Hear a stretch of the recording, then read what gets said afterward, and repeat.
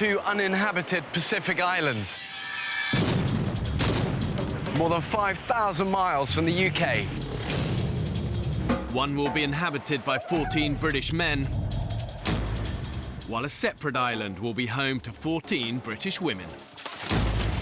For 6 weeks, they will be utterly alone, with only the clothes they stand up in and a handful of basic tools.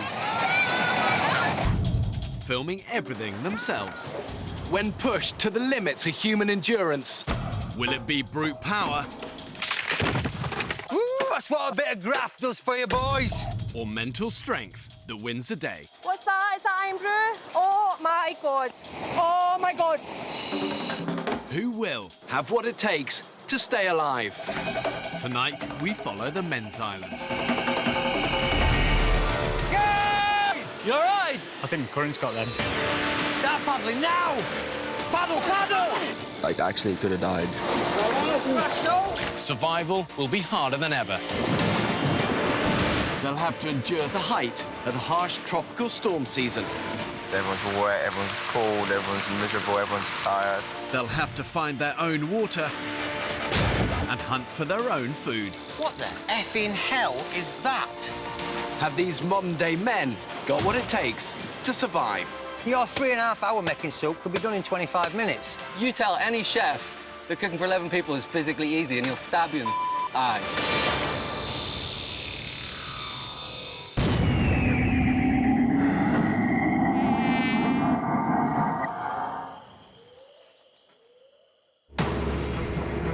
3 weeks ago, 14 British men were cast away on this remote Pacific island. Woo! That was the damnedest thing I ever did. Living on the edge of existence. OK, Vic, go now, go now. Right, that's it. Until 47-year-old Vic Here we go, puppy dog. led them to capture and kill the island's #1 predator. We just caught a prehistoric animal. But despite their best efforts, they've not been able to repeat the success. Trap empty. The onset of starvation looks upon us. And feast has turned to famine. Hey, look, you can see Pierce's heart beating through his chest. Boys, there's no meat on you. I think we're going to run some really hard times in the next couple of weeks, and we'll see. It'll test everybody's mettle, mine as much as anybody else.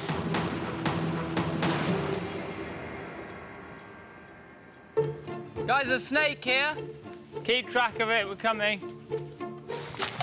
Here, Bonnie. Knock it off. Oh my gosh. Bonnie, you've become a killer. It's food, but I take no pleasure from doing that whatsoever. It's the second bloody animal I've beheaded since being here. Killer. In the 4 days since the men caught and ate the crocodile, they've had to survive on slim pickings. Oh, hello. It's It's a little bird or a something. baby bird. Yeah, look at that. A bird and a snake. Get him on the fire too. Yeah, Leave him in man. there. Pass me a bit. It's like snake crisps. Like pork, it's very like pork scratching. Oh, man, get up. Apart from the odd opportunistic kill, the only man who's been able to provide anything like a regular supply of food for the group is 47-year-old Vic. Woo! Look at the size of that bitch! Woo! If I didn't have the mouths to feed, I would live like a king. There's no two ways about that. It's a shame nobody else is raking food in, because that would be helpful. If he wants to go out and catch amazing fish and keeps me fed every night, I'm not going to stop the guy.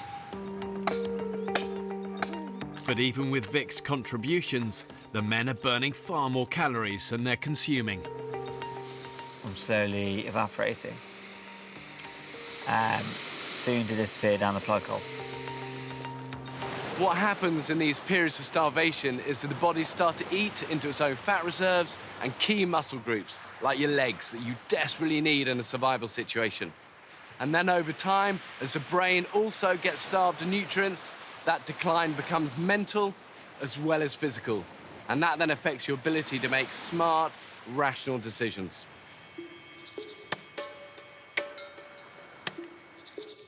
Yeah, that's new, that's fresh. This is dry as a bone, this stuff. We got it. Done it. Every day, the men face a round of essential back-breaking chores, I feel pretty tired. which leave them little time or energy for hunting. With no food to sustain them, the group's cook, Sam Brown, is doing his best to rustle up an edible lunch from leftover fish bits, crocodile bones and limpets. Put the stew on, we're boiling the bones down, we're going to save the big bones so we can make a stock. And I'm trying to feed 11 people in the next hour or 2 hours. A lot of the cooking has fallen on my shoulders. I'd rather do it and do it well than watch someone else f*** it up and go hungry or have to pick fish scales out of my food. Oh, f***'s sake, guys. What? Filled with limpet guts. We've got 11 bowls, 3 of which have been used as spittoons. That's overnight rotting limpet guts. That's disgusting, and that's going to give us diarrhea, vomiting. That's going to get you off the island really fast. Right, somebody needs to be on washing up detail. What, wash all them? Yeah. They don't wash themselves, boys. I think what you just said, they were a little bit unfair there, Sam. I'll talk to them when we get back. No, why didn't you do it? Do what? Why don't you take them down and wash them? Because I'm watching the fire, and I'm cooking the soup. That's not a massive hard task, though, is it? It's not. Well, if that soup pot falls over, we'll all starve. we're all fucked. It's not a physically hard task, though, is it? That's all I'm getting at. It's not a physically hard task. Some of us are really working really hard. We're all sweating us balls off. We are. Okay, mate, cook a pot of soup and we'll talk. That's all I'm saying. There are 1 or 2 people that are fantastic at avoiding what they're meant to do and lucky busy doing very little. I kind of think, like, if a tree falls in the forest and Vic's not there to hear it, it doesn't count. Like, only work that he does or work that people do right next to him counts. Fuck that shit. For the men on the island, they're spending every waking hour in each other's company, and they get no respite from the intensity of that situation. And in many ways, it's little surprise that they're starting to turn on each other. Okay. This should be good. After a morning of hard labour, the hungry men sit down, hoping to enjoy Sam's soup. God, it smells funky, doesn't it? Smells like crap. There is some distinct smell of poo about this. Smells a bit like dog shit, doesn't it? Yeah. I just couldn't swallow it. I literally couldn't swallow it. Ugh, almost made me puke.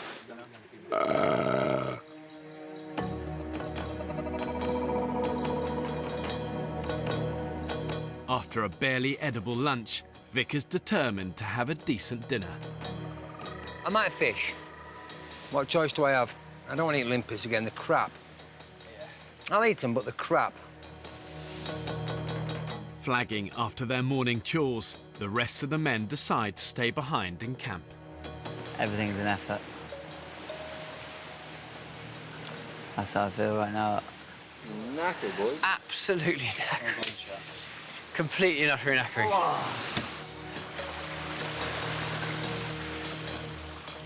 Nobody asks me to go fishing, but they know I'll go fishing to get food. And I know they're doing the daily chores, but guys just aren't going that extra yard. Come on, boys. Once you've finished your duties, or you don't have much of a duty, that ain't end of day, is it?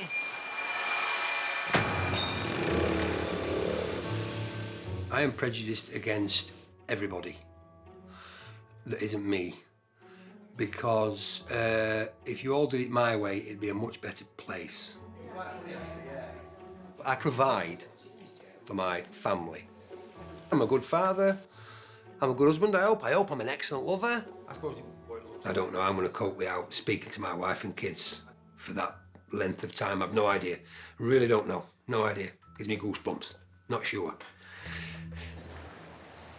Dude, you are an absolute fish-tickling bastard, aren't you? Late afternoon. Do you want a hand with them? After 4 hours of fishing, Vic has single-handedly provided dinner for the rest of the men. That is so hard. I'm fucked. Nobody been and got any coconut, no? No.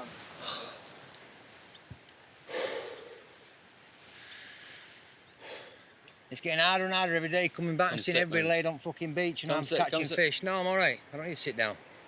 I need coconut. I need water. Coconuts we're getting tomorrow. Fucking hell, I thought we were going out for coconut or something. How difficult would it be for 2 or 3 lads to go across and get a bag full of coconuts? What do you want me to do that as well? Fed up of the group taking him for granted, Vic's made a big decision. Bollocks to it, I'm not fishing anymore. Somebody else go fishing. I might have a couple of days off, see how everybody fares then. It's somebody else's turn to step up to the plate. Wowzers. You've done incredibly well, Vic. Yeah, you really have, You've done it absolutely brilliantly. You absolutely nailed it. Thanks so much. I have a couple of things to say, and I'm unsure whether to say them now because I don't want to spoil the atmosphere or save them to the end of the night. So, do I do them now? Say them now? Let's have them now. OK. Today, I spent fishing all day on my own. But we're all sat around here happy as pigs in shit eating, though, now. And I went without a buddy. Perhaps you shouldn't have gone without a buddy. But if I hadn't have gone when I went, we wouldn't all be eating. I certainly don't want to be busting a gut and come back to see people kipping, pampering, tossing it off, doing whatever. It's not fair. It's not fair. That's top and bottom of it. It's not fair. I think it's a very good point, Vic, and I'm glad you've raised it. So, I'll put my rods down, you'll fish for your own snap, and I'll eat limpets like rest of yous. The group's most skilled hunter has gone on fishing strike. And that's it. OK? Yeah, that's fair. Understood. The burden of finding food will now fall on the rest of the men. We are knackered. We are screwed. We have relied solely on fish, rod catching, most of them from Vic. But tomorrow, I'm a bit worried because I'm not sure the guys are going to cope. It scares me.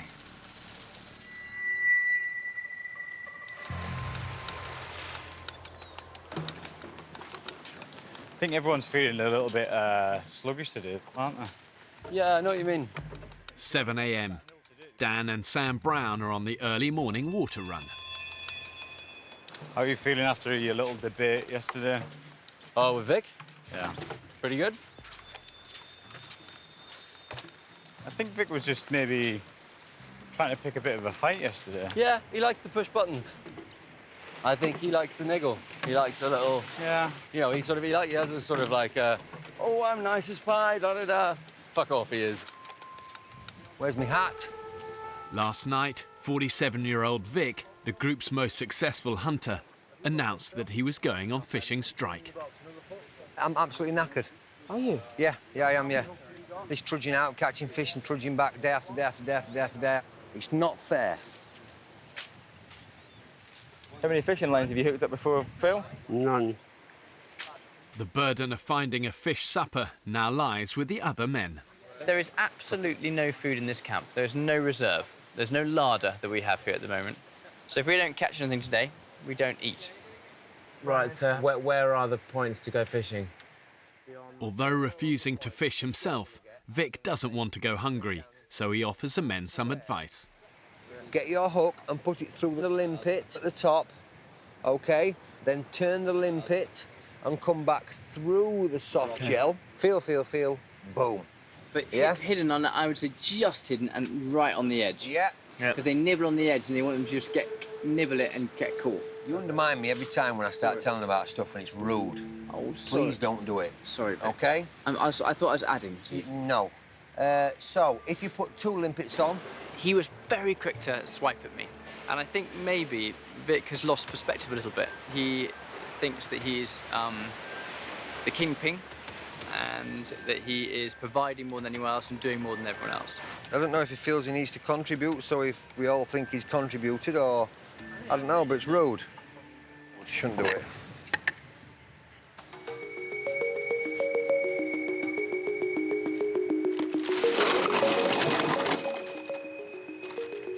I'm thinking 3, maybe 4 bottles around each pole, and then just like that all the way along. We are going to adapt and overcome. 36-year-old Will has come up with an ambitious plan to fish the deeper waters surrounding the island. We've got to make a raft so we can get in the middle of the channel, massive hook, big fish bait, I would love a ton of tuna. That would be the best day ever. Imagine that. Sashimi. We don't have any oil drums or anything. What we've got on this island is shed loads of empty plastic bottles. Fingers crossed she'll float. Right. Let's get cracking. While he waits for the men to find him food, Vic takes the opportunity to make a bed for himself. So unlike the others, he'll be protected from critters on the jungle floor. Look at that natural twine. What an absolute biscuit. Yeah, I'm happy with this so far. I don't have a double bed, I'm afraid, so I can't interest my wife in sleeping with me this evening. So I'm just going to single it up. Having isolated himself from the other men, Vic's thoughts are increasingly turning to family. I had a very unnerving dream last night about home, which was very horrible, woke me up in not such a pleasant mood. I'm missing home desperately, keep thinking more and more about my wife and kids every day. I could do with a kiss and a cuddle off my missus. Squeeze the life out of a blesser.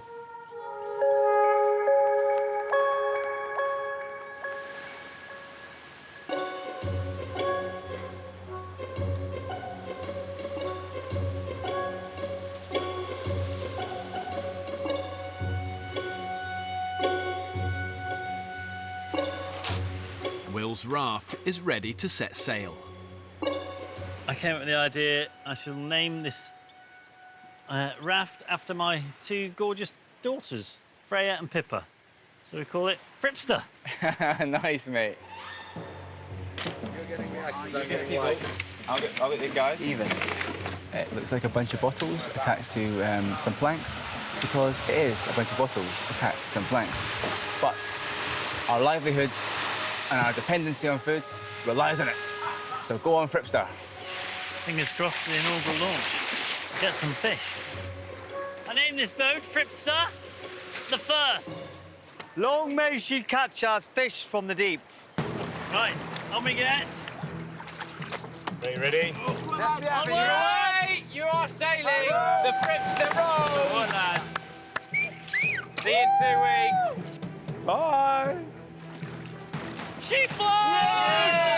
She floats! I think one of the real unsung heroes in the survivor's arsenal is resourcefulness. Being able to look at an everyday object and think of clever, ingenious ways of using it to help you. The risks are big, but the spoils could be even bigger if that raft succeeds. Bigger strokes, mate. Reach.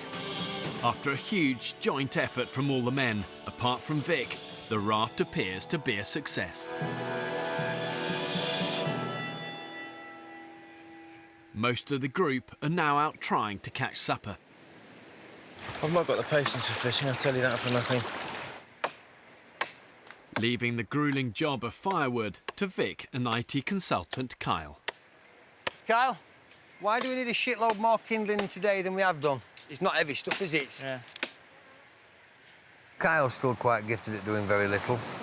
But that's the problem with intelligent people, because they think they're cleverer than the people that they're help doing the job for. They think they can outthink them.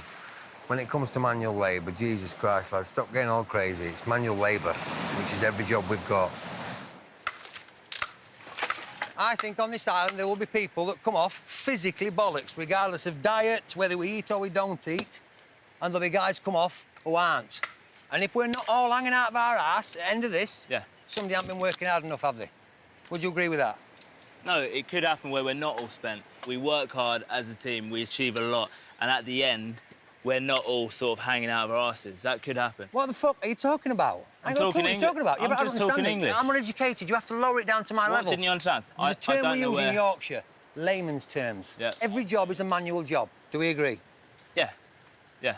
So if we all plough into that 100% manually, we will all be bollocks at the end of this journey. No, I've already said I don't think right, at the end of let me this. say it again then. All he goes on about is this is a physical place. Every task in here is physical. Whoopie-doo. You know, that's brilliant, but we're not all just grunts that have been sent out here to bash on bits of wood. You can talk your way around whatever you want. Top and bottom of it is, it's a physical island. Every job's physical. we should all be bollocks.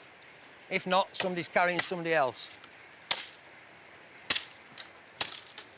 That's the top and bottom of it.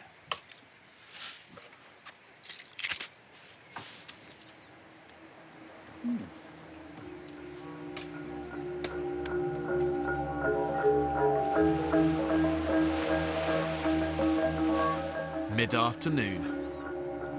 Still reeling from yesterday's argument with Vic, Sam Brown is trying to catch some dinner. Vic keeps making little remarks to me that just make me seethe. So what was getting his goat this morning? Oh, mate, a whole load of things. If we can catch some fish, hopefully Vic will be in a slightly better mood. After 3 hours on the water, Barney and Sam haven't had a single bite.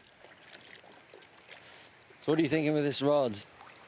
I'm thinking, I don't know, maybe they always say patience is a virtue, don't they? And I'm quite impatient. Is that line tight? No. No, no bite. Oh, fuck it, let's go in.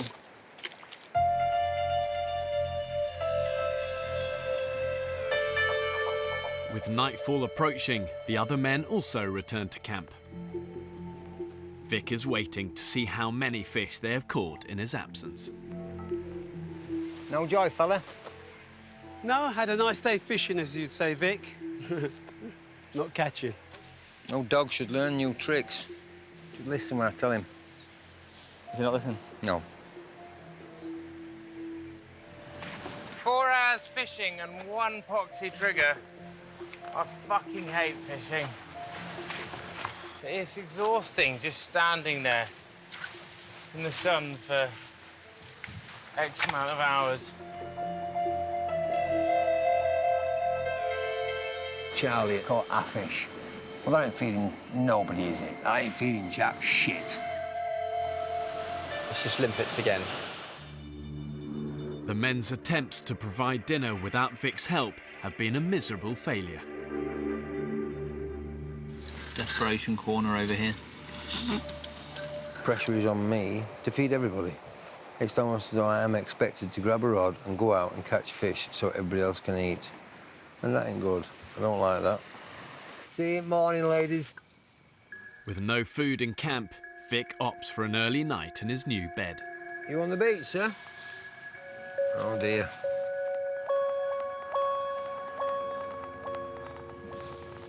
Oh, yeah. Let me get myself ready for bed.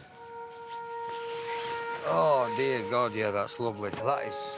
He has to remember that we are a team here, and with certain things, he is quite selfish. Does not get any better, does it? For a family man, I might have expected him to be more considerate of others. Oh.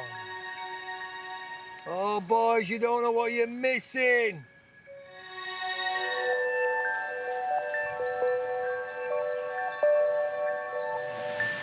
Vic's bed is a success. While on fishing strike, 47-year-old Vic has built himself a raised bed. Yeah, that was a good night's skip. That had some lovely dreams. For some reason, one of us knew Jonathan Ross, and we ended up in his house eating, trying to catch his fish out of his fish tank. Can't think why. Oh, I love my bed. Protected from the jungle critters, Vic has had his best sleep yet.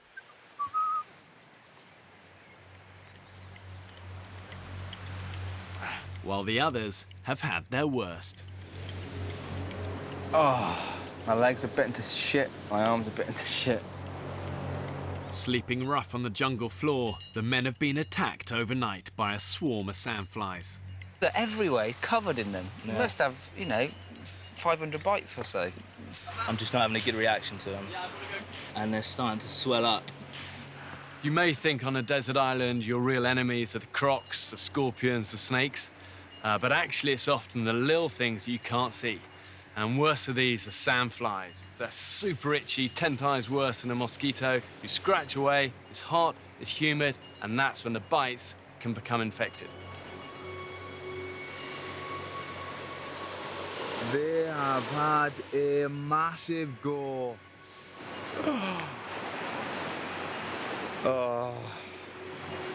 This island either wants to decompose you from the outside in or eat you alive.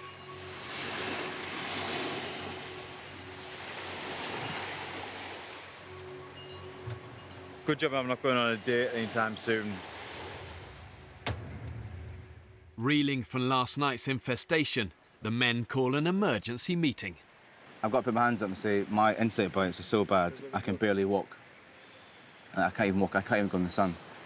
So I'm happy to chop wood and stuff in here, but if I go in the sun, my legs just flare up and I can't even move them. Yeah.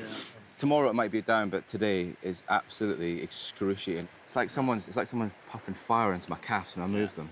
My worry with these bites, because they just seem to be like escalating a notch, like that's. I worry that what with all the rain, some other kind of bug might have hatched. They might be starting to feast on us. Today, priorities. I think we just concentrate on just trying to get as many of these beds up as possible. Raised beds are the group's best protection against further attacks. Right, you ready? Because this one might jump. Having built his own yesterday, Vic temporarily ends his work to rule to lend a helping hand. I think all of us, as a full team of 11, get stuck into beds. Everybody's bed. Go on, give it some. Go on, hit it! I might be quite pushy with it, so we really get stuck into it. Stamp on it, fella. All 11 stone here. Bingo! Woo, that's what a bit of graft does for you, boys. Right, Mein Führer, what do you think? Perfect.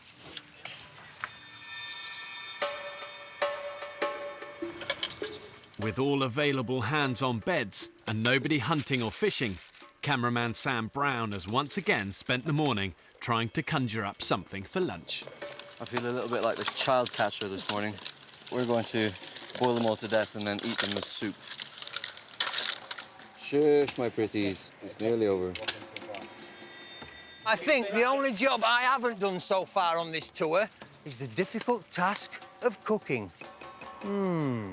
Cooking. Right, Sam, there's guys up there busting the knackers. I don't know how many blisters. I'm going to help the lads with wood. That's all. I've just been up to help the lads with wood, No and problem. there's no more for me to carry down, Let's Vic. chop some down, then. If he keeps going like that, you know, I'll react, you know. I know I will. It's good for us to vent. Fucking hell. Shit! It's good to get it off your chest now and again, Barney. You lazy bunch of bone-idle bastards! Makes us all feel much better. They're chopping wood. They're not busting a gut. I can't help them chop more because I don't have a fucking machete. We've only got 3 in camp. A leaderless group fighting to stay alive is always going to face conflict. And what happens is individuals tend to push their own agendas, and that in turn takes away valuable time, valuable energy from the things that really matter. How's the soup looking, Sam? Really good, mate. Really, really good. Your 3.5 hour making soup could be done in 25 minutes. You really? How difficult can stirring soup be? To some would look like you didn't want to go do the harder job. Excuse me? Some would say it's because you didn't want to go bust a gut. I would say fuck you to that person. That's what I'd say. No, hang on. Should we just calm it down a bit? We're here for another, what, 3 or 4 weeks? Just let's fucking calm down, eh? There's no need to be like this. You're saying I'm avoiding graft, Vic. Is that what you're saying? Are you? That sounded very much like you were just a second ago. You're answering a question with a question. Are you? What? Are you? What? Am I avoiding graft? Yeah. I fucking don't think so, man. Then why are you biting then? What? Because you've been niggling for weeks. Have I? This is what it boils down to for me, Vic. You act like certain jobs are like macho jobs, fishing, chopping wood, everything else, women's work. That's the feeling I get, right? And if that's cooking, that's fucking carrying water, whatever it is, in your head it's like, this is graft, this is good, everything else, not difficult. I think feeding everybody is one of the most important jobs on this island. So do I. Every job is a manual job. Yeah. Some jobs, boom, they're done. 25 minutes, they're done. Yeah? And every 3/4 of an hour, you stir it. Yeah. Is that right? What I'm trying to do, Vic, is get as many good meals out of this as I can, right? Rather than just use it once and throw it away. Which is appreciated, because we all need it. Yeah.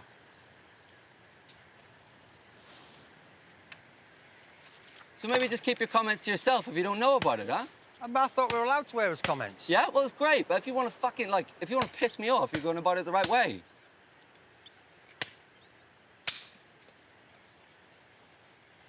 Some jobs are physically easy, some jobs aren't.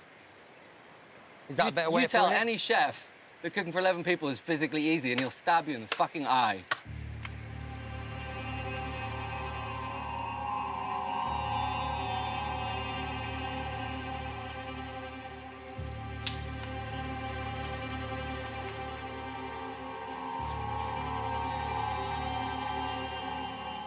They're like absolutely furious. If a mate said that to me, I fucking hit them, you know? If someone at work said that, we'd have trouble, you know? Fucking, but I don't know. I take... There's no good way to take that, right? I take that as like a stab at my integrity. Fucking man. I look forward to sitting down in some 25-minute soup at some stage.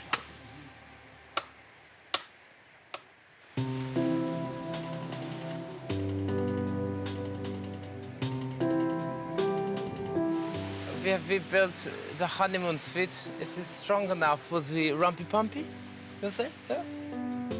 4 p.m. After a day of hard graft, the beds are finished. Welcome to the chateau. Let's open the curtain. And that there is the most uncomfortable bed anyone will ever sleep on. Ah. This is where the magic happens. It's not too bad, actually. I will say one thing. What? Right above your head, a lot of daylight. That, Pierce, is my skylight. The men will now have better protection from the jungle critters. But the day of hard physical labour has left them hungry and shattered.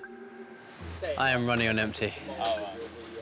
I feel like I'm lugging my body about. I can't even stand up straight. I'm starting to sway, starting to slur my words a bit. Since Vic went on fishing strike, the men have survived on Sam's leftover soup and slithers of coconut. And Vic isn't impressed. If I eat any more of this shit, I'm gonna puke. It's horrible. Coconut. Yay! Makes you shit through an iron needle. Mother Nature, you can be a cruel, cruel mistress. Do you know that? She's not gonna beat me. She certainly ain't gonna beat me.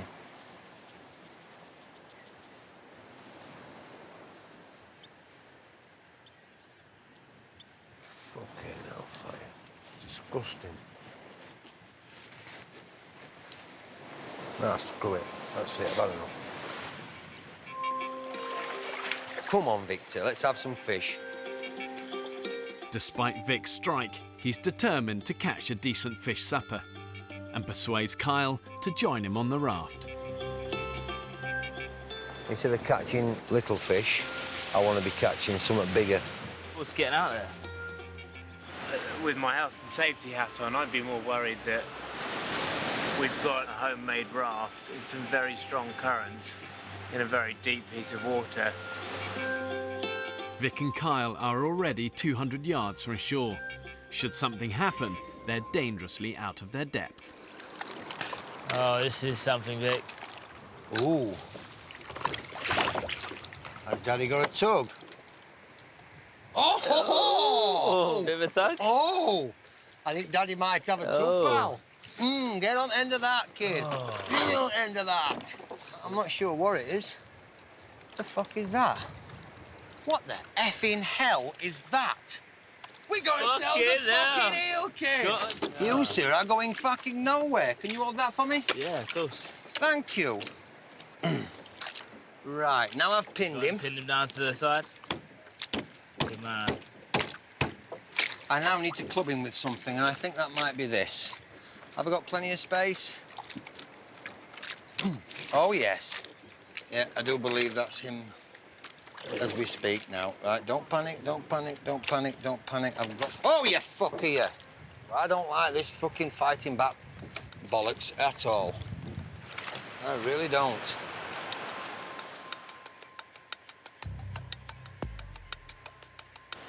They're 200, 300, 400 yards out now. And still going. One of the most precious resources that the men actually have is their own energy. When you're living hand to mouth, struggling for every mouthful of food, the temptation is to go to greater and greater lengths to get that precious energy. Well, that's it. I can now tie you up safely. But here's the danger. The more malnourished the men get, the more their judgment gets impaired. That's when the small mistakes become full-blown emergencies, and that can happen in the blink of an eye. Sure looks pulling us back. One hell of a tide, isn't it? They're getting carried. We are going backwards. Right, go on, paddle, paddle, paddle, don't stop. Vic and Kyle are attempting to paddle back to the beach. I don't like liquids, mate. No, neither do I. Start paddling now! But they've been caught by a powerful undercurrent. Paddle. Paddle, guys! You all right? I think the current's got them. Come on, let's go. Fucking hell.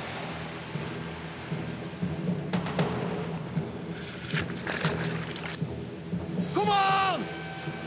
Come on, boy. Yay! We're gonna crash, though. Come on! At the mercy of the current, the raft is on a collision course with the island's treacherous rocky coastline, which could tear the men to shreds. Go on, Kyle, dig the fucker in. Paddle, paddle! And turn again, you... Oh, baby. It'll... Right, paddle, paddle! Paddle! Don't stop, don't stop. Is everybody safe? Everybody okay? No injuries? Thank the Lord. Thank the Lord for that. After surviving a near-death experience, the men are shaken, but physically unscathed. It all got mangled up and chaffed up. Their raft, though, is destroyed. That was too fucking scary, man. Yeah, it was. We were getting smashed on the rocks and all sorts, so do appreciate that. Sam and Dan's swift actions saved Vic and Kyle from annihilation on the rocks. Fucking hairy, mate. Like, that was... I think that was the closest I've been to copping at this trip. Thanks for coming and helping us, guys. Let's get back to camp before dark. And first light tomorrow, we'll try and salvage as much of this as we can.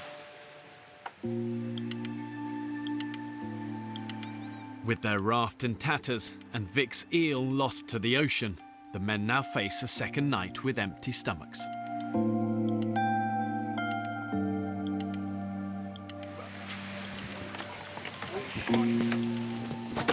Where the hell's the rest of the raft? Oh shit, is that the raft? Fripster is no longer, boys. Vic's putting a brave face on that, but he's really shook up. He could have just been knocked unconscious, brain splattered out on a rock. He could have died. Like, actually, he could have died. Vic's near-death experience isn't the only thing on his mind. It's been a little bit quite difficult today, truth's known, for me. It's coming up to the 5th, which is the date of my first date with my missus. And I'm missing her immensely. So tomorrow I may spend lots and lots of time contemplating my missus and all that sort of thing.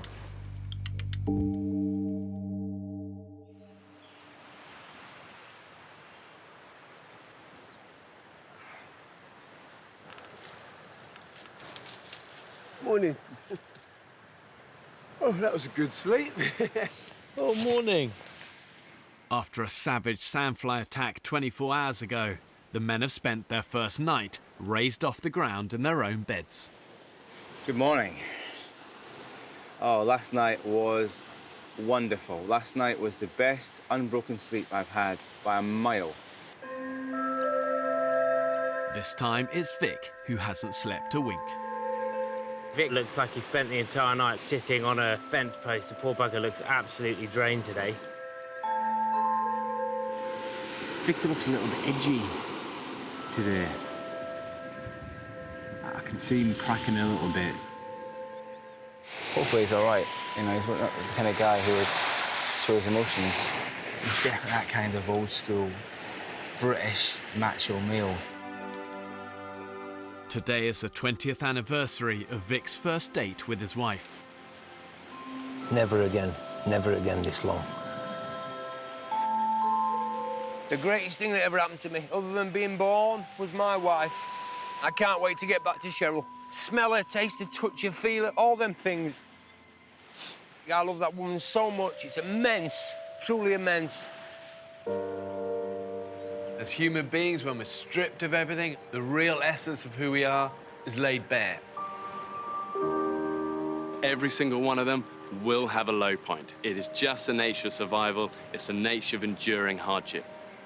If you can take a long, hard look at yourself when you're at your lowest ebb, and in that moment you can accept what you see, in my eye, that's what makes you a true survivor.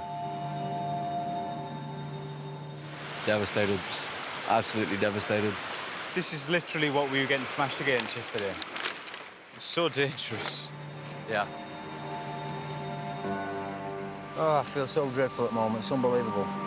This beautiful, dangerous paradise can be a killer. You take your eye off the ball and she's going to bite you in the arse. The raft crash will stay with me till the day I die. These guys saved my life.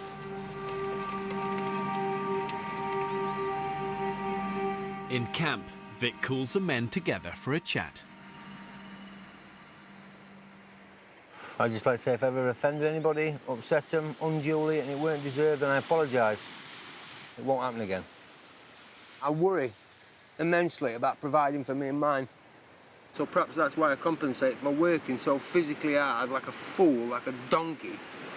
I've got a fantastic wife and kids, but I have this overwhelming urge to provide. It drives me more than anything else. And the fear of not being able to do that is terrifying. Terrifying. Vic, the man that said a few weeks ago, he does not see the point in crying, cried. The way that you describe your wife and your family, I find inspirational.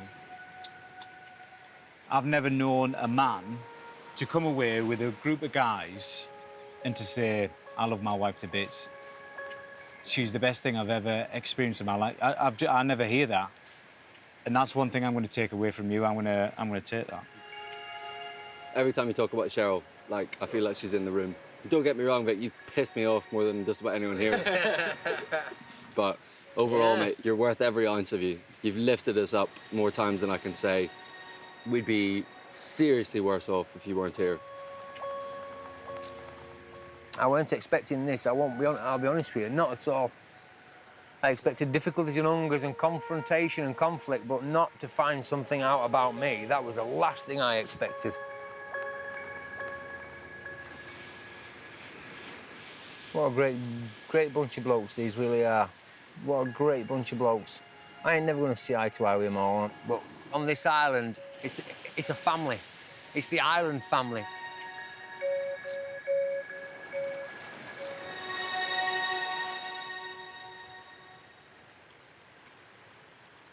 Vic calls an end to his fishing strike and heads out on his own to catch dinner for the group.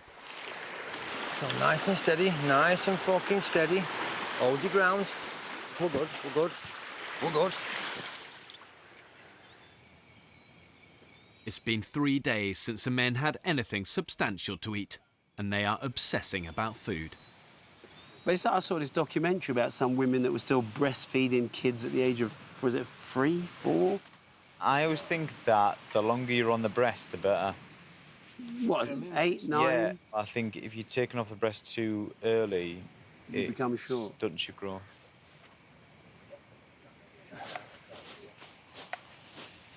Well, hello! Yay! Gentlemen. Yes, Vic. How are we all? What'd you get, Vic? I wish I had a fish for each of us, but alas, I don't. What I can say, though, is this. Of the 5 fish I've caught... Hello. 2 are the biggest I have ever caught in all my life. And one of them is the size of a small dog. Yeah. Daddy brought home the bacon. They are massive, Vickers. For he's a jolly good fellow, for he's a jolly good fellow, for he's a jolly good fellow, and so say all of us. He's back to normal Vic fellows. Shouting and whooping and getting fish and stuff like that. Everything that he loves. Look at the size of that bitch. Oh.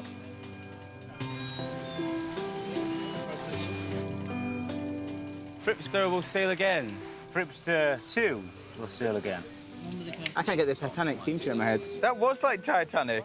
So if I was Kate Winslet, who was Leonardo?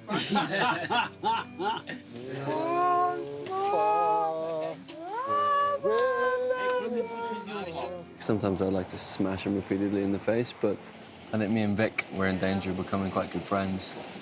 Huge respect for the guy.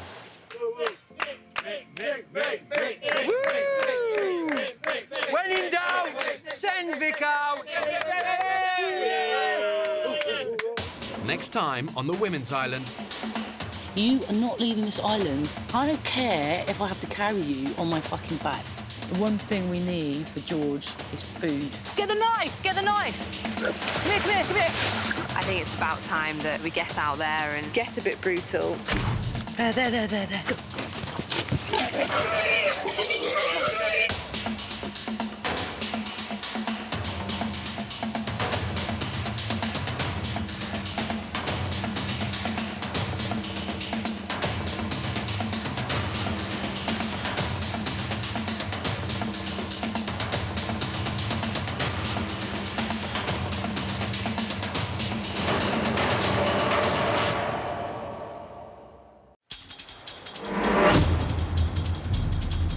2 uninhabited Pacific islands. More than 5,000 miles from the UK. One will be inhabited by 14 British men, while a separate island will be home to 14 British women. For 6 weeks, they'll be utterly alone, with only the clothes they stand up in and a handful of basic tools, filming everything themselves. When pushed to the limits of human endurance. Will it be brute power? Bitch it, big fella! Ooh, snap it! Or mental strength that wins the day? They're too cute. I can't. Who will have what it takes to stay alive? Tonight we follow the men's island. It's a scorpion, guys. It'll be harder than ever. They'll have to endure the height of the harsh tropical storm season. A bit like being in a disaster film. They'll have to find their own water. And hunt for their own food.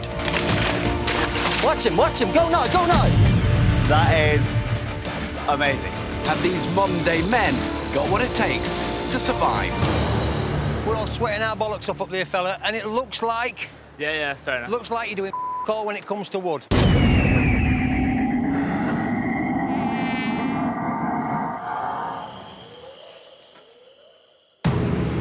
2 weeks ago, 14 British men were cast away on this remote Pacific island. Woo! That was the damnedest thing I ever did. But now 3 of the men have quit. Now the dead weight's off, let's get on with it. And the island has taken its toll on the 11 that remain. I've never been so terrified in my life. You can only see why. Having barely found anything substantial to eat, they're now on the brink of starvation. We ain't conquered jack shit. Nothing.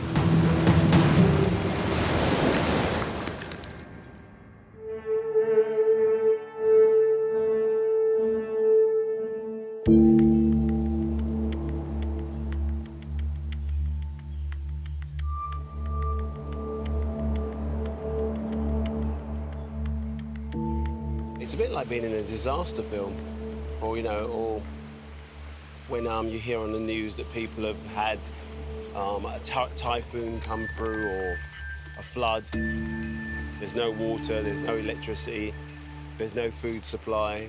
Sometimes out here can feel like you've been hit by a major disaster.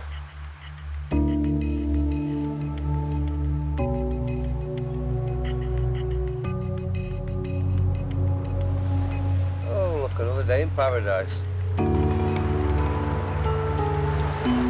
It's been 15 days since the men arrived on the island. And so far, they have survived on a meagre diet of a few hundred calories a day. So thin now, like ribs, all sorts of like bones appearing that I haven't seen since I was a bloody teenager. Oh, hang on. Oh, hang on. Lie down, mate, if you... Oh. It's the nearest I've got to fainting, or what I assume is fainting, having never fainted before, but my vision just went, like, pulsated in and out, in and out, in and out, in and out. And then before I knew it, I was on my arse. Sort of semi-collapsed.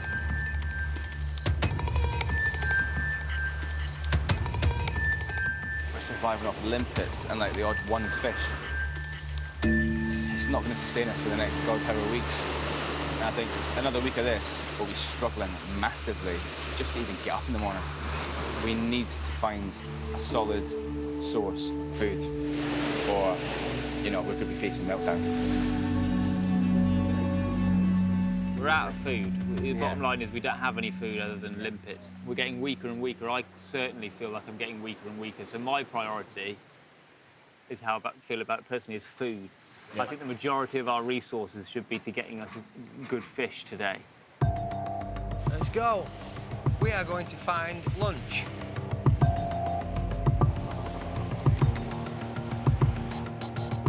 Come on, fishy, fishy, fishy.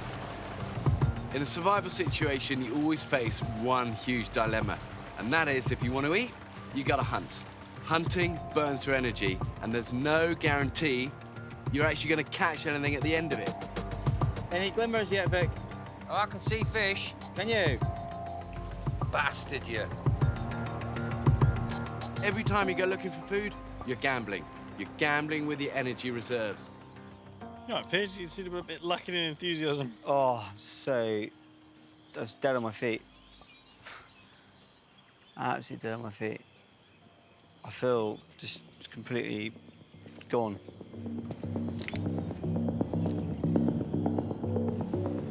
You just keep nibbling it straight off end. The luck of the gods is not with us today. Everyone's getting tired. Everyone's hungry. Everyone's sick of bacon bit limpets. We need some decent food. We need it quick.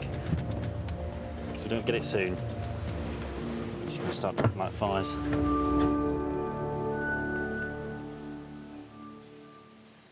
Despite the group's desperation, one man refuses to be beaten. Let's all push it to the edge. I feel fine. Another day at the office.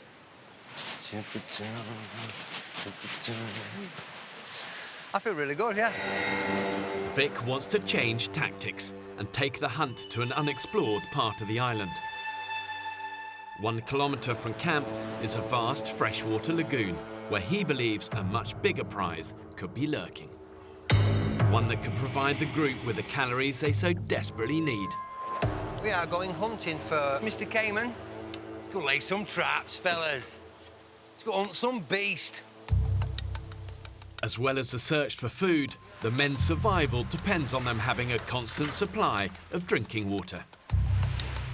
They need at least 30 litres a day, which they must collect on a back-breaking 2-kilometre round trip. Sam, when you go past Carl, can you ask him to come and help do the water run, please? He's not shirking, is he? Hey, I'm just saying the water run he's doing, and he's chewing his gums. You do the maths. Right, let's go. Grab Carl. Kyle, are those Crocs going to be OK for going across to get some water? Is anyone else knocking about to do water? I've done a lot of mileage the last few days. I think I'd rather do something a bit more camp-based today. I've done water 2 days in a row, mate. So Yeah. this is my 3rd day, so... Yeah, you know. appreciate it. Well, we've got 11 people here. Yeah, but they're not here now, mate. Yeah. Carl, white mate, just sit here and tidy the camp then. I'll do it. That's no problem, mate. Cheers. Cheers, thanks, Pierce. Right, Off we go. Just sat in the office in front of the screens. I know there's more to life than that, so I just got to a stage where I wanted to break away from it, step away from the screens and just do something different. I like to think I can step up to most challenges. I like to see myself as someone who will see things through to the end, so if I was the person who was struggling in the group and was the useless one, that would be a big knock to my confidence, big knock. I was a little disappointed in Kyle. It would have been nice if he just stepped up to the plate and said, you know what, I'll step in, but he wasn't in the mood to do that today. It's not so much that I'm hungry, the worst thing is just the energy. I never for a second thought my energy would be as low as it has been. Fuck, I can't even lift up my legs.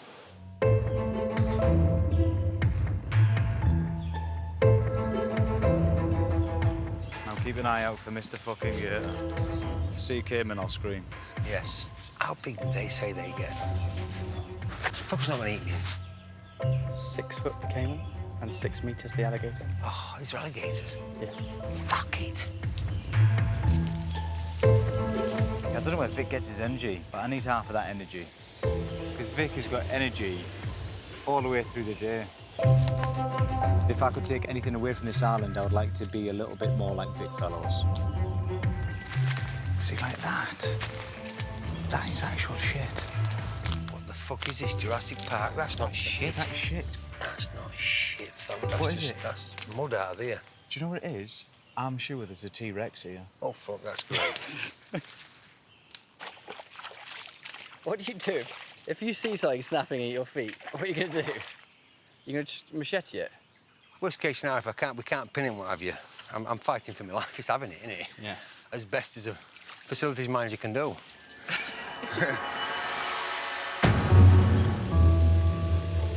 I'm 47. This could be my last crazy hurrah. And what better way to doing it than the ultimate challenge of surviving? I mean, it's the ultimate challenge. Can I provide for me? Yes, I am very excited. It's Boy Scout shit, innit? We're all over it. We get knives and spears and stuff, maybe even a bow and arrow to make. I mean, how good does it get? Excited is an understatement. Yes, sometimes I have to put a lid on it to not let it get like, boom, shit, it's that kind of excitement, yeah. So just keep quiet, guy, because if there is a croc, we'll see it. Where do caimans live? I don't know. I presume they lived in the water. I thought they lived up trees. Do caimans live in holes? I reckon caimans live in holes. Dear. Well, I'm making that up, but... It sounds good, though. If it gets up to my bollocks, I'm coming out. Crocodiles are ambush predators. They hunt their prey in shallow waters and are masters of the stealth attack. With razor-sharp teeth and a bite that's 3 times more powerful than a lion. Sam. That is a caiman. Look, he's up. Fuck, he's a biggie. That there is our baby. That is dinner, yeah. That is our dinner. Would it be worth swimming in? Not for me. I'm not swimming in that. Not a chance. That is insanity, yeah. Fucking bastard him. Look, he's moving. He's got a bit of a ripple behind him. Look at that size of that fucking head. He's getting inquisitive, is that little boy, isn't he? Come to daddy. We now need to find where he comes in and goes out.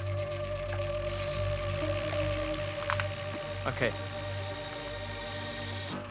Wherever we are now is where they come out. Yeah, dead right. That is where crocs come out of the water. Yep, that is perfect, isn't it? I'm gonna make a snare there, right towards the water. You ever caught anything in a snare before? Have I ever made a snare before? No. Oh, he's there, he's back. Where? Yeah, straight away. Straight away, see him? He fucker's got closer as well, hasn't he? That shifty little bastard's got closer, hasn't he? He's not scared of us. We'll have to keep an eye on him while I'm setting the trap. That's why I keep looking past you. He keeps dropping and don't he? The bugger him. The men have had just 2 days survival training, where they learnt how to set basic traps. But the reality of catching a crocodile that can measure up to 13 feet is a different matter entirely. This is proper Boy Scout shit, this, isn't it? He's going to test it. I'll test it. Yeah? Oh, dinner is served. Eh? That's not bad, is it? That's all right, that, fellas. Oh. That's the one. Let's go. Let's bust a move. Back to base, yeah? Back to base. Late afternoon. 58-year-old Phil is returning from the water run with the help from Dr. Pierce. Watch your step. Yeah. It's a good thing we didn't carry with the jerry can up and down these rocks. And home. While Kyle continues to rest on the beach. There's a feeling amongst camp that he's not contributing as much as he should be. It's just I feel like I've just been trying to deal with the fire and do the water. And Kyle's been kind of doing the feet manicuring bit. It's a little bit like anything in life, you know, you can have a rest, but do the work first. It's been almost 2 weeks since Kyle ensured the group's survival by starting a fire with his glasses. Now, when Kyle first got in here, he cracked the fire. It was absolutely brilliant. Since then, man's not got a day's graft in him. Not a freaking day's graft in him. I get the distinct impression, Vic, that you're getting a bit miffed. I'm just getting miffed for anybody that springs into my mind that's not sweating as hard as me. Pull your thumb out your ass, you lazy bastard.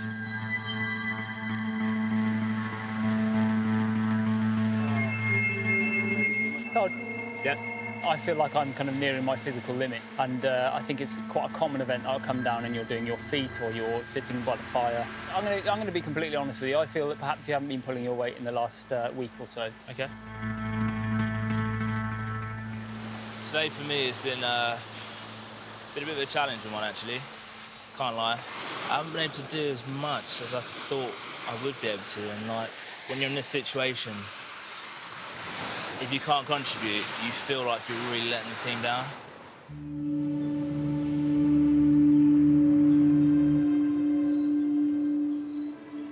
Despite the men's best efforts, it's yet another day with empty stomachs. Bloody hell. Boys, there's no meat on you. You need a bit of cake. Hey, look, you can see Pierce's heart beating through his rib. Look. Fucking hell. Being hungry, it really does affect your mental and your physical state. Every step is hard when you're hungry. There would be a stage where soon our bodies give up on us. And we're not far from that.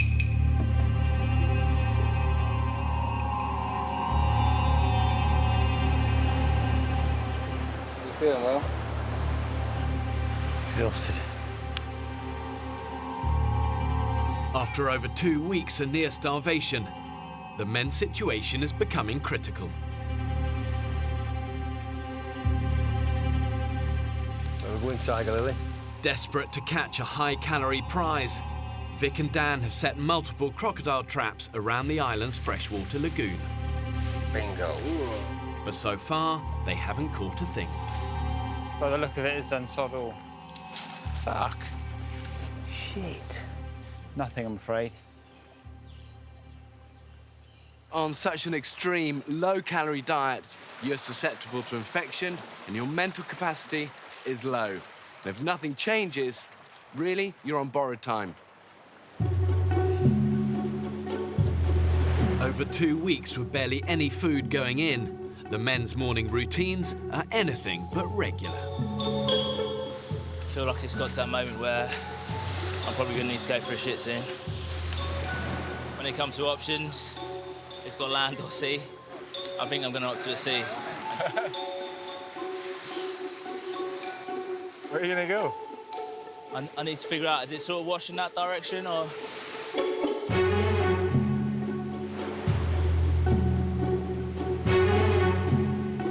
He's going for it. Carl's taking a dump in the sea. Good man. Yeah, the most beautiful spot in the world to take a dump in. Have you joined the poo crew? So I'm one for back at home, maybe a 4 to 5 shit a day, man. A day? A day?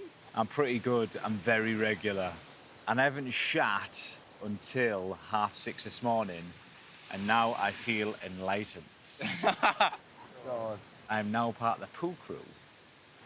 But 28-year-old Piers, the group's doctor, isn't having as much success. How's your Oh, bowels. bowels? Yeah. Any movement yet?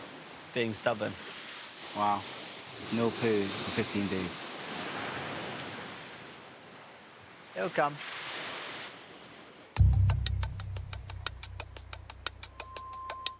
Ready? Up, and 1, 2, 3. With no food to eat, the men still have to expend their energy on vital tasks, like keeping their fire going to boil and purify the water that they collect. Hello, hello. If you want to get a nice picture of Carl grooming himself, you're quite welcome to do that while we're all getting wood. Where's that? Just round the corner doing his toes after he's just had a swim. Today we were supposed to all contribute getting wood and then do individual tasks, and he has done nothing. I think my tolerance has kind of reached a bit of a limit. You know, if you do let it boil inside, it does become a bit of a problem when it comes to a head, like it is now. I can't hold stuff in. I can't. But listen, when everybody, and it injures me, when lots of people bits and chaff and nobody seems to want to confront it, I think, come on, boys, we're teammates. Fuck it.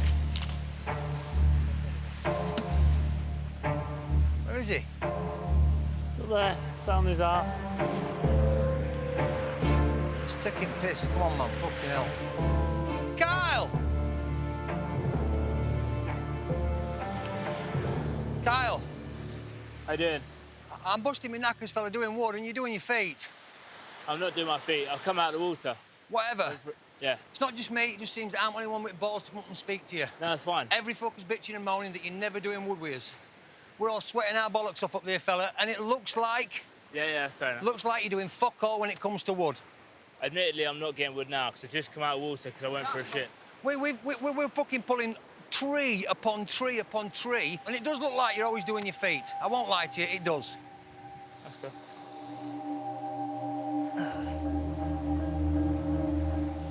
It was almost like a bit of a cheap shot from Vic. He's clearly got stuff which has been bubbling under the surface. I felt like I haven't fitted in with the group, and you know, I've done stuff to try and change that. But sometimes it's just the group dynamics aren't for everyone. People are starting to fray around the edges. Some of them are fraying, some of them are coming away at the seams. We seriously need to find a sustainable source of food. As the men continue to physically decline, the group is becoming fractured. And if members of the group are perceived not to be pulling their weight, they can easily become alienated. And then if those rifts aren't healed, it becomes a downward spiral of conflict that ultimately could destroy the men's community.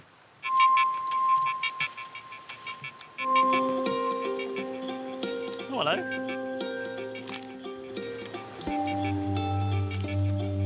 There's a net here. A net? Yeah. Oh, yeah. Mate, this could be big. This could make a big difference to us. Game changer. Could be. Fellas! Look what I found! We've got ourselves a gill net! Woo! Fucking brilliant. It's pretty fucking big! Get in there, baby! Nice stick of the dog. Brilliant. Let's get ourselves some tea! If we get this net in the water, then we have our best hope yet of catching fish. For thousands of years, fishermen have been perfecting the art of setting their fishing nets. If you get it right, you unlock the ocean's larder. If you get it wrong, and all they'll be doing is wasting their precious time and precious energy, two resources that they can't afford to waste. Net's out. Exciting times. We're looking up. Yeah. Feel quite positive. I think it will catch fish. I think it might even catch fish by tonight.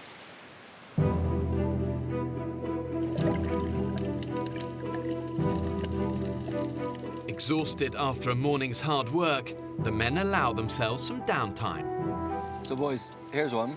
You can request Bear to bring you one item for the journey back. Thermos full of English breakfast tea. I am going to get a bottle of Octomore whiskey. A whole bottle of whiskey? A whole bottle of Octomore whiskey for my journey back. Bam! If I could, chicken pie my wife makes, and she always puts your name in it as well. Nice. Oh, the big love heart and all Puff that sort pastry of lips. thing. Yes, dead right. He's got to see.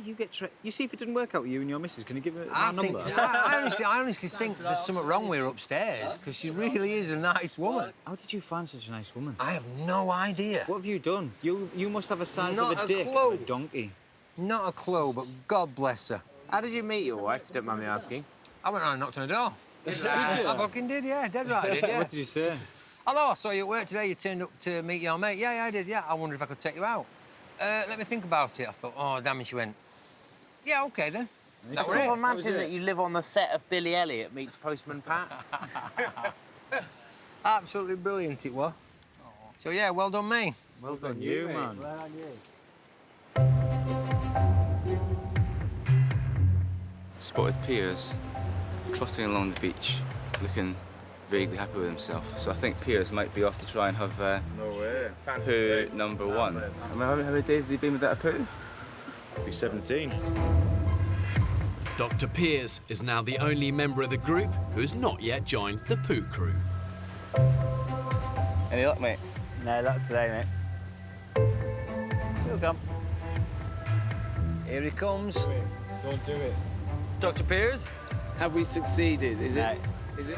No. Oh no. No. Mission failure. Oh no, NASA, we have a problem. Close? Be patient, lads. Be patient. Go in your medical kit, get a rubber glove, because I'm going in. Have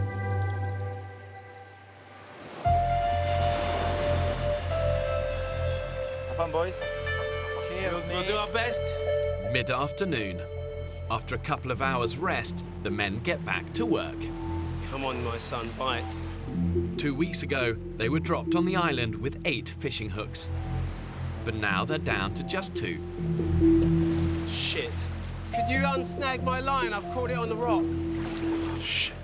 No, we've lost another rod there, guys. Shit, we've lost a hook. Further down the beach, oil engineer Dan and Dr. Piers swim out to check the net. What do we think, William? Think there's going to be anything on there? Not saying it. There's lots of rocks. Anything, Barney? No, sadly not. We're hoping for the nets. So I've got to see this moment.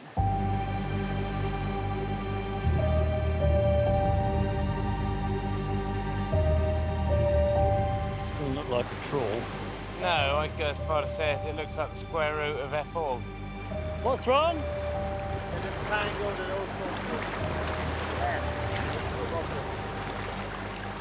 It looks like we'll be going hungry for dinner.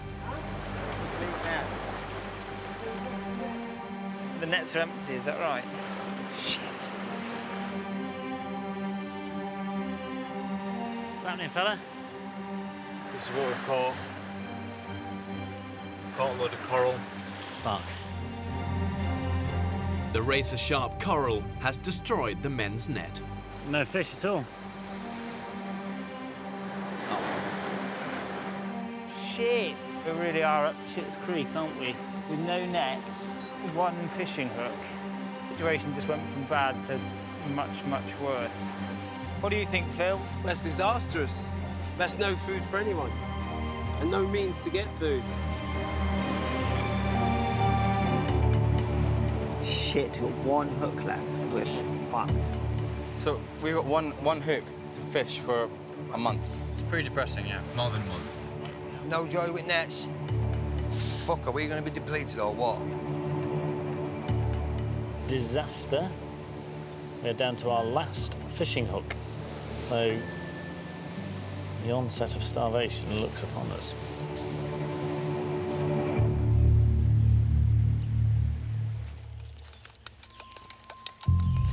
With morale at rock bottom, Barney, Phil and Sam Farmer head out to the lagoon for the daily check of Vic's crocodile traps. Chances of catching a caiman, 4%.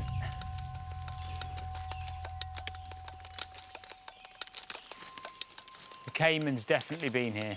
How do you know that? Because the trap is destroyed. Gosh, look at that. It's almost certainly been triggered by a caiman. The bait's gone, the trigger's occurred, and it looks like there's been a bit of a struggle, and the rope is firmly in the water. Well, that is incredibly encouraging in one sense. Very. Is there any chance that the caiman could still be on the end? There is a chance. OK. Fuck, he is. Is he? Shit. I think he's under here, isn't he? Is that his way. back? No way. Is this his back here? Come here.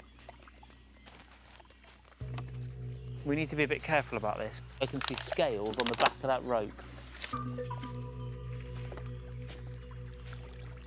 I can see there are crocodile or caiman-like scales just underneath the water.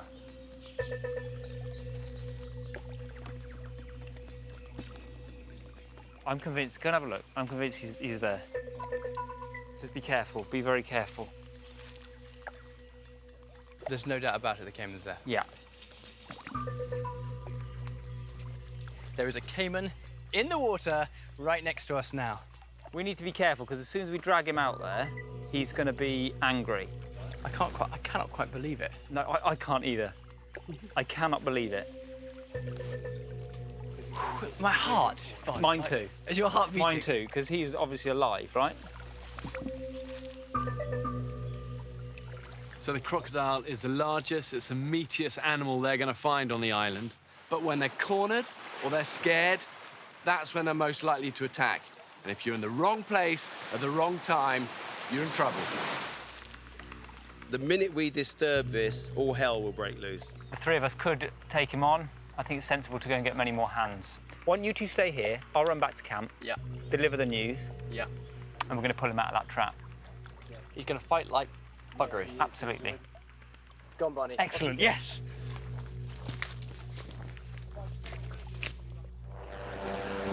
Crocodiles can remain submerged for hours before surfacing. And as the lagoon is their ideal habitat, it's certain to be populated by more than just one. There's definitely an alligator moving this way. It's a little bit weird looking at one that could get you right here. And another one that's heading towards you. It's almost like we're the bait. Barney's looking excited. What's up, Barney? OK, come in, gather in. OK, so we're...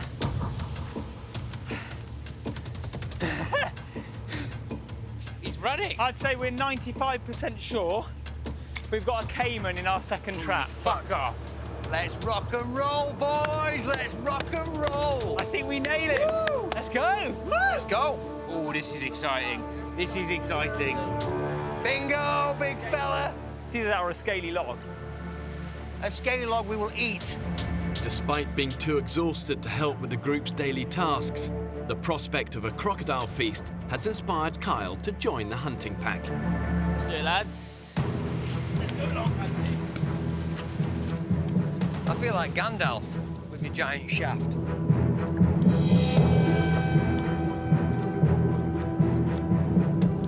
How you feeling, Barney?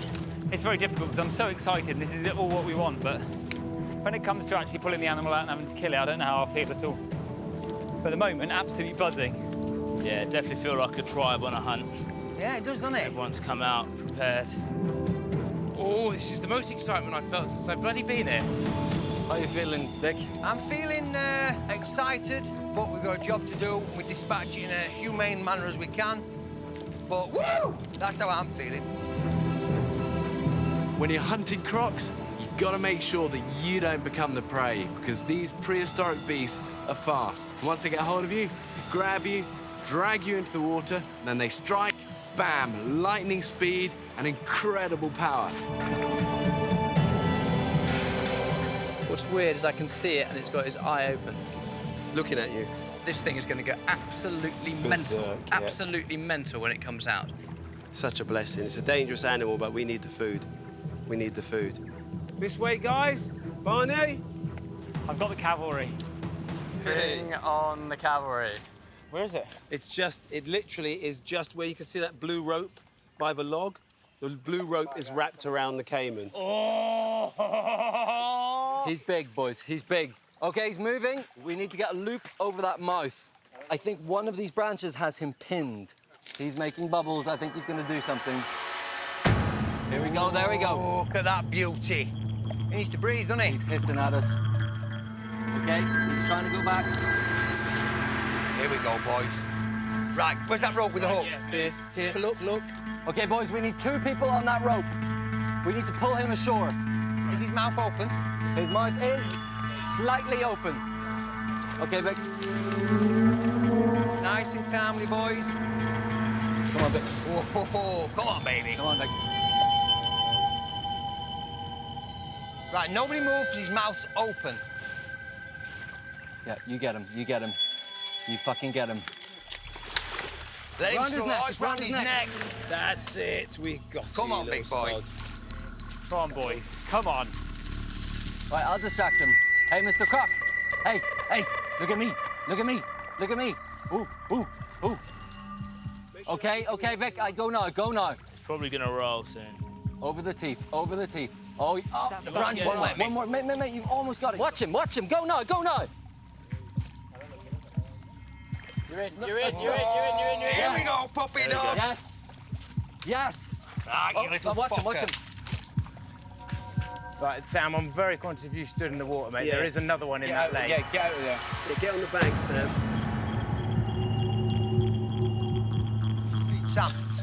Sam, watch his that is on. tail. Sam, get out of the water, mate. Mate, I think we're good. No, see, there is another one in this lake. If he came along and nipped your heel. Let's just fucking get this guy. Have we got enough people tugging on that rope? Yeah, Charles has Lovely. got it. There we go. Right, we now have 2. That's it. He can still snap, can't he? Watch his tail on your leg, Yeah. Sam. I'm on it, don't worry. All right. I'm staying And with again, the Barney, and again, Barney. No, look what it's snagged on now. Take Right, your time, snag on fellas. this one. Take your time, fellas. Right, don't cut the rope. Shit, he's growling. This fucker is fucking powerful. Give him a minute. I think he speaks English. Where's the knife? I've got a knife with me. Get the knife out ready. And then, Kyle, what are you doing? You're going to drive the knife? Take him out. Right, where are you going to put it? Just behind his eyes. In the skull. Heads on, guys. Heads on. We go on go. 1, 2, 3. We all go on go. 1, 2, 3, go. Nice and calm, nice and calm. Go on, lads, push it in. Push it, lads. That's the one, boys. That's it. Yes, mate. Yes. That's it. Gentlemen, we have handbags. Come on. Nice teamwork, fellas. Take them down, boys. Come on. Boys. Back it out. They're in there. Oh, he's twitching. He's moving. Kyle, fucking killer blow, mate. That was awesome. Get in there, boys. Woo! Actually wrapping up a dinosaur. We just caught a prehistoric animal. Damn it. Amazing. Feels so caveman. But it feels so caveman. If Pierce doesn't shit after eating a load of this, he's got a serious problem. I just.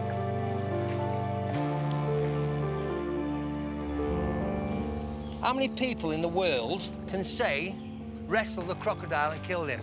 We are in an elite group of blokes. After 17 days without anything substantial to eat, the men have finally hit the jackpot and dispatched one of nature's most fearsome predators. Seeing this, it does make you have respect for crocodiles. This is a big one, really big one, so I just wanted to get it done in a clean way without making a mess of it. To pull it off and grab a croc like this is amazing. Should we rock and roll then, boys? Yeah. 1, 2, 3, up! Kyle, Yeah. what would you be doing in your normal life right now? Back home, it'd be a bit more mundane than this. I definitely wouldn't have a croc on my shoulders. Seriously, look how much meat there is on that bad boy. Fucking awesome. Yeah. Not only have the men proved that they're top of the island's food chain, but after surviving on roughly 400 or 500 calories a day, suddenly they've landed themselves a feast of just epic proportions. Just think of that fucking delicious dinner we're gonna have later, boys. News of the big catch soon spreads around the island. Come on, fellas! Oh my God! Holy shit! Oh my God! No fucking way. You are absolutely shitting me. That is absolutely enormous. That's amazing, isn't it? That is amazing. Woo! Yes. Well done, lads. Fucking hell. And roll, roll. Get in there, boys.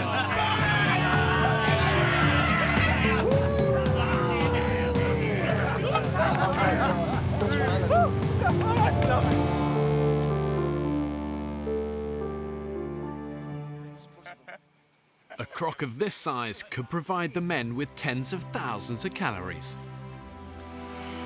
What do you think of that, big boy? That's beautiful. Listen, respect to him. Out of the water, trap, dispatch within 15, 20 minutes. Yeah. That's brilliant. I'm pleased about that. We were very respectful of her. Oh my God, I think I can see a plate of meat coming along. Oh, hello. Look at this, boys, as if you didn't need any more motivation. Today, I managed to catch a bloody crocodile. And my God, was it something. I'm normally at a desk or on a phone talking to clients. I don't kill crocodiles. God, look at that! Mommy, get in! Unbelievable! Wow, look at that! Let the feast begin, boys! Yes! Boys get stuck in, it's like chicken. That is wonderful.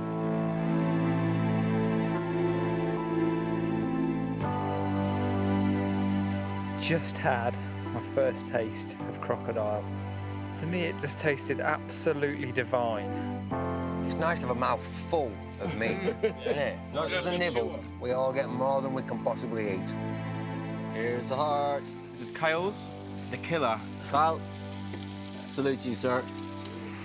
Based on the fact that I killed the croc, I was given the privilege of eating its heart. It felt like a good feeling, almost like the prize for doing a good job. Go on, Kyle. Do you feel like you're inheriting its strength? Like a boss. Yeah. Oh, fuck, that was nice. God, that was nice. Oh, that second piece I took was beautiful. Oh, God, I feel like I after Sunday dinner at home. Absolutely lovely. What a lovely, lovely feeling that is. I feel sorry for Piers because he needs to open his bowels, otherwise it's going to be painful. Oh, he's going to open them after this. So I was absolutely dead on my feet earlier. Completely and utterly gone. And suddenly, the morale boost the team needed that so badly to kick the spirits up. I think this counts as, just for today, if nothing else, more than surviving.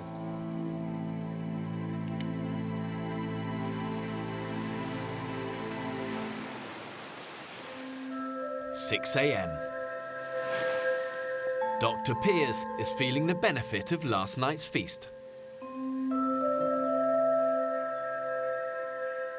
Here you've got some big news for me. Yeah, I am the last member of the Poo Club. Last man Well squatted. done, Piers. Everyone give Piers a round of applause? Yes, Piers. Thank you. Brilliant. Yes, Piers. How did it feel? It felt great, actually. Really good. I thought it was going to be really hard. I thought it was going to be like rabbit droppings stuck together. Oh, what was it like? Like a wet sausage. A wet sausage? Yeah. Oh. Dreamy. Absolutely dreamy. Yeah. It's that croc pushed it all down. Lads, croc's ready. With plenty of crocodile meat still left over, cameraman Ross serves up breakfast. Char grilled to smoky perfection. Oh, that's good, isn't it? I think it's better. I think it's better than yesterday.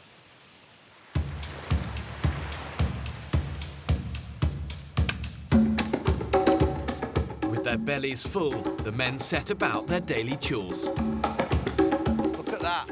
We have done wood in the same time it took Kyle to get dressed.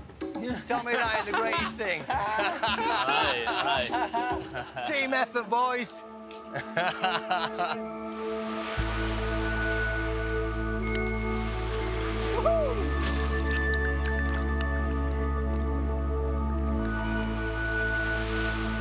I feel like I can just lie on this beach right now and think about nothing and do nothing and not feel guilty for the first time pretty much since we got here. Is this for your personal collection? This is early for me. I thought so, mate. I thought that A bit slower. I thought that. A bit slower. That's it. That's it. Bring it. Lovely.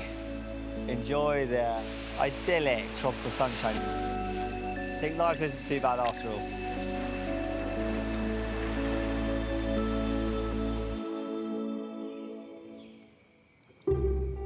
For the second night in a row, the men anticipate a hearty feast of crocodile meat.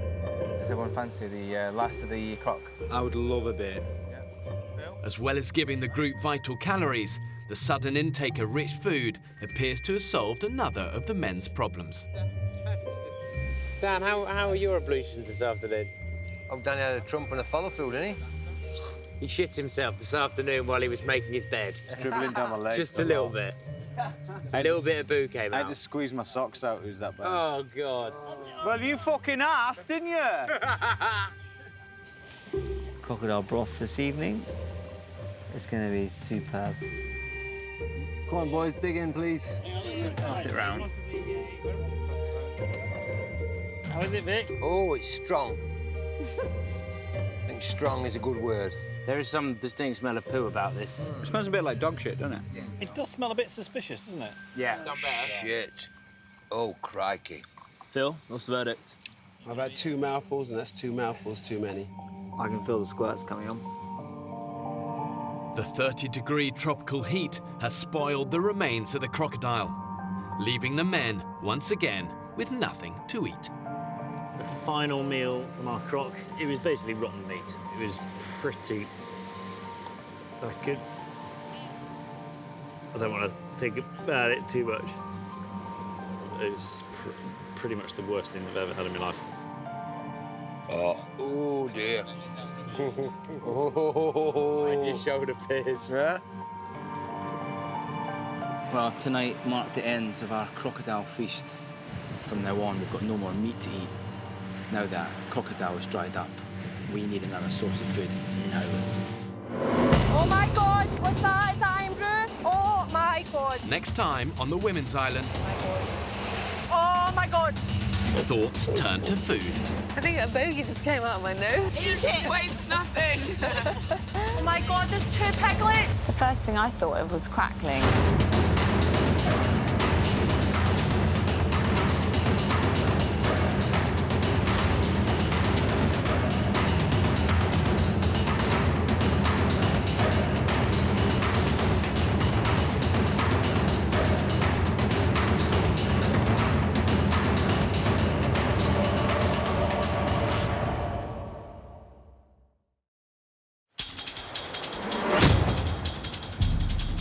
Two uninhabited Pacific islands. More than 5,000 miles from the UK. One will be inhabited by 14 British men. Go, go, go! While a separate island will be home to 14 British women.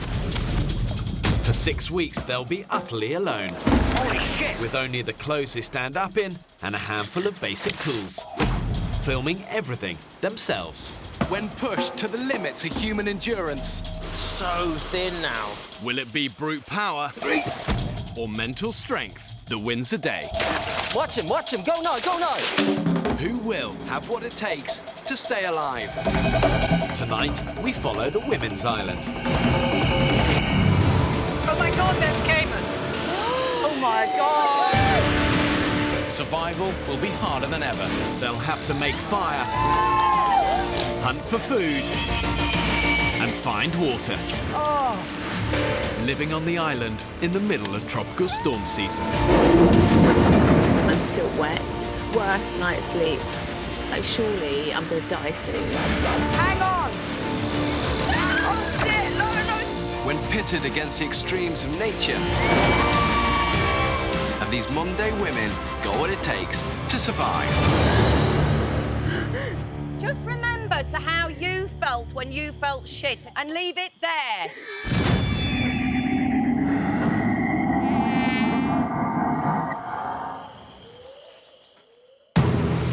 It's been 7 days since 14 British women were marooned on a remote Pacific island. What? A huge snake came towards me. Brutal conditions have already claimed 2 victims. I need to go. I need to be with my family. And the group paid the price when they split to find a sustainable water source. We cannot walk anywhere on this island without getting lost. Radio in now. Medic now. Hello! Finally reunited after 3 days apart, I can't believe it. the women find themselves on the northern tip of the island. They have no water source, and many haven't had a drop to drink for 2 days. Yo, dudes. Hi. It's sunny. Sun is blaring. So hot. There is no outside input, and it is up to us to survive and thrive. That is a heck of a challenge. Oh my gosh. Despite the oppressive 30-degree heat, there's something to celebrate for one of the party.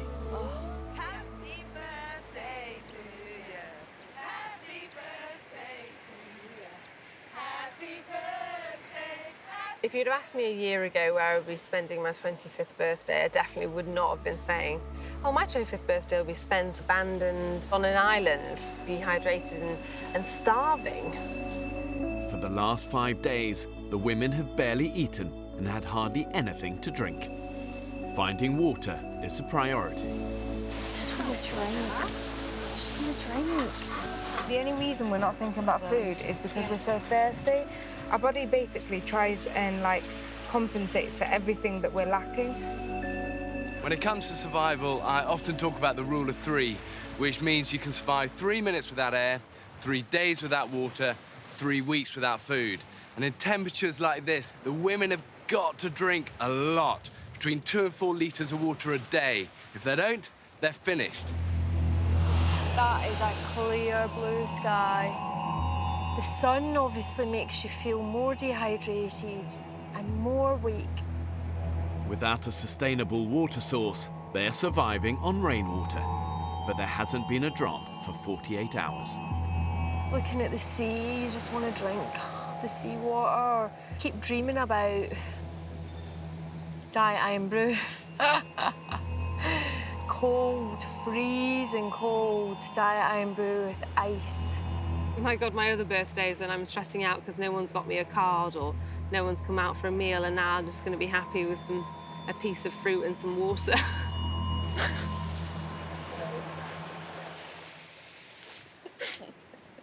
I think a bogey just came out of my nose. Eat it, eat it, eat it! Waste nothing!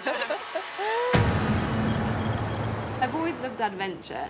In December 2013, I set off on transatlantic rowing race, 3,000 miles across to Antigua. The 30th of January, and we have just had a capsize. I have split my head open. I didn't want to give up. It'd been 96 days of pushing my body and pushing my mind further than I ever had before, but we still had to give up. So that's hard to come to terms with. I will not get off the island. I have to prove to myself that I can do it. Happy birthday, Lauren, superwoman.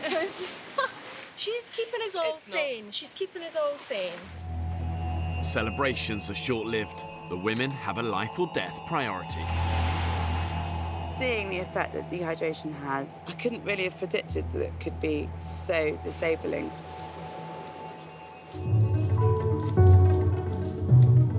We ain't coming back until we found water. Georgie leads a group on a scouting mission into the thick jungle. There are no pools, which is what we're after. I've made sure that the island's got enough water, indigenous animals and vegetation on it to keep them alive, but only if they've got the ingenuity to find it, catch it and kill it.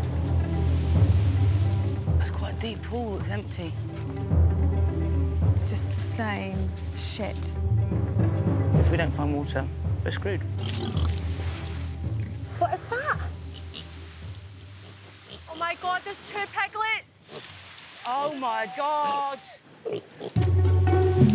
Oh my God.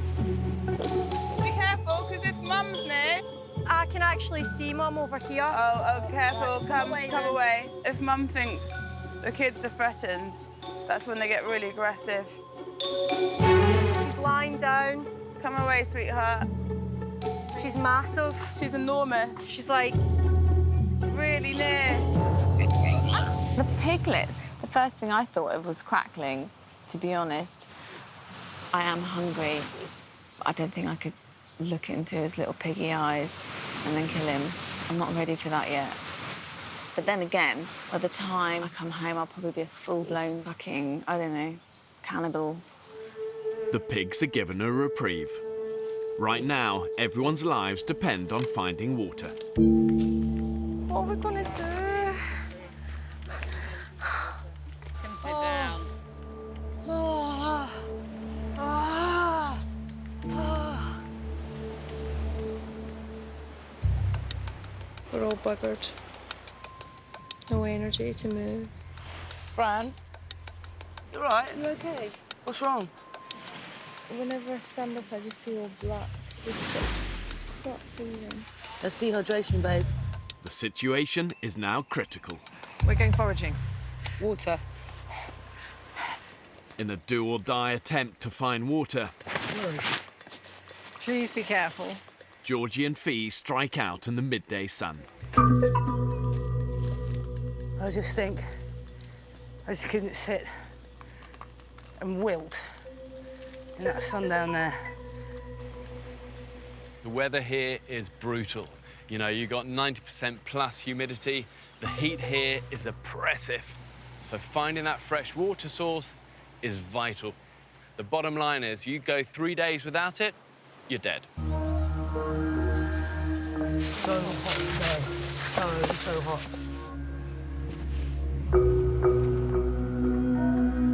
Like him being in a microwave.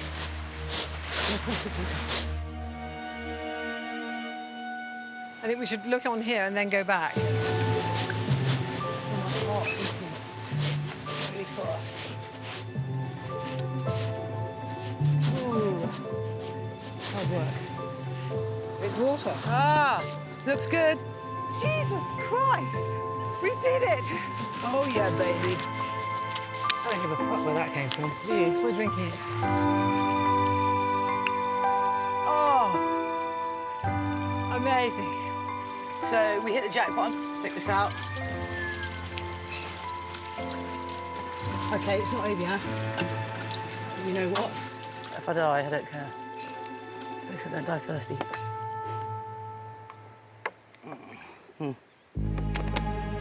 Obviously, rain itself is drinkable without purification. But once it hits the ground, it becomes contaminated. All sorts of bacteria and nasties there. And no matter how clean the water looks, you've got to boil it. Guess what I've got? Water! Yeah! I'm not going to lie to you. You drink it at your own risk. Came from a waterfall, and it tastes fine. Don't drink it. Every water from waterfall, river, whatever, has to be filtered and boiled. Because of the parasites, it's a death trap. Complete. The whole island is a death trap. The thing is, then, we need to get this fire started, because if we don't get this fire started, we're back to zero again. We're back to no fucking water. They haven't been able to start a fire for 3 days. If they're to survive, this is their last chance. I won't stop until the fire is ready, because then I know that we can drink. Yeah. Just go through that smoke, pretend it's not even smoking. So I think we've got it. Okay, stop. That's it, and again. It's got enough. Yeah, Well done, guys! We've got a fire!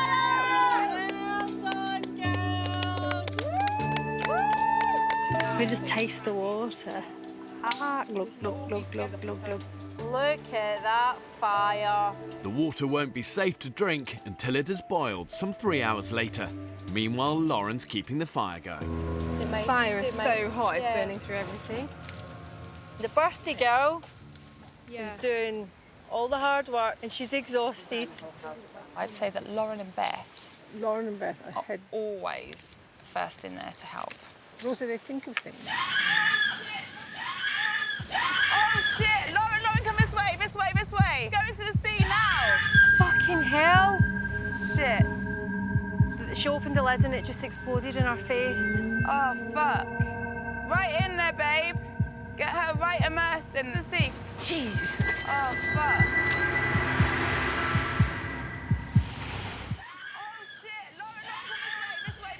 Go into the sea now! Go right into the sea, because it's cold. Day 7 on the island, and Lauren's been tending a jerry can of boiling water on the fire. She opened the lid and it just exploded in her face. Jesus. What's happened? What's happened? The pressure of the jerry cans exploded. How are you feeling? Okay. Stay there for now. Keep in the water.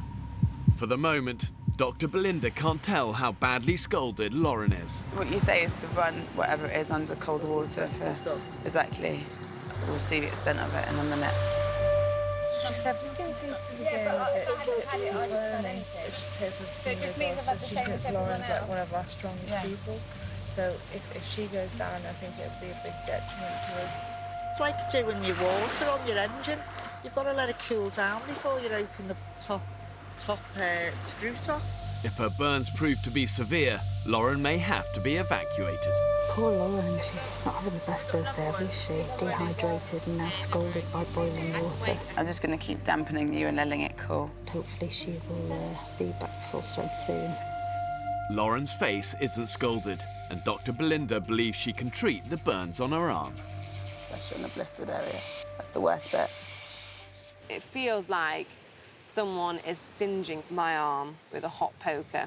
I will not let people see that I'm feeling just as weak as them, because I actually feel like some people need strength in other people to keep them going, and I'm determined to be that person. Still alive! I'm still standing. Keep going, keep going, keep going, keep going. Despite the jerry can exploding, just enough water remains for everyone to have a life-saving drink. Pick your own bottle, if they're all the same. You just used it. No, I asked for whiskey and Coke. Oh, I've went for some aloe vera original drink. And aloe vera is disgusting. I tried it with a detox and it tastes like sperm.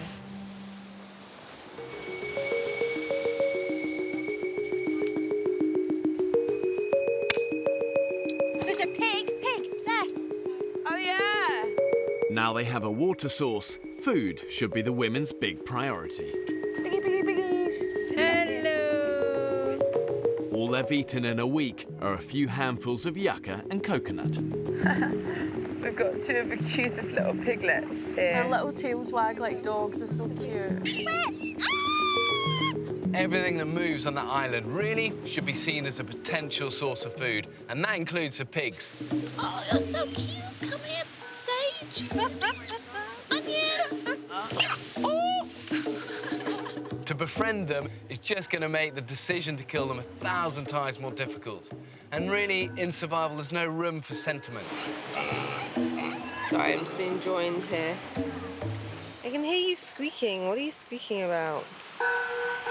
And everyone's like, oh, they're so cute, like, we're going to keep them as pets. And I'm just thinking, you know, fuck that, girls. Like, we're literally going to slice and dice those piggies.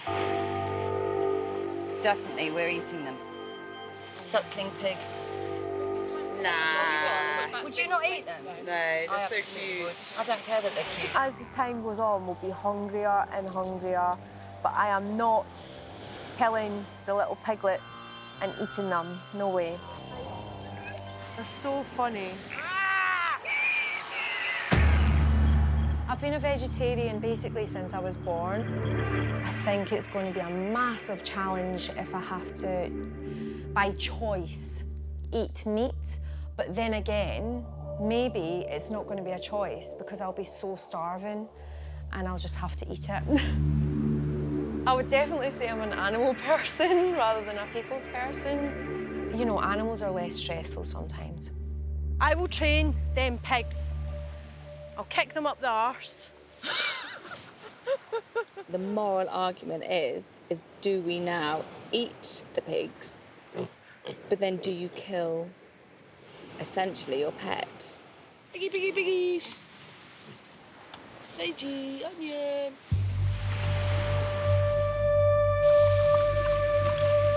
That's it, I think, on the... With water running low, Careful, these rocks are uber fucking slippy. an expedition party makes the hazardous journey back to the waterfall. That's it, guys, we're nearly there. Jamie, hang on.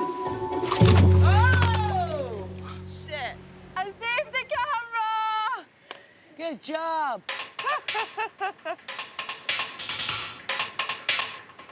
That's it there. Shit, doesn't look like it's running. Fuck's sake. No! I don't understand. This was pouring with water the other day. And it's dry. Totally.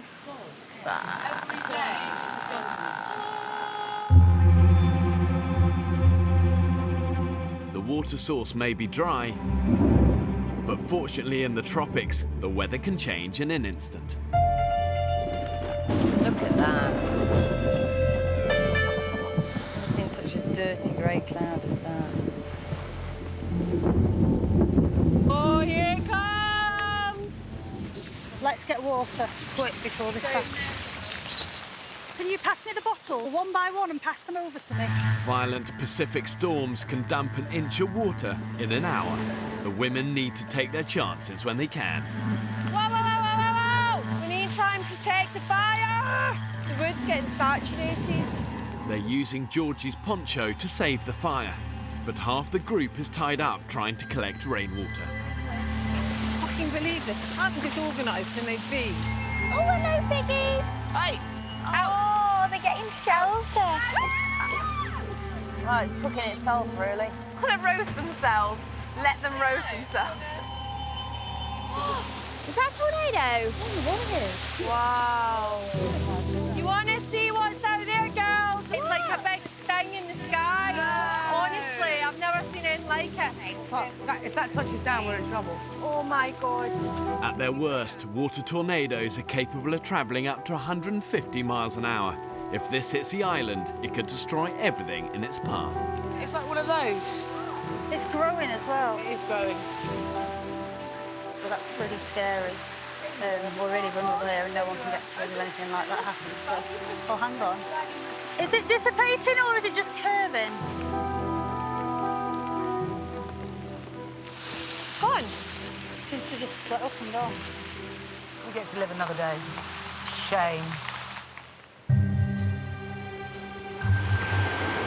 While they've kept the fire alight, they've hardly collected any water.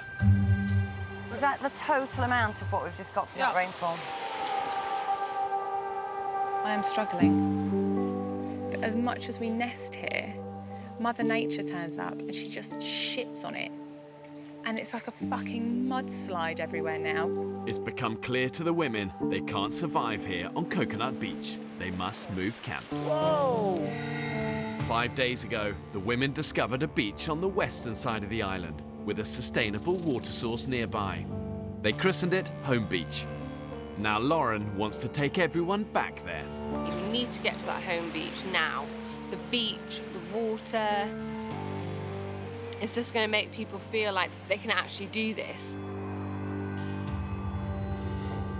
I'm pretty confident in where that beach is.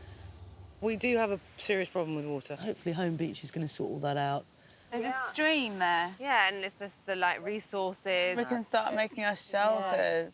You guys haven't seen it yet either, have you? So I've got this image of this beach that flows for like miles, palm trees, hammocks, shelter, waterfall, fish jumping from the sea in the Yeah, we saw that. We did see that. Oh, I'm so excited. What's the plan with the fire, guys? I was just going to try and transport it. We haven't got anything metal, have we, yet? So we'll just have to light another one. It's all right, we're experts now. I'm excited. It's going to be ace. Who would like the first snail? Sage and onion remain off the menu. Tonight it's just foraged snails. Tastes quite salty, quite meaty, and then there's this sharp, like shit, basically. And a good meal always prompts a lively conversation. Is that it? Yeah. That's it. It's small. I had the South African with the tiny little penis. It was definitely a micro penis because it was smaller than my pinky. No, like a little pinky. It was smaller than No, seriously, Bear. It's not even funny. I really feel for them because no girl could feel that inside them. No. Can you imagine? Doesn't matter how tight you So were. what's the point? One guy who I was dating, it just felt like a little twiglet. The good thing is that they're often really good at cunnilingus. And then you have to get special condoms because they're so small and it's just going to slip off otherwise. So, do you actually get special condoms for them? You can, yeah. 6:30 a.m, day 9.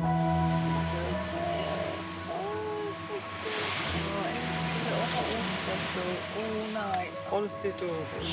I'm saying this about a pig. Oh, and they're very cute. It's just made me happy. Today the women face an arduous trek, seeking the beach where they want to build a permanent camp. What do you think, Jamie? What? Is it worth cracking these open to get a mouthful of coconut before we set off? No, no, it's too heavy. There's loads there.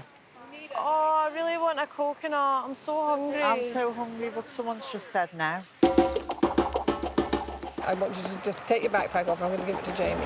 It's a hard walk, and you will find it difficult. With very little water for the trek, Abby and Belinda are especially concerned about PhD student Fran. I know she's not well, but she doesn't want to say really it. tricky, She doesn't isn't want to it? make a fuss and she doesn't want to leave the island.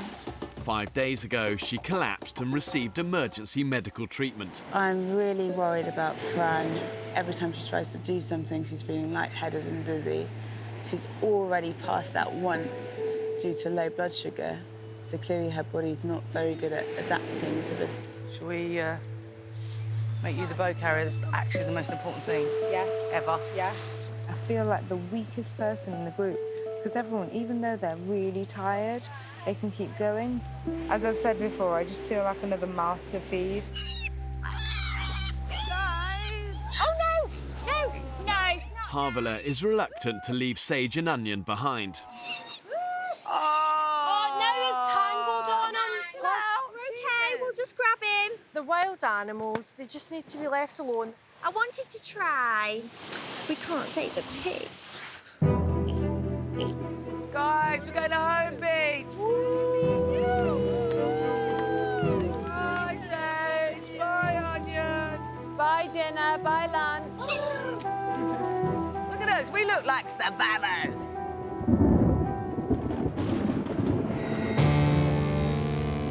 At 9 a.m, the women depart for home beach.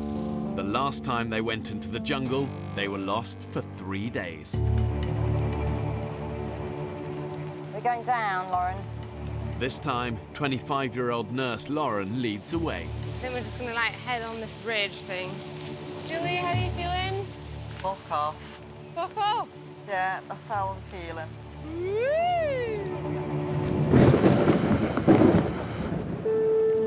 After just half an hour, Becky's in trouble. Hold up, guys. She's got a dry mouth. My water bottle allocation for the day is almost done. How's everyone doing? Energy levels, zero.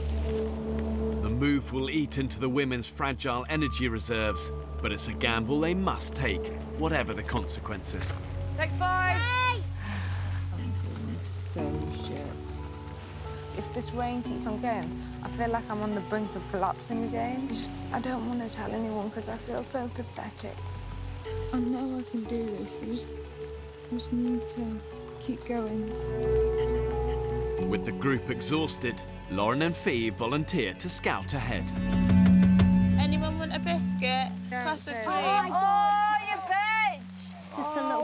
Just a little bob.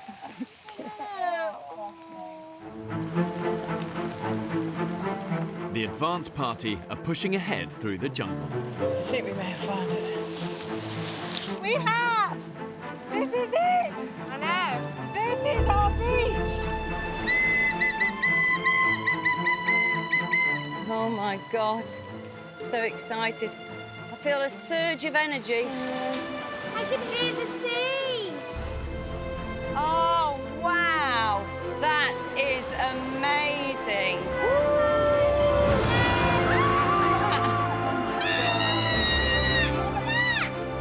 Even in the piss-soaked rain, this place looks ridiculous. I just think paradise compared to where we've been. The sea looks bluer. Everything looks better. Everything. Our pigs! The pigs! Yay! They've traipsed all that way after us. I don't know whether I could eat them now. Oh. I'm glad they came. They love us. What the hell? Ketchup. Found a ketchup bottle, and I just think that's a sign. Opening ketchup.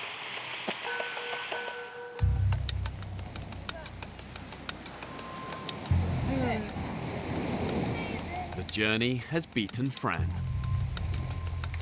This beach is extra cold because it's kind of like open.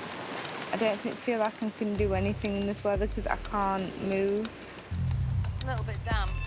Oh, thank you so much, Abby. Oh, I love you. Coming through the jungle again today in pouring rain has tipped her over the edge. She's been proper poorly. She's cold all the time.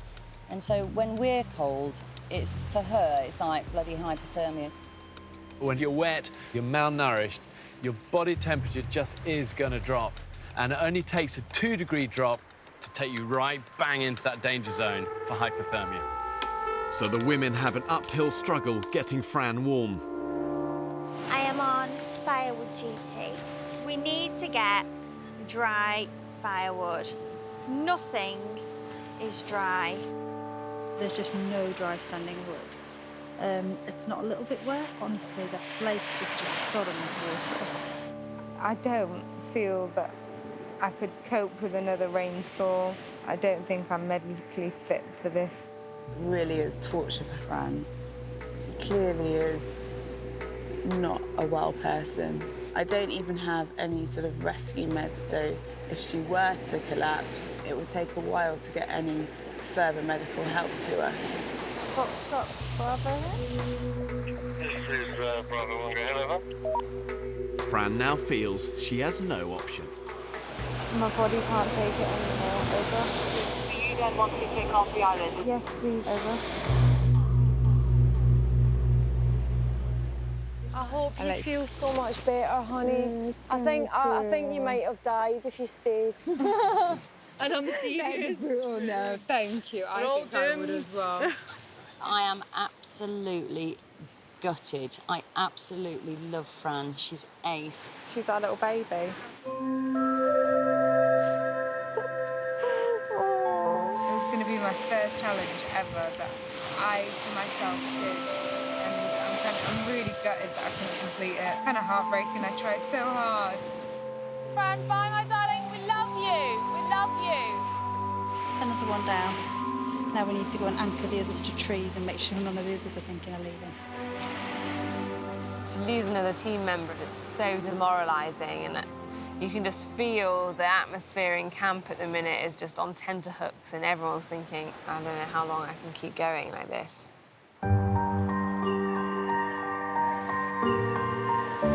Look at this shit. I know. What the hell's gone on? The storm and an extreme high tide have washed up a potential treasure trove. Like Paradise Beach, no longer. Oh, false alarm, half a hair clip. Ta-da! Not only is it a can, it's a can with a lid. I think one of the real unsung heroes in the survivor's arsenal is resourcefulness.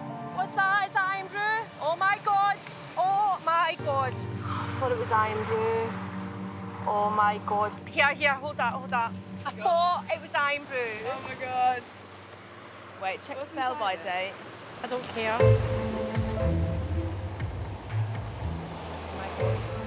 Oh my God. Oh my God. So powerfully sweet, so sugary, like syrup. And it was just heaven, absolute heaven. Literally just a drop on my tongue, and it felt like ecstasy, absolute ecstasy. The women hope the wood is now dry enough to somehow light a fire to purify the water from a nearby pond. This is filled up good. Yeah, Thank God it's for that. amazing. Thank God. Oh my God! Oh my God!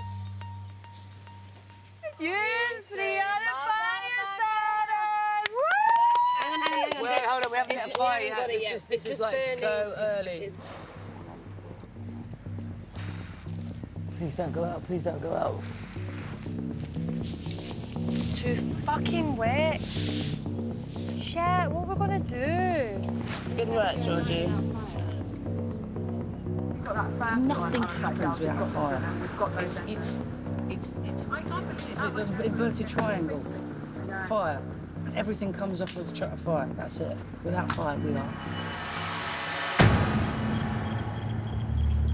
I don't have any survival skills, but I'm absolutely happy to step up to the plate if a crocodile needs killing or a snake needs its head chopping off. And I think the key to our survival on the island is teamwork.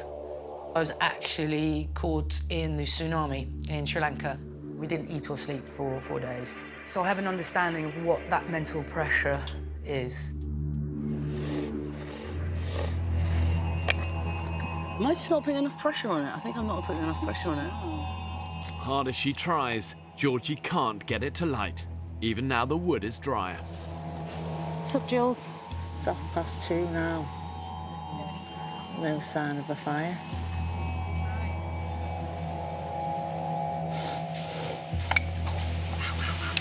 There's hardly any spindle left, is there? I know, that's the thing. That's probably why it's flicking off. Let's give it another go.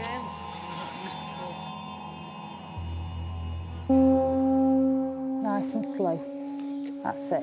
Keep it like that. The battle for an ember continues through the night. We're all getting a little bit panicked. We're starving and thirsty. Like, surely I'm going to die soon.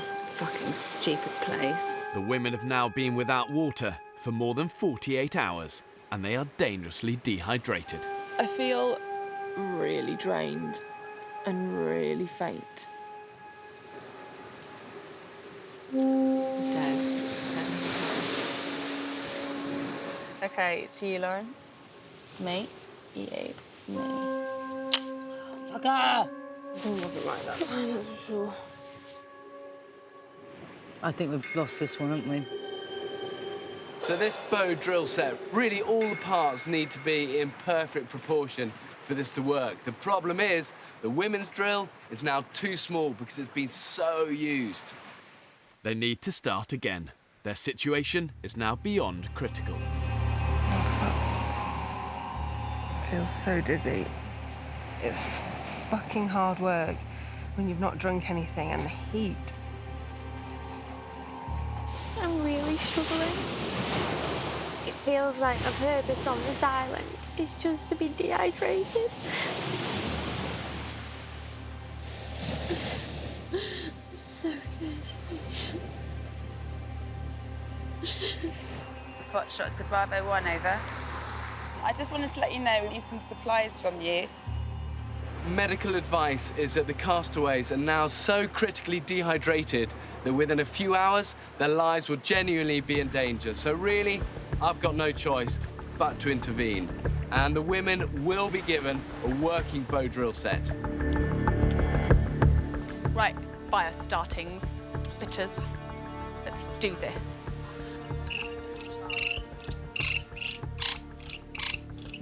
Purring, ladies. It's purring action. Run, sit.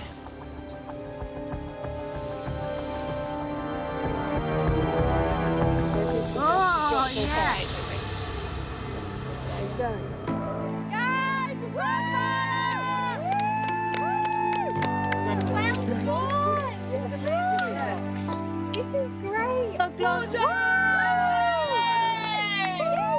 Now we can start thinking about the bigger things like our bellies, for example.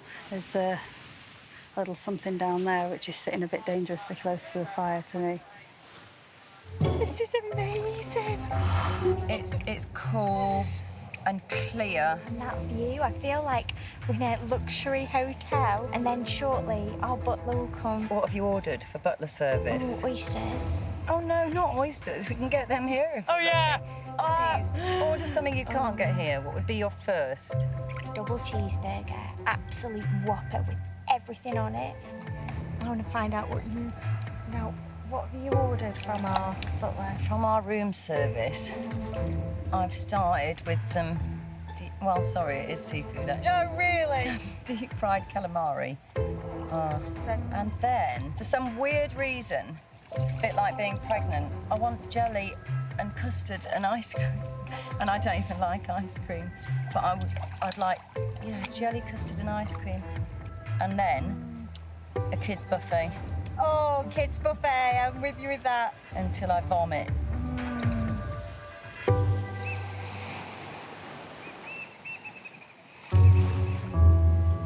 Day 12 on the island. The women now have fire and plenty of drinking water, but they're barely surviving on just 50 calories a day. It's took me, I don't know how many hours to get that many almonds. It's going to be one almond, if we're lucky.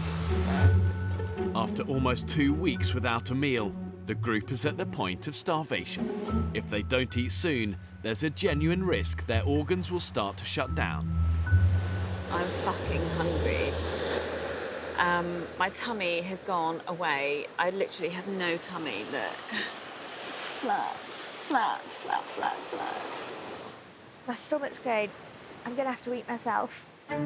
Is that not the cutest thing you've ever seen? Hi, Sage and Onion. The fate of Sage and Onion hangs in the balance. The women have befriended them and now can't agree whether or not to eat them. I keep looking at those gorgeous pigs as bits of food. They're too cute. I can't. Now, imagine this. Barbecue sauce over the ribs, right? Barbecue sauce, barbecue sauce, barbecue sauce, right? Even the tail, really good, really chewy. I'd still eat it. I think we should spit roast it. Put a steak up through its bum, not through its mouth, after it's dead, of course. Obviously, I've got a completely different point of view to the rest of the girls because I don't eat meat, but... Sage and Onion, the little piglets, I'm definitely not eating them. We've got two pigs, Sage and Onion, which have become our pet pigs. They followed us all the way from Coconut Beach here, which is a long walk for little legs. They were thriving at the other beach. What's lacking here that they could get at the other beach? They were digging up lots of roots at the other beach. It was really muddy, so the water collected in the mud, whereas in the sand, water doesn't really collect. We have to set a limit to how much we do that compromises our resources over the pigs. Over the past few days, people have been laid down with double vision, retching and not being able to walk. Yeah. People are really suffering, and you need to eat to survive. Nobody wants to kill anything, but we need to eat. Understandably, a lot of people find the whole concept of killing animals, it's either cruel, it's upsetting, and yes, it's never pleasant to take a life, but in a survival situation, when it comes down to the wire, it's a simple choice, them or you. You're really upset, everybody's really upset. Can we show of hands that we agree that we do something soon? So, Jamie, where's your mind thinking at the moment? I don't want anything to do with this. Well, who's going to kill it? Well, that's the next question. I'd have volunteered myself to do it. Just because I know that I'll do it fast. It's going to get all dehydrated. Have a little drink of that. It's crying out more than you're taking it. Oh, sorry. You see, it was wrong to all get attached to them, wasn't it? I always say, once you've named something, you're screwed. Yeah. reason I'm so upset is because they reminded me of my dog. And I really thought we were going to have them until we left the island. It makes everything real. It makes everything, like, raw. Pretty raw, isn't it? Yes, it's raw. I just want to make it the most, like, peaceful death. You know, like, if I was panicking, then it would feel that. If anyone seems a good whacker. Not annoyed at anybody, I just don't want to have any part of it. As long as I don't see it or hear it, it's just upsetting. Just gently hold them out because I don't want him to struggle. I want him to be relaxed. But I tell you what, they've had a little better life than most pigs in captivity that are bred for pork. Pork we eat and the chops I buy and the sausages I buy, they've had no life at all. I don't know another pig that's gone to bed with a load of people. Ready? Should I brace? Absolutely. Yeah. 1, 2, 3.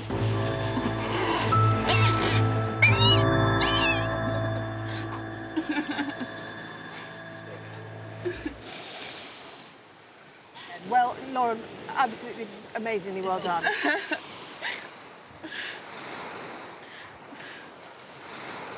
You did the job really, really well. Really well. It was quick, and it was painless. That was pretty emotional, wasn't it? It's really horrible. It's never easy to take a life, but having learned from this first kill, they actually dispatched the second animal swiftly, cleanly, no hesitation.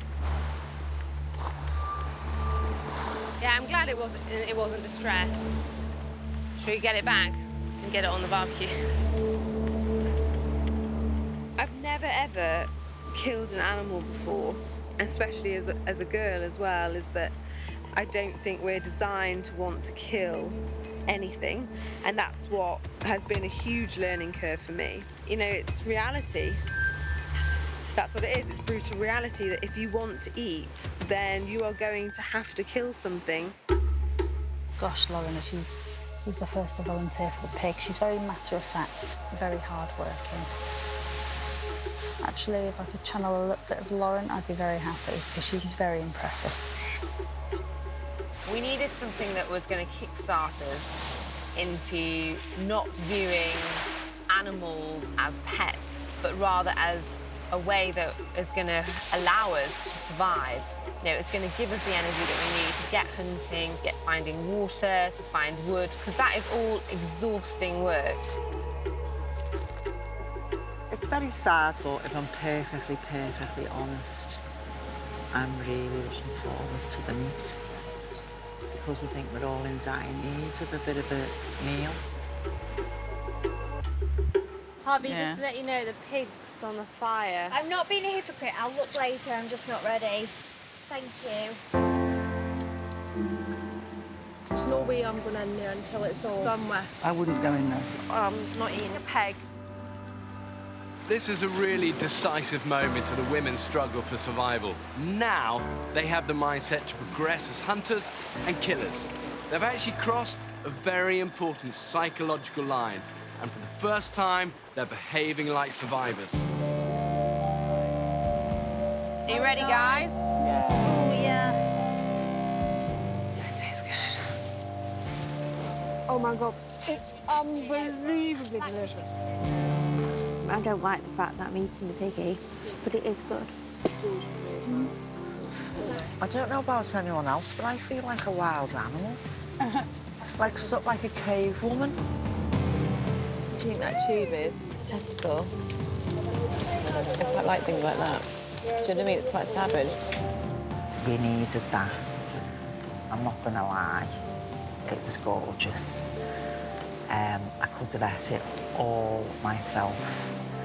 It's all good. That's it for now. Over and out. Next time on the island. You lazy bunch of bone idle bastard! We're not even halfway through, and tensions are beginning to fray. We're not all just grand to bash on bits of wood. To some would look like you didn't want to do a harder job. I would say fuck you to that person. Fucking calm down, eh? There is absolutely no food in this camp. This island is infested. Grounding boys! Yay!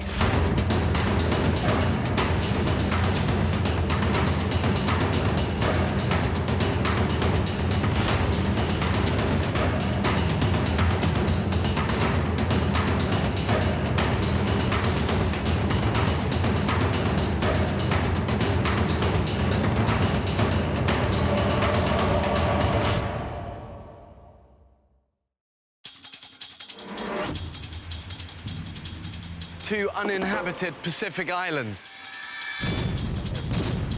More than 5,000 miles from the UK.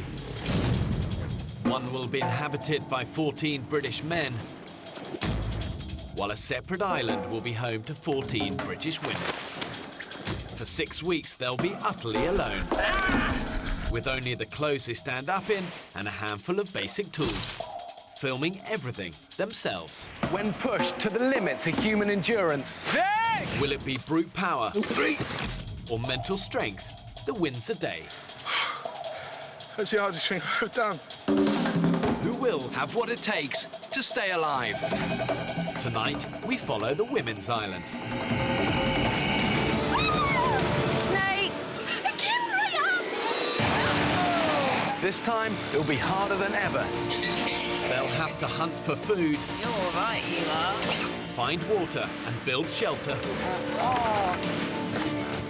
Living on the island in the middle of tropical storm season. It's like a tornado. That is terrifying. We need a radioing medic now. When pitted against the extremes of nature, have these modern-day women got what it takes to survive? Guys, that is a big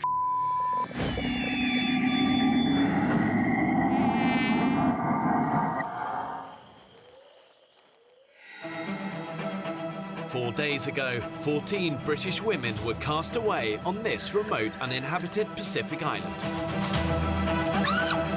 Snake! Already, one woman has left the island. I need to go. It's like, if you don't want to be here, just off. Who's up for this? Some of the group stayed behind at the makeshift camp, whilst an expedition party went in search of a permanent base with a sustainable water source. It's not salty. But with no idea how to get back to the others, I've ripped my trousers even more. they are now lost in the thick of the jungle. And are completely out of water. We have nothing to drink. We don't know where we are. The women left behind have just rainwater to drink. Their fire has gone out and panic is setting in. Julie, you just order me about all the time. With both groups now starving and critically dehydrated, their time on the island could be over before it's really begun. It's day 4. The 5 women left in camp have been waiting for over 24 hours for the others to return from their expedition. I feel dreadful. Honestly, I feel absolutely dreadful. I never thought I would be so desperate for food and water. We all want to get out of this camp, but we know the other group are coming back for us. We can't set off because we'll lose them. The women are trying to relight their fire to purify water from a muddy puddle, but their wood is damp. That's it. It's moving. Oh, every time. What the hell are we doing? It's actually just another Groundhog Day of the same shit. It's like the best camping ever, isn't it? The best camping ever. Mind you, I've only ever been camping twice. I didn't like it. However bad your situation is, you have to dig deep and find that inner strength to stand any chance of surviving. You know, simple principles that really make a big difference. And one of those is positivity, positivity, positivity. I might as well, honestly, I might as well have gone and sat in my horse's field for 5 days and not eaten, but just sat in the muddiest part of the horse's field. But the difference is I might have had a horse for company. I don't actually mind, because I love extremes of weather. I like roaring wind and lightning and torrential rain and... Oh, lovely. I'm pleased for you. Seriously, I'm really chuffed for you. I've always wanted an adventure. And I think, God, I haven't done that much for myself over the last 55 years. Should have done more. Should have seen more. I get really wound up over the most stupid things. Like, you know, when you buy expensive toilet roll and then you tear it and it doesn't tear along the perforations. That really winds me up. I try to stop myself talking a lot, but I do like to think that other people can get a word in edgeways, you know what I mean? This is day 4 now without any food, so we're really going to feel it today. Earlier, the women found some yucca, a type of potato. Mother of 2 Julie has decided to peel it, despite not having a fire to cook it on. Oh, now, do you know what? I've just wasted that now, but we could have boiled it in soup, that's what Beth was saying. I would please leave the ducks. Just... If she goes on about those potatoes anymore, I'm going to stab her.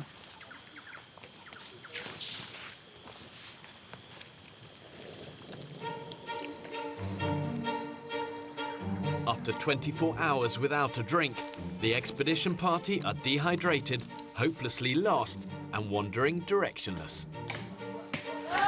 Walking is painful now. Physically and mentally. I just hope we can find a drink. Oh. I can't remember the time I felt this thirsty. Careful here, guys. It's really slippy. Oh, shit. Hey, you're right. Super slippery. It's really slippy. Oh, God. Oh. Hey. Who was that? That was me. Oh, my God, there's a caiman. That is a big... Oh, yes, I can see it. Straight ahead. Shit. Oh, my God, that's... Yeah, it's enormous. It's watching us, though. We actually... I literally must have walked past his nose by that much. Didn't spot him. Do we throw things at its hook? No. No. Though potentially deadly to humans, a crocodile of this size could provide tens of thousands of calories for the women, who have barely eaten in days. Billy Big Balls, that. That is serious Billy Big Balls. Not going for that one for dinner, then? Yeah. Not tonight, not without a fire. We wouldn't tackle that, not as we don't have a sharp knife on us. We'll be back for you, man. Sleep with one eye open. With hunger and dehydration sapping their energy, and with hunting equipment left at camp, the women decide to walk away from this potentially life-saving feast. Right, let's get out of here. Yeah, it's nothing easy on this. Hey, it's all right, it's all right. It's all right. That's it. Well done. As we know, caiman can take off a leg, an arm, drag you into the water, drown you, eat you. Not great, really. So we all want to be out of here as fast as possible. And as an exit operation, we're doing quite well. Oh, Dawn, you did Yeah. Too late. Too late, baby. It's too late. For these women to succeed, they've got to have faith. They've got to persevere and reunite, because there's power in numbers. My mantra is leave no man behind. It's that sort of attitude that's going to make the critical difference for them. I've got a beach on my left. Let's get on there. Let's get an orientation. The women have been trekking through the jungle for 2 hours, but instead of finding camp, they've stumbled upon another beach on the north of the island. This is so hard. No one knows what the right decision is. So thirsty. I've never been so dehydrated in all my life. I'm thinking about drinking seawater. I know you can't, but I'm like, The women scavenge the area and strike lucky. We found coconuts. Oh, my God! It's just enough to keep them going Come on, let's go, let's go. Let's do it. as they head back into the jungle to try and find the others once more.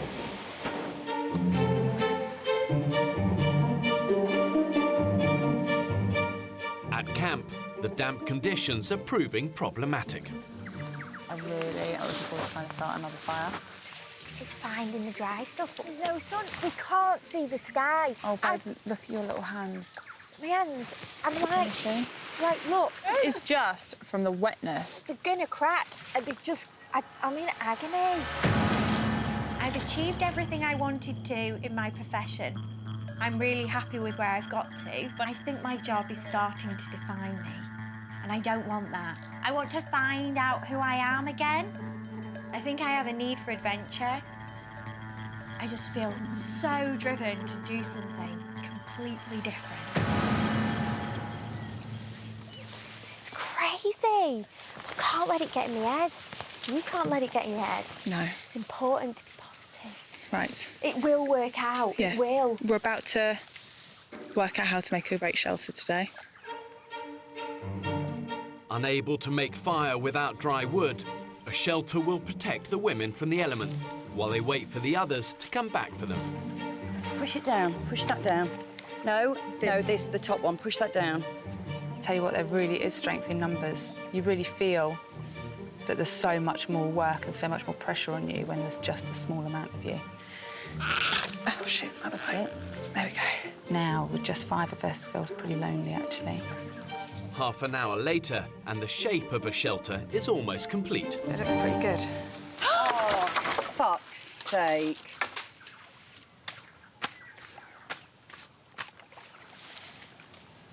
Positivity, positivity, positivity.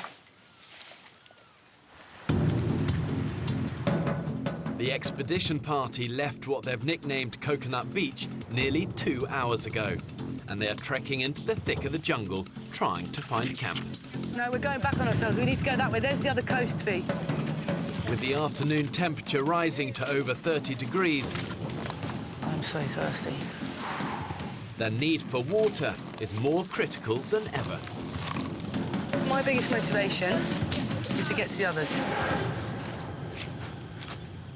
Convinced they're close to camp, Georgie and Lauren go ahead to recce their surroundings. We're just looking.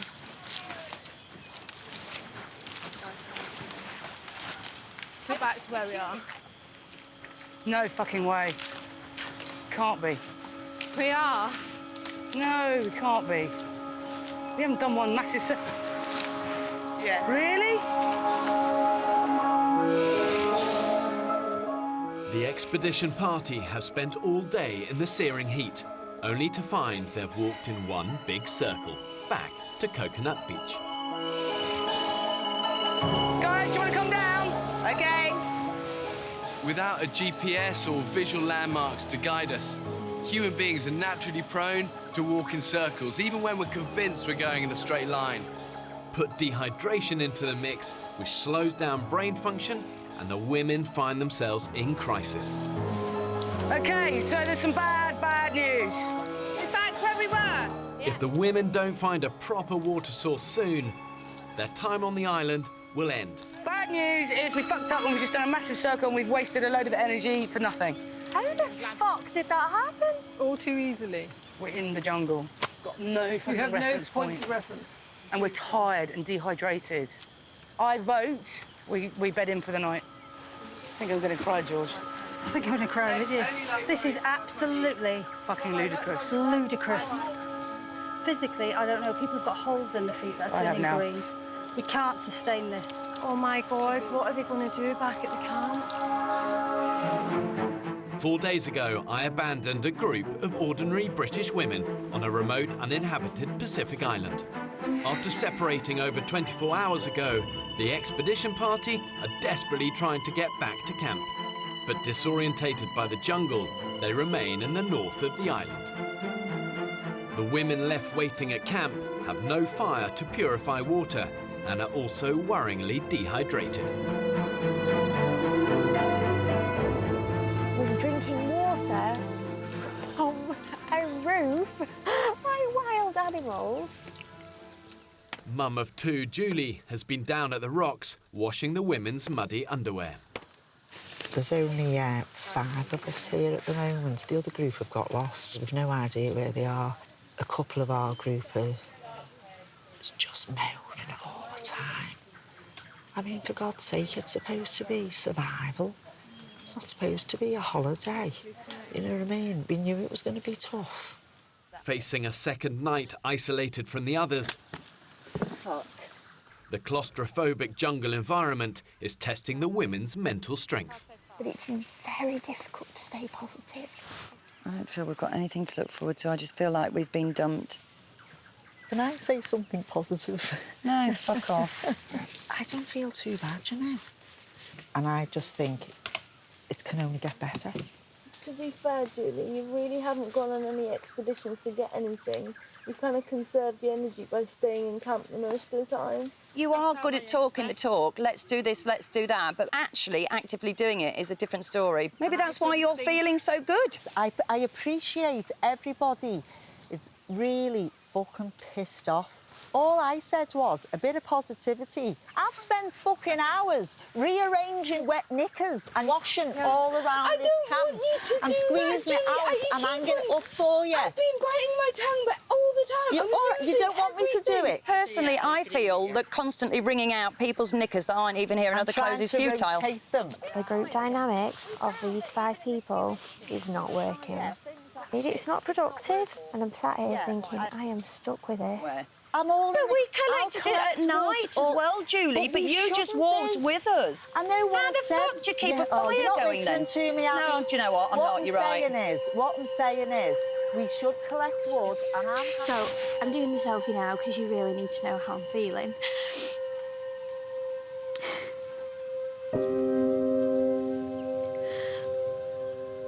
It's really hard.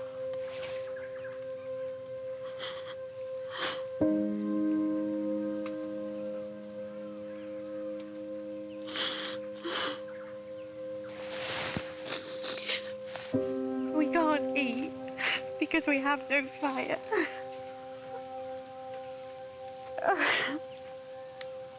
We have nothing to drink because we can't boil it to purify it and sterilise it. I don't know where everyone else is. The other group have gone missing and I'm really worried about them.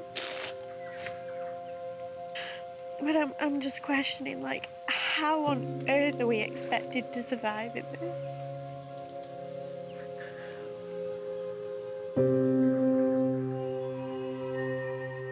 On Coconut Beach in the north of the island, the expedition party remain out of water and have decided to stay the night. I think that needs to go higher.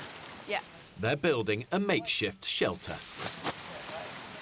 We've basically spent 2 days walking for 4.5 hours. That's 9 hours in total we've spent walking around this bloody island trying to get back to where we started. Everybody's very dehydrated. We've not had actual water for 2 days. It's just, it's ridiculous. It's absolutely ridiculous. And then the other side would go like that. Yeah, brilliant. After spotting a storm on the horizon, the women scavenge the beach for containers to collect rainwater, their only hope of rehydrating. We're going to have to support the bottles in this polystyrene thing so that they're upright and don't spill. And we may have to keep it behind this log so that the tide doesn't wash it out. Finding fresh water is so important. That combination of very oppressive 30-degree heat plus the humidity, at over 90%, can easily mean the women get through a litre of water an hour. That is a lot. Unless they find water, I reckon the women only have one more day.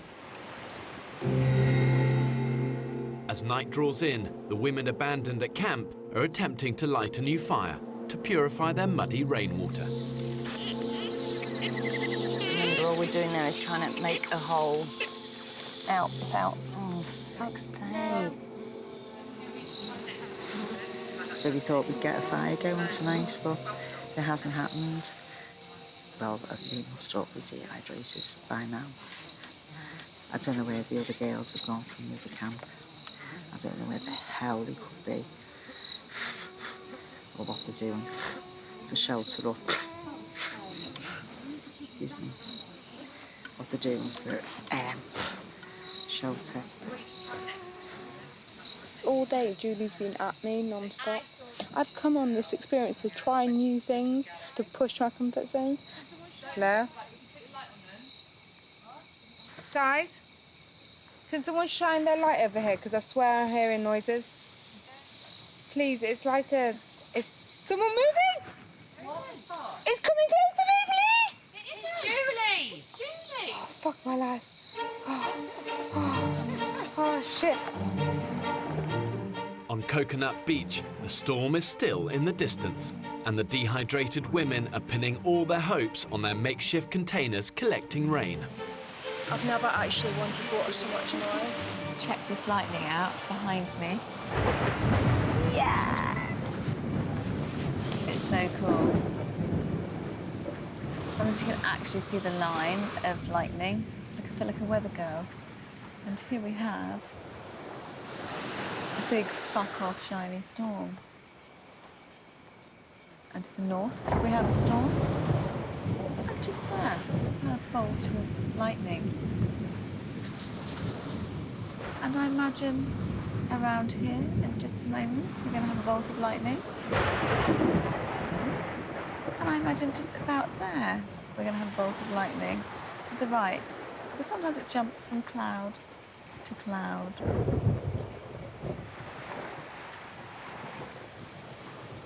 In a moment, we're going to have a strong northeasterly bolt of lightning right there. Hang on, we're having a few technical difficulties. Thank you, Bob. 11 p.m. With the storm still a way off, the women bed down for a long night under their makeshift shelter. We're gonna spoon on the side. All lights off. Nighty night. Bloody hell, have you farted in my face again? Sorry, I did.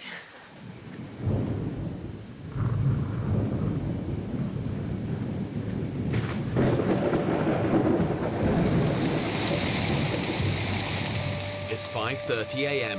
and the storm has finally hit the island. The women are hoping their containers are full of rainwater.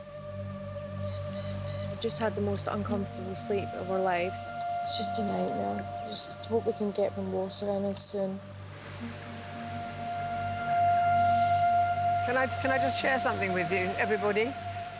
Really bad news. We have no water because the tide has washed our bottles away. Nothing. Fuck. Oh, fuck. I feel like I could cry right now. I seriously think I could cry. I think I need our shit.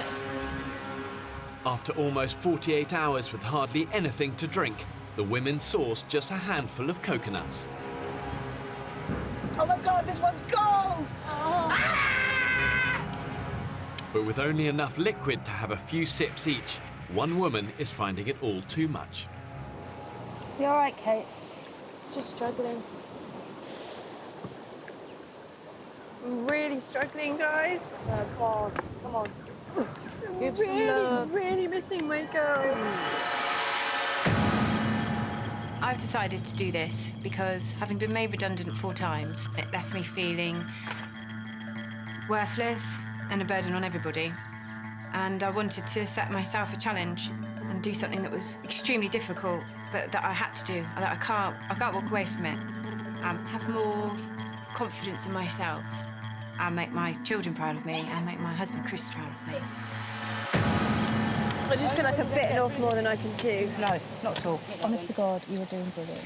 You were doing absolutely brilliant, and they're going to be so proud of you. I know. I just want to speak to Chris. I know. And have him say, keep going. You can't do everything through your kids and your husband. You have to have some me time. But I like doing everything through them. OK, well, that's cool. I think initially when people get marooned, it's all about the physical, the fact that they're tired and they're hungry and they're hurting.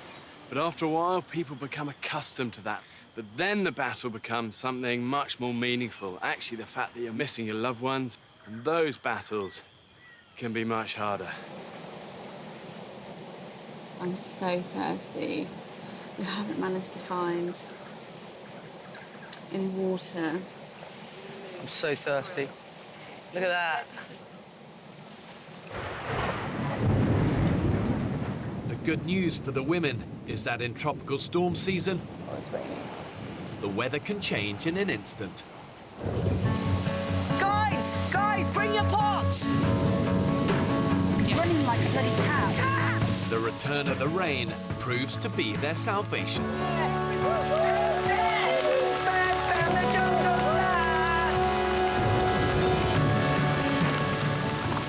Salivating. Wow. Cheers! Oh my God. That is just the best feeling. Yeah, baby. From the most miserable situation to the most joyous situation. Yeah, see? We go up, we go down, we go up, we go down. We were right through the floor down, and now we're elated. Rehydrated Time to go! and with bottles full of water, And we came down this one. the expedition party set off, confident they'll finally rescue the others. Okay, so we're on the right track. In the jungle. The mighty jungle. The lion sleeps tonight. Wimbo it. Oh, wimbo it. Oh, wimbo it. Oh, wimbo it. Woo!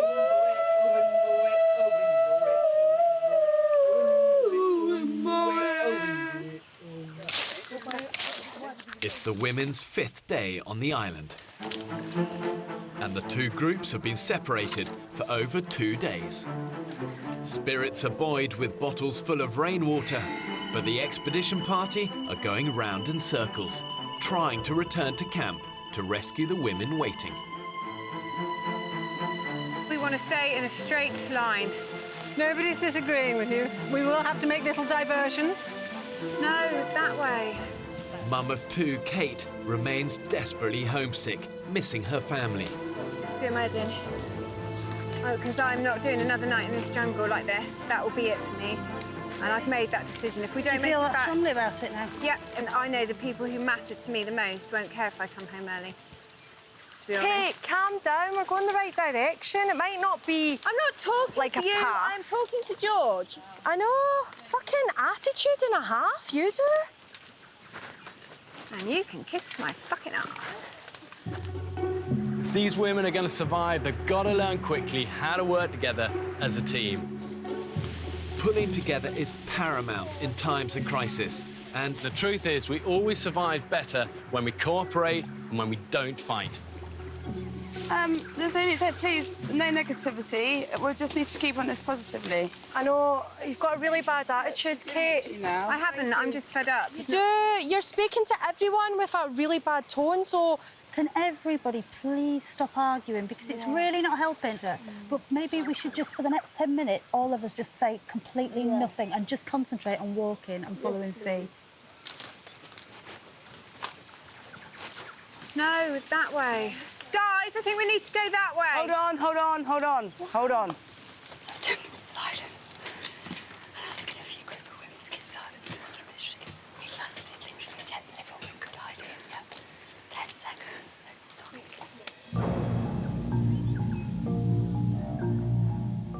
At camp, the group have spent over 2 days with no food, drinking just small amounts of rainwater, waiting for the expedition party to return. And damp conditions have brought out the jungle critters. Like right now, all my arse is proper itchy. I've only got a few bites, but above it, at my face, my hands. She has. We've just looked at her arse. Oh, yeah, we have just looked at her bum.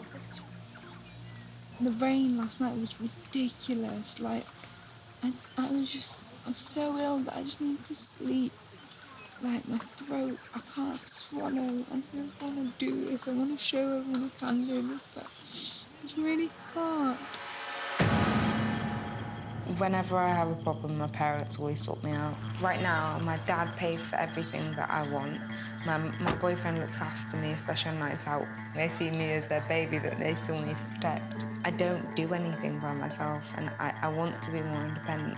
I want to do something for myself and just be able to be like, yes, I did that. The worst part is I'm starting to think that my parents are right. I shouldn't have done this. Back in the jungle, Forrester's daughter Fee has taken over leadership of the trek back to camp. But it's only taken half an hour for the mood to disintegrate. We really strongly think we need to go right here. I've got to say, I do agree. Oh, brilliant. We have been travelling in this direction. No, we haven't. We've been travelling in that direction. No. Yeah. No. Why is it you're so adamant you're right all the time? Just hold on.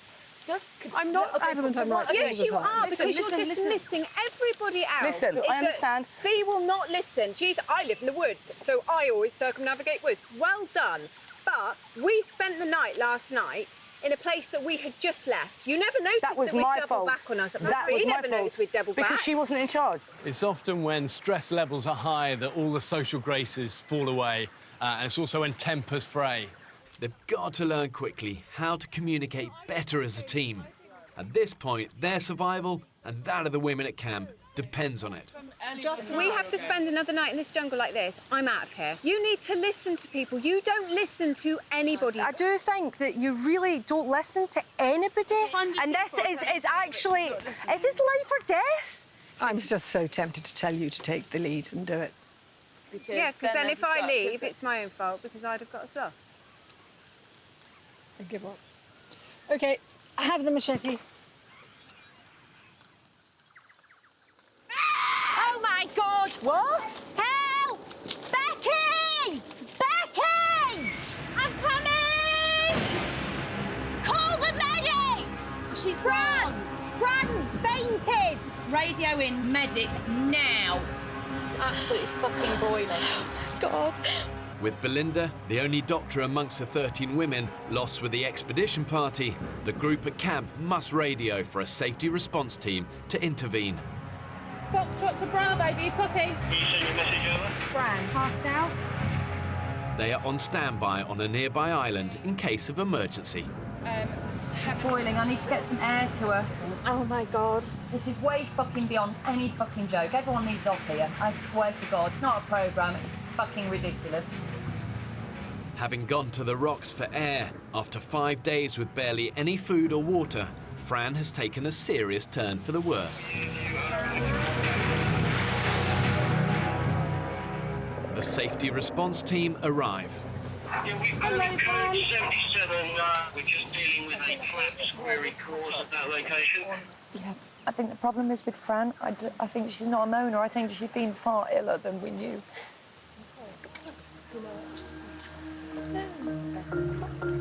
We're going to put her on a stretcher, we're going to take her on our boat, and then we're going to do proper assessment and see what needs to happen from there. With the group at camp a member down and the expedition party lost with dwindling water supplies, the women's existence on the island hangs in the balance. Okay, well.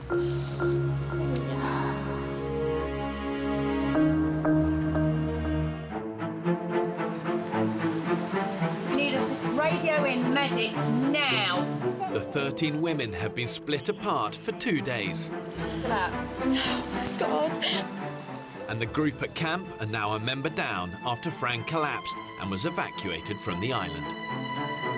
Another one gone? I knew she was poorlier than we thought. Out at sea, my safety response team are assessing 24-year-old Fran. It says 72 and 146. I don't care how dehydrated or faint I am, the rest of us are exactly the same. I shouldn't get any privileged treatment over feeling a bit sick. I'm just really pissed off at myself. I know I can do this. Till I faint 400 times, you're not allowed to take me off that thing. After 5 days without anywhere near enough water, Fran has succumbed to dehydration. And with the expedition party still nowhere in sight, the other 4 women are equally at risk. So many people dropping off. I'm just worried there's going to be more and more because people can't stand these conditions.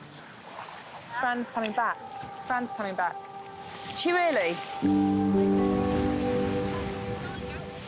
Fran's body temperature and heart rate have returned to normal.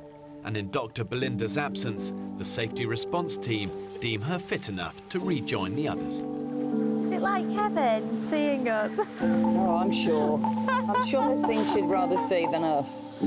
I had to beg them to let me back on the island. I just had to come back though, because like, then it would be only 4 girls here and I couldn't leave them. I'm so glad I'm back. The expedition party have been walking for 2 days, trying to find their way back to camp. This is where I feel we should go. This looks like a pretty good path.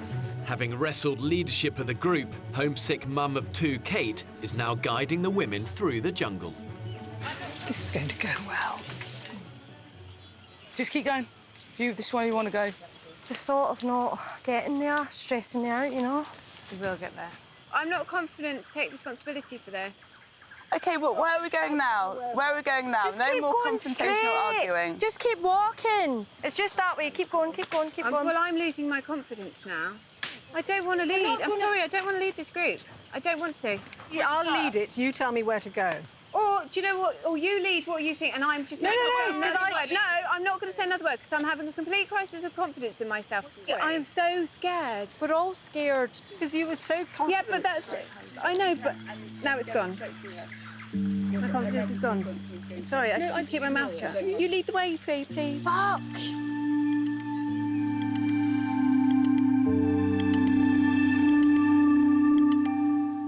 After over 2 days of waiting and now dangerously dehydrated, the women at camp are finally taking their fate into their own hands. They haven't found us, so we've got no alternative but to find them, because we've stayed and we've waited. I don't even know, 2 days, 3 days to be rescued. If we don't find them, I think we're going to make a raft and go to another island. I just never, ever want to see this spot, ever, in my life again. Until now, staying put has actually been the surest way of allowing the others to try and find them. But after days with no fire, dwindling water supplies, no food, the women now need to weigh out the dangers of striking out into the unknown against the risk of waiting it out with no more resources. Now we have to just go and blow our whistles madly to see if anyone's hearing us, and that's what we're going to do. That's the plan. Blow, blow, blow. Everybody in this group is good at blowing, yeah? Yeah, I think we're all seasoned blowers here. Yeah, girls? Yeah. Unaware of the expedition party's whereabouts, the 5 women are searching the coastline. Our journey to find the other team begins now. Whoa! Are you all right, sweetheart? Yeah, sorry. Cracking on. Good on ya. Oh, it's so cold. Oh my gosh, my knickers are getting wet. Oh my God, at least our fannies will feel fresher. No. Having left Coconut Beach 3 hours ago, the expedition party are completely lost and their water supply is fast disappearing. After homesick mum of 2 Kate quit as leader, Georgie recognises where they are. Oh my God. I made these marks. I knew I recognised this place. The women are convinced they are finally about to find camp. Do you remember you, me, and Abby did a recce? This is where we came to. I know, that's what I was just saying. They're just down there. I'm ecstatic just because I got the hell out of Shit Creek. Fuck, that's so fucking deep. That's up to my tits, so that's swimming for Fran. It feels desperate because we feel so close right now, but yeah, we haven't had a response on the signal.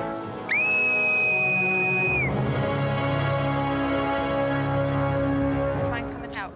Along the coast, the group from camp have entered the mangrove swamps. Oh, baby. Oh, okay. Can't do that. I've got you. You can totally do this. 1, 2, 3. There we go. With the sweltering midday sun beating down on the dehydrated women, 55-year-old cashier Julie is struggling. Oh, fuck. It's all right, hold me. Back one's in now. Left and right, left and right. That's it. OK, so feet... I need to leave my boots. No, you're going to need to take those with you. You're going to need them. So we can do it. We'll just take our time. We're in no rush. We'll just take our time. Oh, friggin' hell.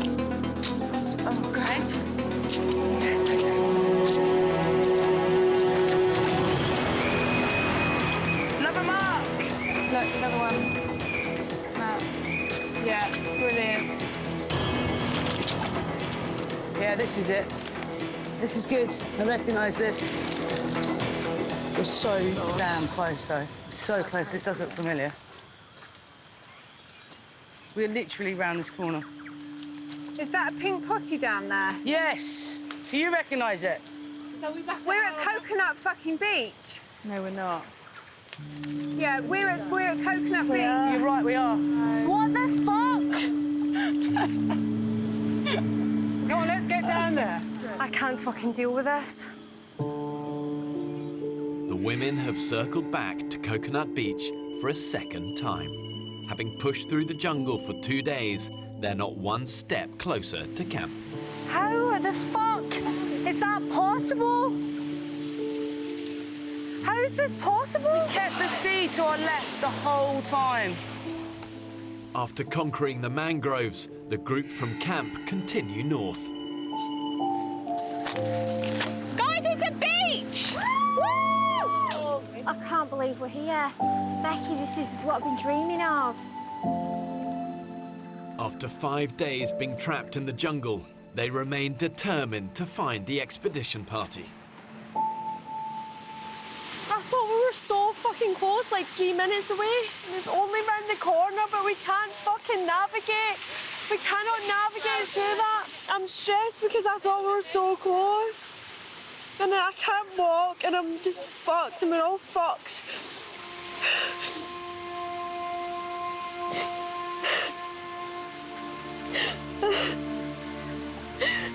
3 nights without water, fucking trousers like this. I can't do it, no way. I was wanting to see them and see if they were okay. How the fuck did that happen? I don't even understand. We cannot walk anywhere on this island without getting lost. It's a maze. It's the world's trickiest maze. Should have a 30-second shade break? No. I need to go and see.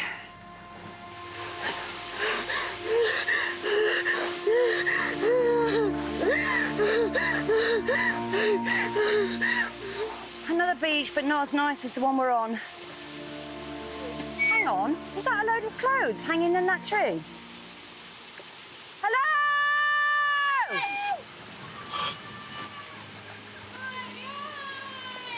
What? I can hear someone!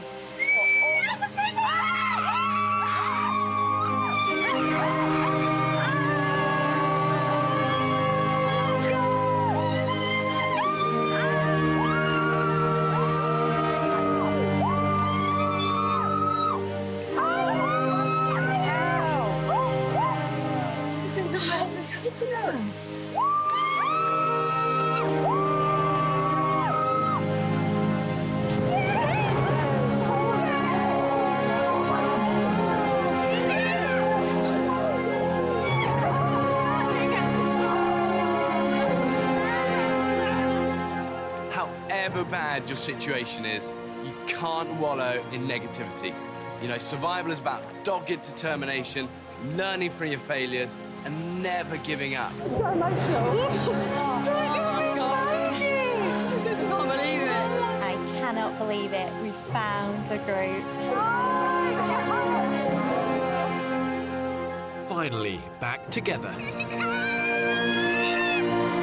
The women take a moment to savor their island home. Race! We needed them. We've all got different strengths and weaknesses that can help. It's just kind of complete.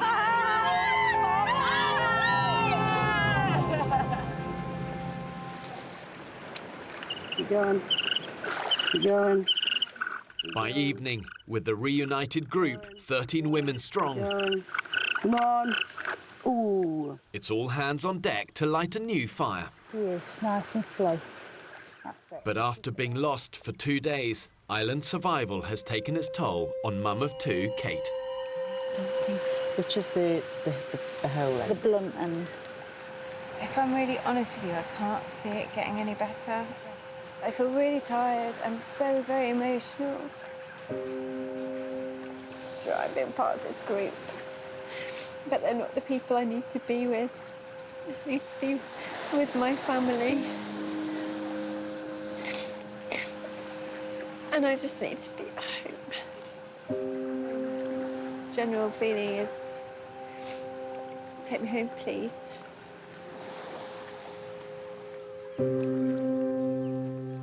By morning, furniture maker Kate has made her decision. I'm not going home because I'm dehydrated. I'm not going home because I can't hack it. I'm going home because I want to be at home.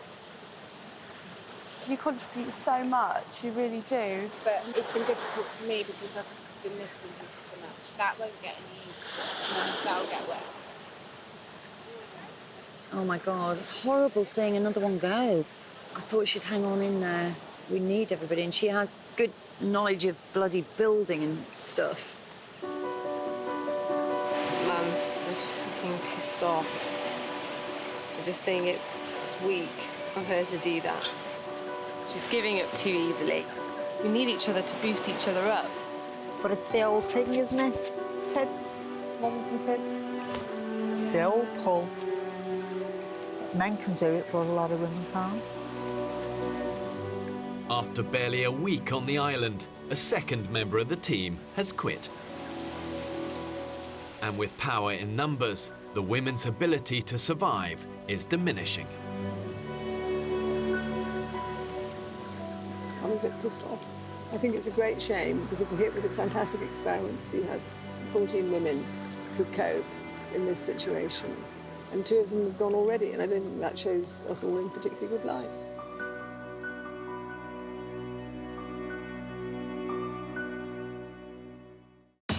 Next time on the island. Sometimes out here can feel like you've been hit by a major disaster.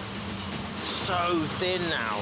All sorts of bones appearing that I haven't seen since I was a bloody teenager. We need to find a solid source food or we could be facing meltdown. Every fucker's bitching and moaning that you're doing fuck all when it comes to wood. I'd say we're 95% sure we've got a caiman in our second trap. Fuck. Come on, mate. Look, Sam, get out of the water, mate. Watch him, go now, go now!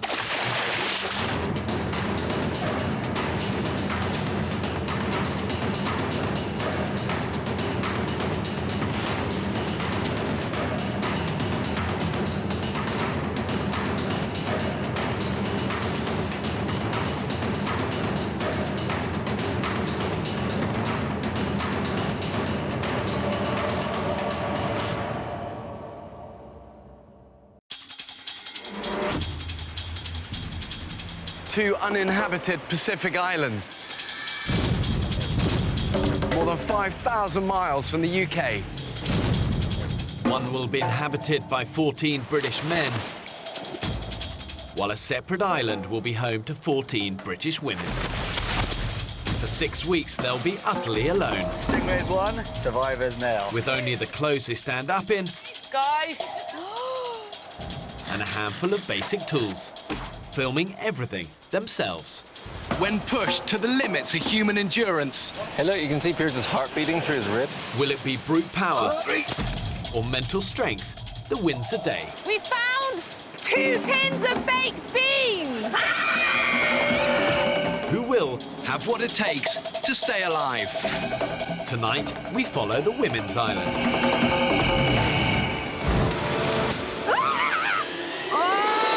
Survival will be harder than ever. They'll have to find water and hunt for their own food. That is the biggest shaka I've ever seen. Living on the island in the middle of tropical storm season. How on earth are we expected to survive in this? When pitted against the extremes of nature, have these modern-day women got what it takes to survive? Guys, come back here really slowly. There.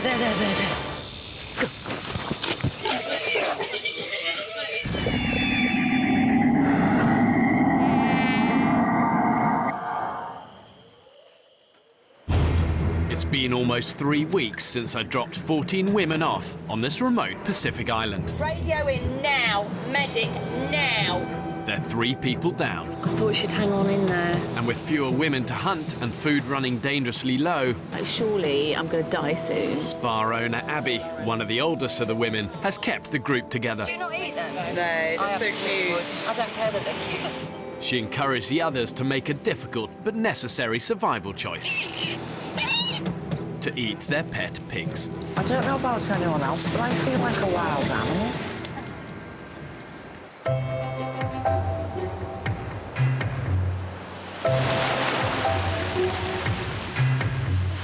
What's your assessment of the situation, hairdresser? There's a vocabulary for hairdressers so as not to offend the client, so I'm always subtle in my work, so I'd say it's had it.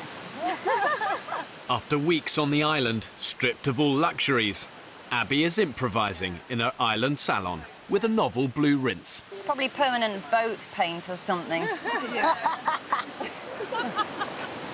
Basins are over there, the junior will see to it. Quite happy now I've done a bit of hairdressing. Oh, look at the colour of the sea. That's what we want to swim in. In a group like this, when you're really starving and struggling, all you need is that one person to kind of shine a little beacon of light and say something really witty and funny. And Abby is that person. It's £95, please.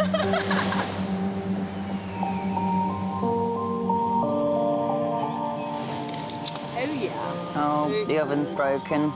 Thanks, chef. Oh my God. It's been days since the women ate the piglets, and they haven't had a decent meal since.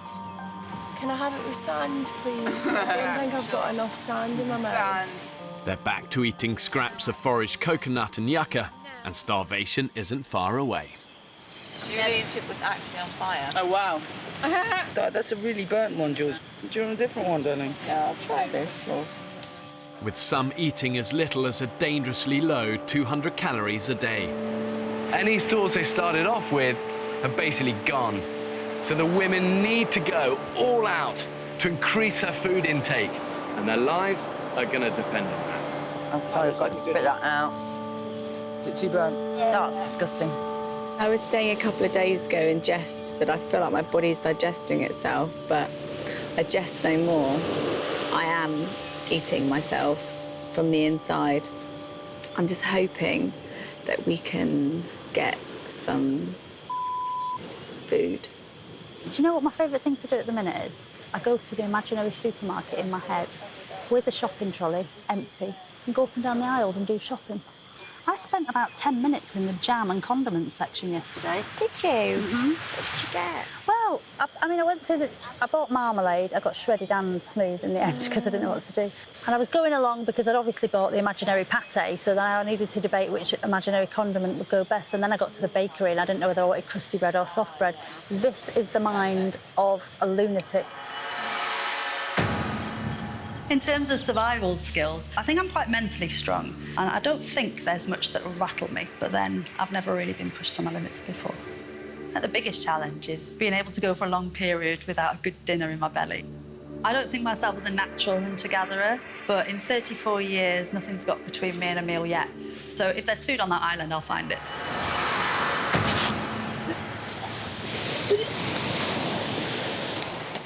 Unable to digest yucca, the women's breakfast is not agreeing with Georgina. Being sick again, I can't stop. Oh my God! I don't know, there's nothing to sick up though, is there? Are you drinking enough? Yeah, I've just tried to drink a load more. Driving me mad. Camp Dr. Belinda is concerned about Georgina's condition. George literally exists on a couple of limpets a day and maybe a couple of snails. She does not eat more than about that much tiny square of coconut a day. So she's probably consuming under 20 calories per day, and it's just not sustainable. Georgina's inability to digest their limited diet means she could be putting her vital organs at risk. It had some retching, yeah. Yeah, well, this is one of the major reasons why I'm worried about your kidneys. So we'll just get your temperature. I mean, I can literally feel my muscles within my body wasting away. I'm I just heard that was my stomach rumbling. I just need to get some food, just something. Because if I don't, then it could be any game for me, really, with regards to being on the island.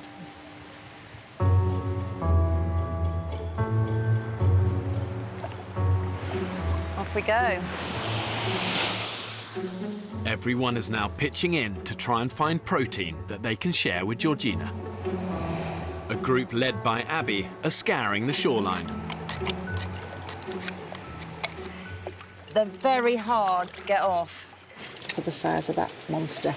Can I have a try? You can. Just have a try at just banging it. Do you say that to your boyfriend? Yeah. Limp it. So you've got the cool, the warms and the naturals, so that's got a slight lilac-y tinge in it, but it's nice.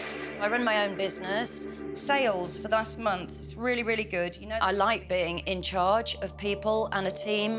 I'll work at something till I am successful at it. I have a bad back. It causes me quite a lot of problems and quite a lot of pain. I get through it and I don't let it stop me doing anything at the moor. I'll snow ski, I'll ride, I'll push myself. Good lad. First day we came up, they were on that back wall. Just no bloody limpets. It's like we've eaten them all. One down there. Yeah, well, I'm not going down there to get that. I'm not risking my life to get a frigging limpet. No chance. With limpets few and far between, the women desperately need to find a protein-rich meal for Georgina. Get the knife! Get the knife! What is that? Get the machete! Where's the machete? Just get the fucking machete. Georgia spotted a stingray in the shallows.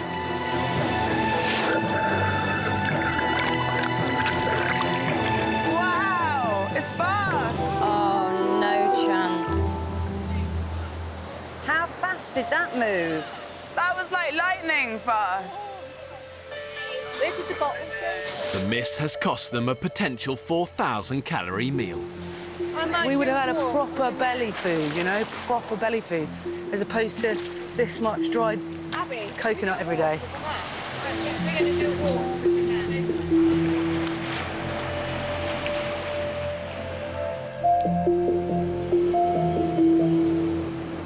walk. Georgina must once again go to bed hungry. But she's not the only one who's suffering. I've got pants as my pillow and smelly socks. 47-year-old Abby has been dealing with back pain since a horse riding accident in her teens. Oh, God. Abby's not happy. She's in pain. So I hope she's okay. Since arriving on the island, she's been sleeping on the hard ground. I have nowhere comfortable that I can go. Honestly, it's laying down on the floor. I think my back's absolutely screwed. It's really hard to explain because it's not something you can see. And it is my health, and it's not something that anyone can help me with. I don't want to be a liability to anyone else and not be able to do the things that I came to do, which was to help and be a grafter.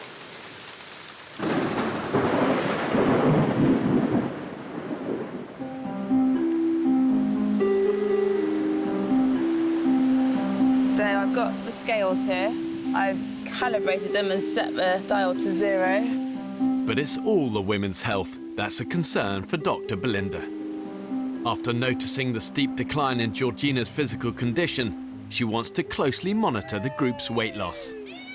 Harvey! I used to go to swimming club, right, every Monday. I feel like I'm back there. If I am 10.5 stone today, I'll be a happy bunny. 135 pounds.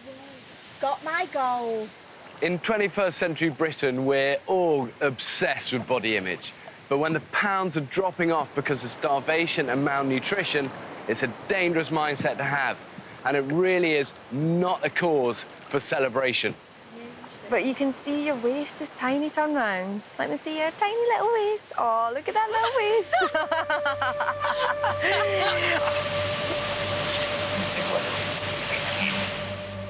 George. You lost a lot. God, you're wasting away, aren't you, sweetheart? I have to say, I don't find starvation a good way of losing weight. I don't think we should be celebrating. I just don't find starvation a sexy way to get skinny. Georgina has lost a dangerous 21 pounds in weight, and collectively, the group have lost almost 10 stone, the weight of an entire person. We're at a critical stage where our bodies have got no food and so can't sustain themselves. We're not on a diet. We're starving. Concerned about their dramatic weight loss, Georgina calls the group together. I do feel like I may have nosedived in terms of food deprivation a lot quicker than the rest of you. I can see that I've been a lot weaker than the rest of you. And I really do think that food still needs to be #1 priority. I just don't know how long we can sustain 5 limpets. I don't think we can. I think we're all a little bit in denial about how critical it is that we start finding food.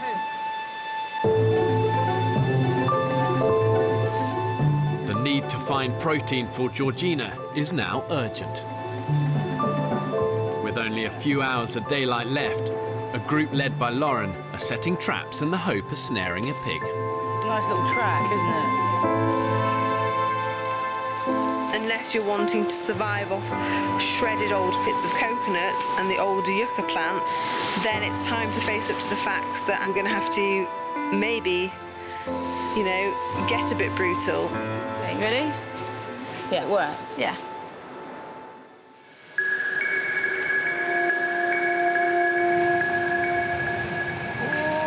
Rise and shine, beautiful. It's a glorious day.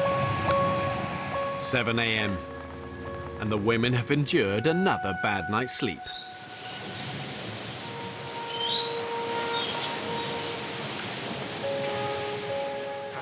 Bloody hell.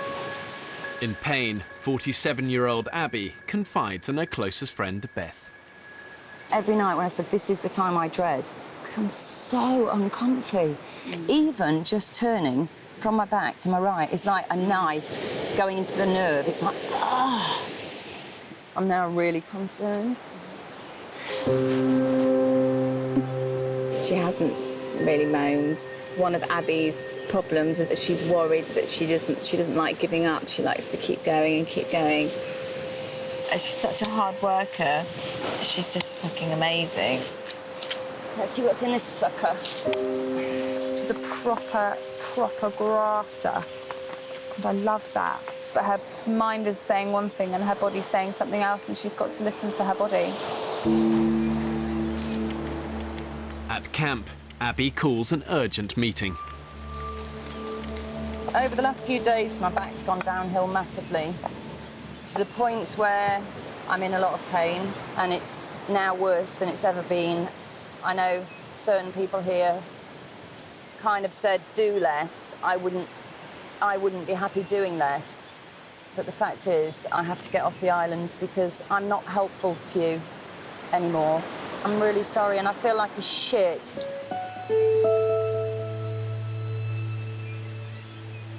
I actually can't believe it. I'm just completely shocked. I knew that she was in pain, I knew that she's having back pain, but it's just happened so fast. I'm really gutted to see you go because I think we could have done really well here with you, and I think we'd be a little bit weaker without you. I would be lying if I said there wasn't a part of me now that is completely terrified because there is only 10 of us. Just everything now is going to be completely harder. And I can't imagine how we're going to get through and we're going to feed ourselves. I think hunger's going to become such a problem. And me busy mate.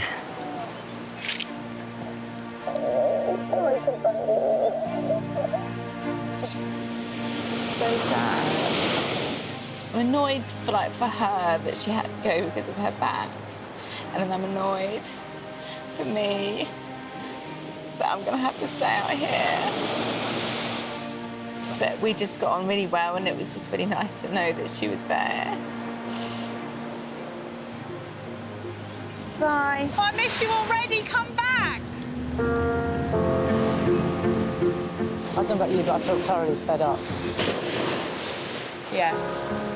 I felt as the group gets smaller and smaller. You're like, how are we meant to do this? Exactly. That's exactly. How on earth are we meant to do this? Exactly.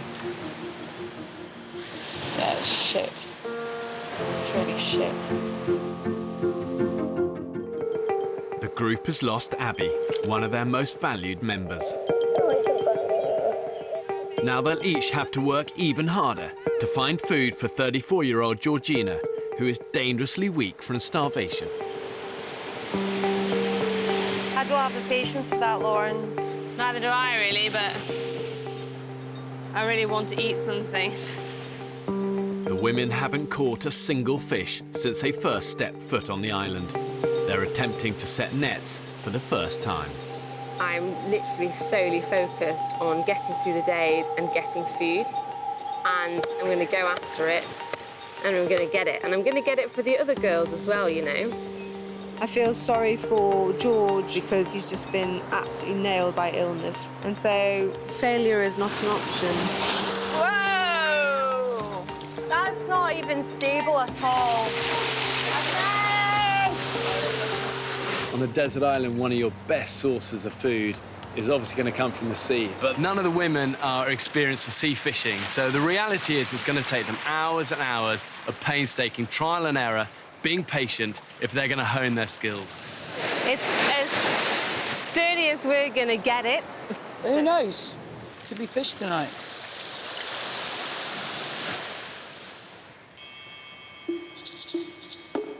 It's now 12 hours since Lauren and the group set the nets. I'm hoping that we've got about 10 fish in our net. Come on, net. Do us good. Do us good. Their last hope of feeding Georgina tonight rests on a decent haul. There's one of our floats. Don't know, maybe. Here. Is it? Is there a fish in it? No. Ah, bastard. That's such a shame.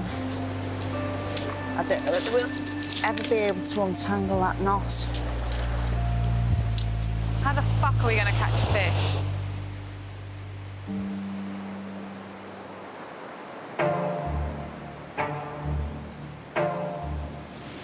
I feel pathetic today. No. Honestly, I haven't been able to function at all today. With no fish and Georgina's health hanging in the balance, it's a race against time to find food. To make sure these women have a fighting chance of survival, I've made sure that the island's got enough water, indigenous animals and vegetation on it to keep them alive, but only if they've got the ingenuity to find it, catch it and kill it. Fingers crossed. Yesterday, Lauren and Beth set animal traps in the island's jungle interior. They're going back to see if they've been successful. Something has eaten the bait, but not set off the trap. Got the knife. It's not a game, and it's a long time without food, and we can't survive without food. I think it's about time that, you know, we get out there and start hunting some animals. One of my main things that's pushing me for this challenge is finding out who I am. Can I survive? Can I hunt for my own food? We don't do that nowadays. Super cheesy lasagna. Cheesy dip. Johnson cheesy dip. Put some tomatoes. Just think it's getting back to our animalistic roots and what happens if you have to go hunting for it, kill it yourself, skin it or whatever, and then cook it. It's been set off. It has. Oh my God, Lauren. oh my gosh. They've caught a pig by its leg in one of their traps. That is one huge pig. I can't believe that. Before killing it, Lauren and Beth decide to return to camp to plan and prepare their tools. Oh my God, we're going to eat tonight. I know. Like we've never eaten before. Yay! Georgie, we've caught one. We've caught a pig. You are kidding me. No. There's a pig in the trap. We've literally walked in and heard this noise. Yeah. Oh my God! Oh, Genius.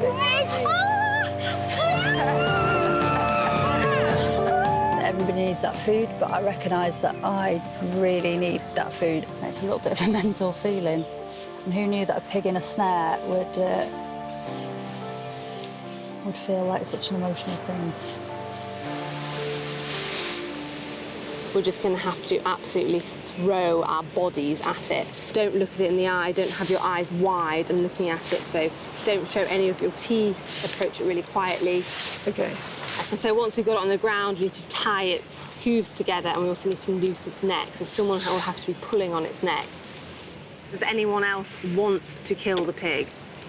I don't feel confident that I could. I don't know enough. If you need help at any stage, I'm more than happy to help. Okay.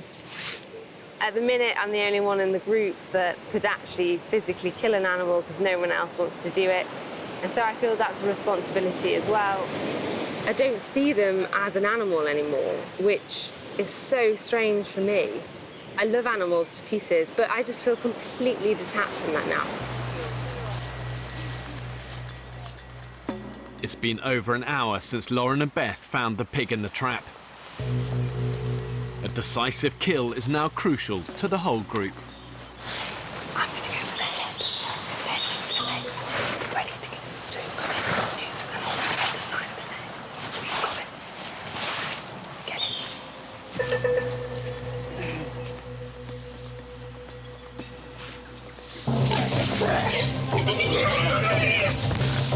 Someone grab this. Come around this side, Beth, come around this side. It's trapped. Okay, right. It's a noose. Hang on. Right, jump over. Stop. It's up to you.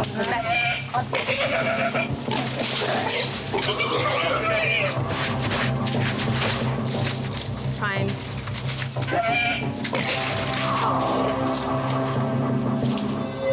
Fuck.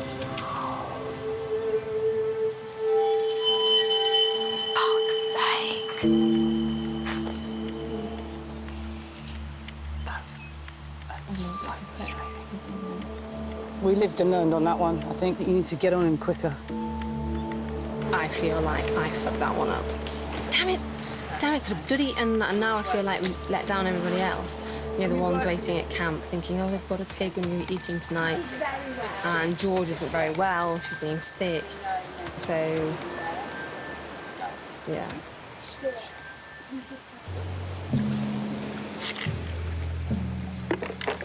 all right. How much we got?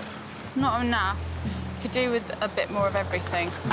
Maybe around the next bit, but I think we've exhausted this little section. With the hunter failure, Georgina has no choice but to join Georgie and Becky on another bleak search for shellfish. So hot, isn't it? Yeah, it's really humid. Really hot. Already weak from malnutrition, the effort is further depleting Georgina's dangerously low reserves. The function of my being is struggling. I just feel like the switch has been turned off every time I stand up. I don't really know what I can do about it either. It's like a vicious circle. You need the energy to get the food. But you haven't got the energy without the food. Honestly, I don't know where these girls are getting their energy from. Swim time! Certainly is. Let's go for a swim, babe. Yeah, I'm just really worried about how weak I am. I just don't want to be the person who's like a dead weight. You're not going to be. You're not But going to I be. feel like I am. It's just so not like me. Honestly, it's like the lights have gone off, and it's really quite alarming.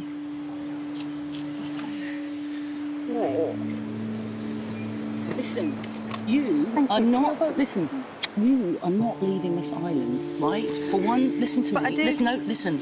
You are not leaving this island to the fucking end game, right? I don't care if I have to carry you on my fucking back, and nor does she. And you would. And I would. And I would.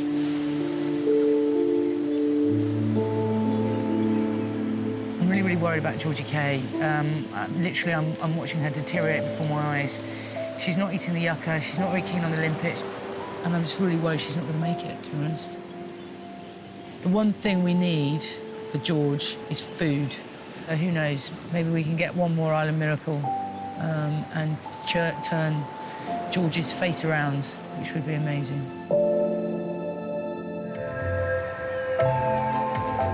So far, all the women's attempts at hunting and fishing on the island have failed. Oh, like pot noodle? Yeah. Desperately hungry, they've resorted to scavenging for nourishment on the beach. Budweiser. Full of seawater.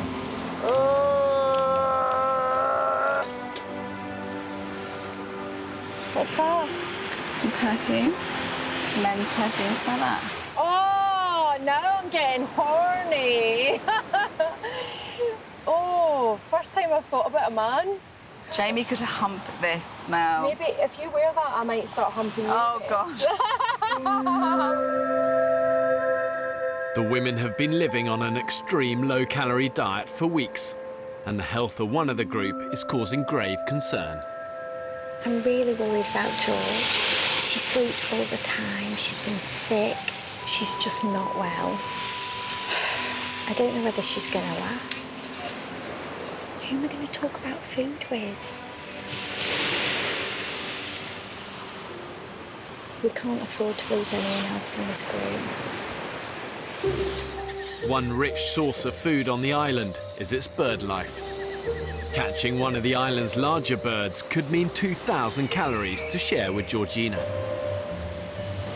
Now, I have no idea if this will work. We can only try.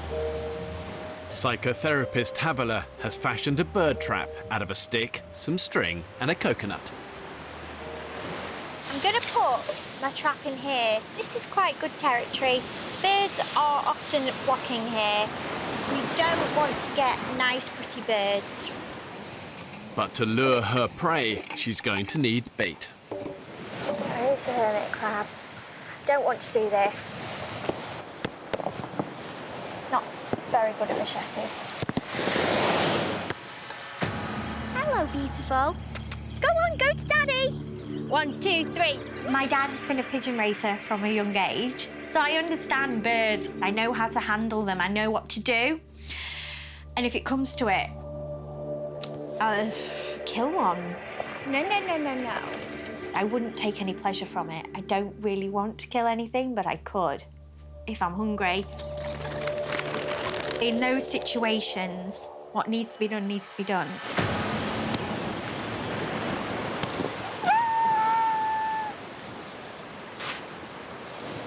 Yeah, I've done it, so I've killed it. Havila will need to return in the morning. So dinner tonight will be once again a handful of limpets at around 7 calories a pop. So I think we've got 5 each, I think. I don't know if you want to count them up. Pop that in your mouth. Might be a bit hot. It's like a lollipop. I can't fit it in. I know what it's like, and it's not a lollipop. From here, it looks like a bell end. This tastes like her boyfriend's ball. How I would imagine Testicle taste. And those limpets, bloody hell, oh my God. It reminded me of if I was to put my boyfriend's testicle in my mouth and take a bite, like a rubbery consistency, and then a pop of like juice and goo. And oh my God, I now can't get that image out of my head. It makes me gip thinking about it. By the way, she's never teabagged him. What does teabagging mean? Who's going to explain that one? Put the testicles in your mouth. Why? Why not? Oh, Julie, you dirty bitch. Classy.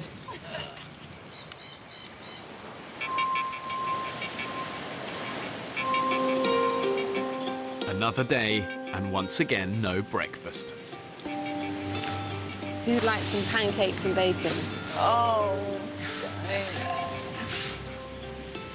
Pancakes, bacon, maple syrup, stack. George, can I get you anything? Ravaged by hunger, Georgina is too frail to leave camp. Sick again. I'm absolutely floored by what I can only presume is malnutrition. I don't want to be the one who's ill or sickly because I'm not that person at home. There's enough people need feeding and drinking without just having a dead weight to carry. Okay, so it's not nice, but if there is a birdie there, I need to take a knife. Haviler's bird trap, if successful, could provide a much-needed meal. You killed birds before, Age? Yeah, but I don't like doing it. It kind of was enforced on me as a child.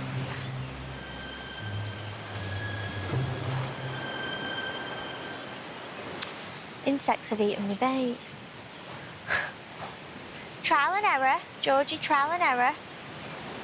But I need to go away and rethink it. I think we are actually starving, you know.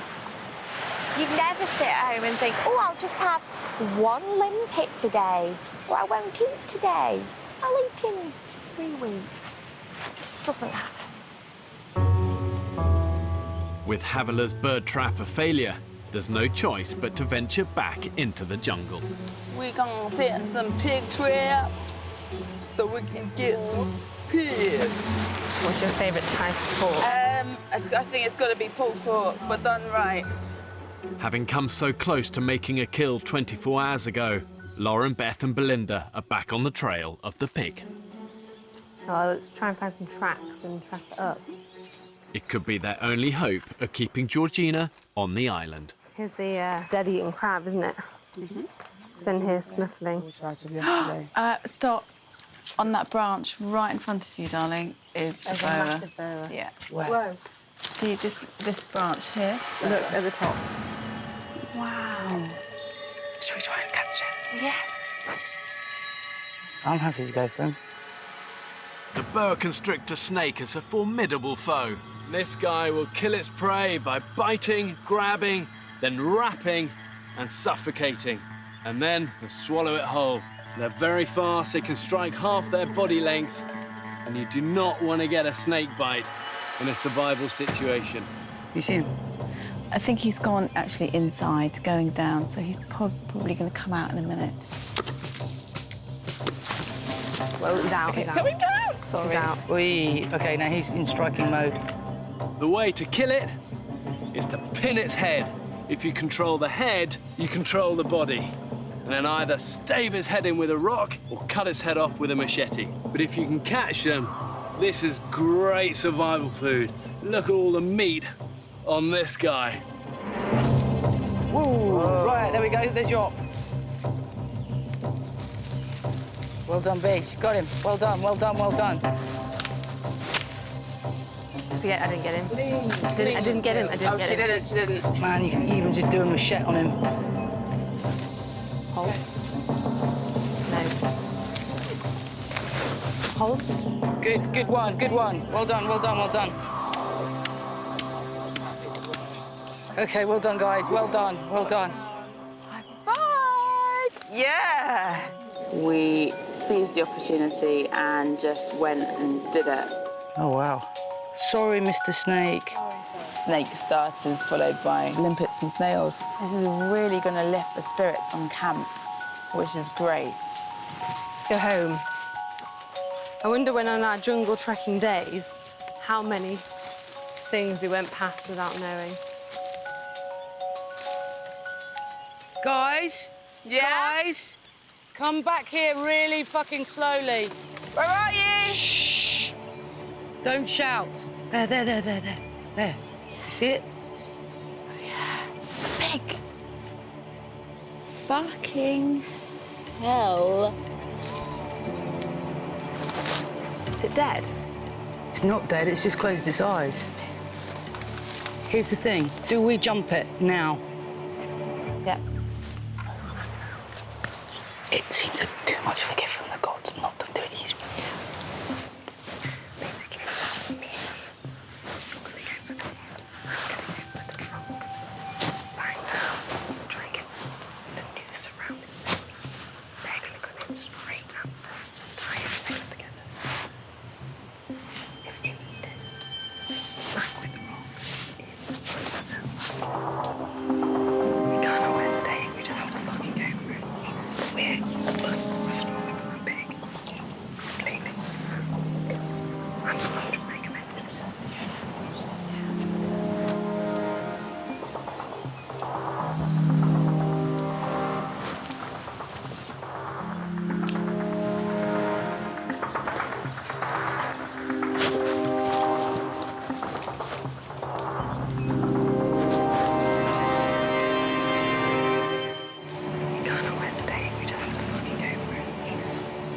hunting party led by Lauren has stumbled across a sleeping pig in the middle of the jungle.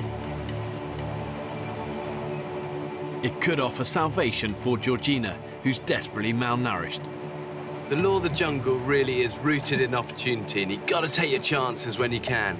And the women need to learn from past indecisions and just seize the moment. The stakes are high. If they fail, the group are going to slide further into starvation.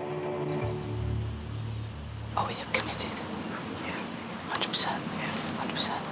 Okay. This time, they're prepared and have sharp weapons for the kill.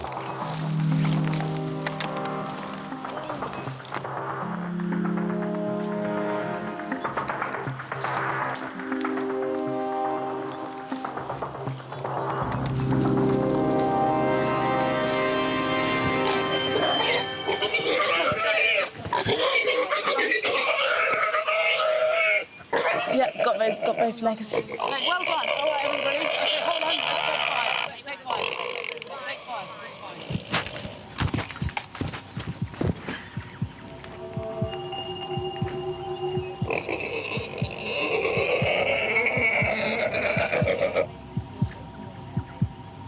A knife there for now.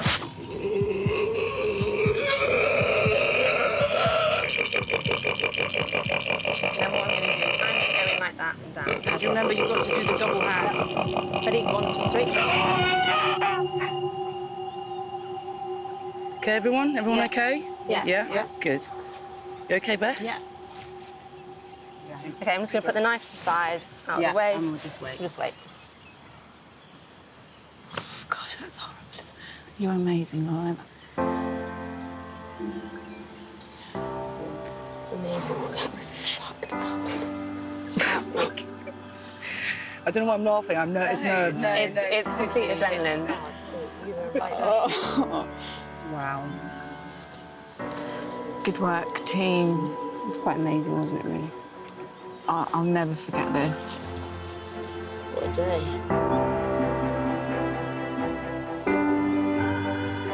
That's the most intense thing that has ever fucking happened to me in my entire life. It was something that was almost caveman-like. We just sort of behaved in this really uniform way that I never thought that I had in me. And now we're going to eat every single morsel, not let 1 ounce of that little piggy go to waste. H, we caught the pig. Are you kidding? No. That's what that is over there. Are you kidding? I'm not fucking kidding. Oh my God, mind blown. I don't know what to say. Thank you. Thank you. Oh my God, I'm gonna have pulp. I'm so excited. Jeez, Louise. Yeah. And Harvey, we have a starter. Oh my God, I've just seen in that pocket. Starters and me. Do you know what? You guys, you're just more of a woman than I'll ever be, all of you. Did you hear, George? Oh my God, I can't believe it. Shit. My adrenaline is like through the roof. Did it get caught in the trap? No, I was fast asleep and jumped it. Never. Oh my God. For 34-year-old Georgina, the pig means more than just dinner. Bloody hell, it's massive. I'm just so mental. We've got food. I'll cry. I'm so happy. I can't tell you the feeling of absolute relief that's just ran through my entire body at the thought of having some food. Lauren and Beth obviously done an incredible job. I just can't believe it. I could not have done that 2.5, 3 weeks ago. If you'd have put me on the island and I'd seen that ball, I would have done my absolute most to stay away from it. But I'm hungry now, and my mind is not the same mind as it was 3 weeks ago. The fire's all toasty and ready for it.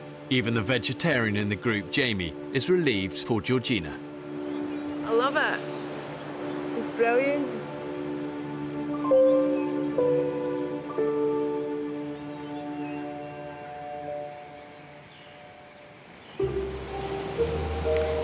big legs on that thing, aren't they? Oh, going to be a lot of meat tonight. The women will now have to butcher, skin and carve their kill. It's not pleasant. Dead pig smells. Inside, I'm like, I'm really sick. I've got to do it to survive. Oh dear. A little bit of shit came out. I'm starving of you.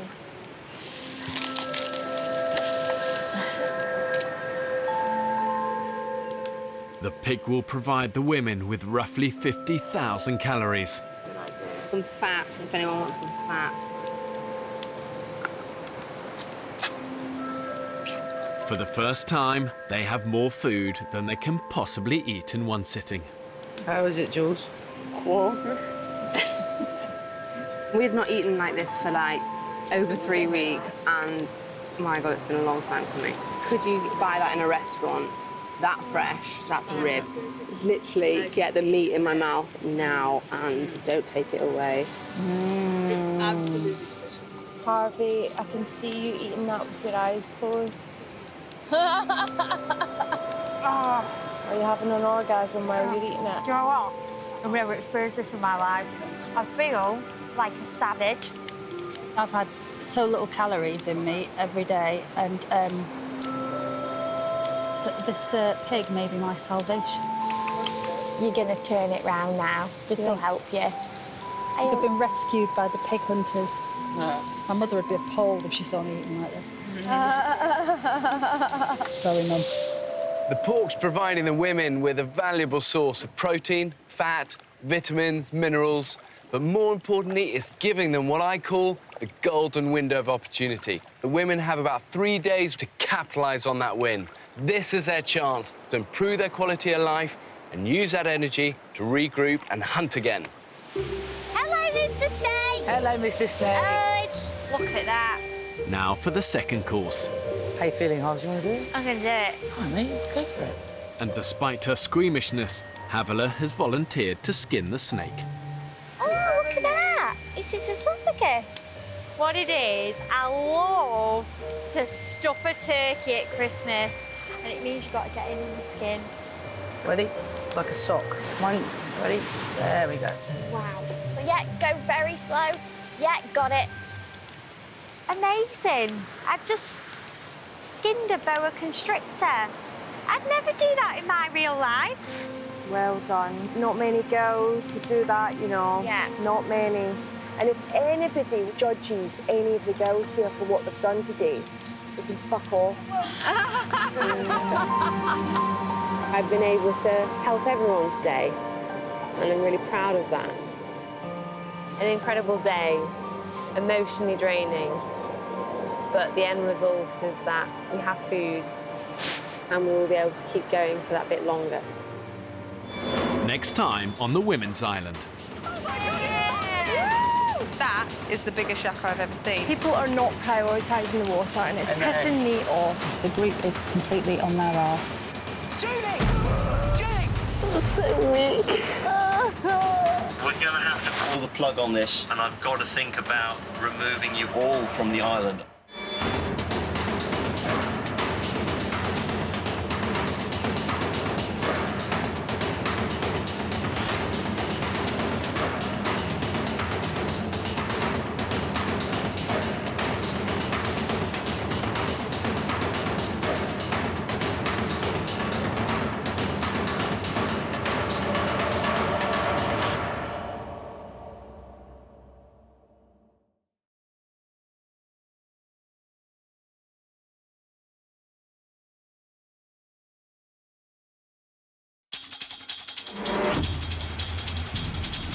Two uninhabited Pacific islands.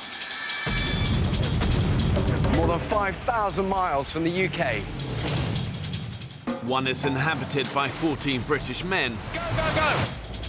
While a separate island is home to 14 British women. For 6 weeks, they'll be utterly alone. Holy shit! With only the clothes they stand up in. Woo! Yeah! And a handful of basic tools. Filming everything themselves. When pushed to the limits of human endurance, Will it be brute power or mental strength that wins the day? Yes! Pull him, pull him, pull him, pull him, pull him! Who will have what it takes to stay alive? Tonight, we follow the women's island. Jeez, I'm so weak. Survival will be harder than ever. The search for water and the hunt for food is now a matter of life or death. Living on the island in the middle of tropical storm season. It's really hard. When pitted against the extremes of nature, have these modern-day women got what it takes to survive? Your bodies are just starting to fail. I'm right on the brink of pulling you all off the island for medical reasons. Over.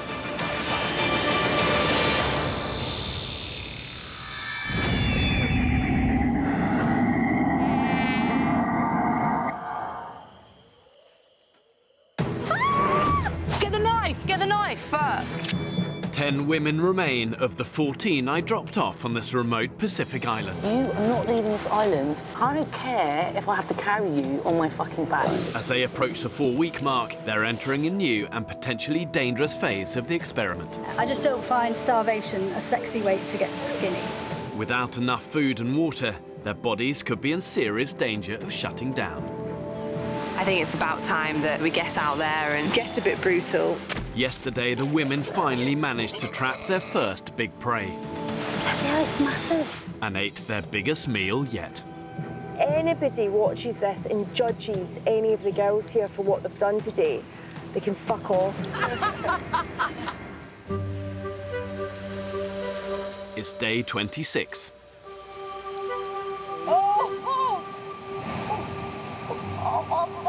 What's that? It's moving. It's from the pig. I knew there was things here that tried to pull it into your skin. Don't worry about it. Let me just get it out. A plague of parasites from yesterday's pig carcass has hit camp. Basically, camp is infested with ticks. Oh, Christ. Let's wash down and we'll basically give each other a visual check. Who says we don't have to take our clothes off to have a good time? Hello! She looks a bit angry. It was hungry, it bit me. Turns out I've had a tick right on my bum. It's made a right mess. Oh, it didn't offer. I've got one there, but it's like it's got its head in there. These blood-sucking insects burrow their heads deep under the skin to feed, exposing the women to a host of dangerous tropical diseases. As I went like that with my fingernail, the arse end of this tick came up with its legs moving. Well, oh God, it knocked me sick.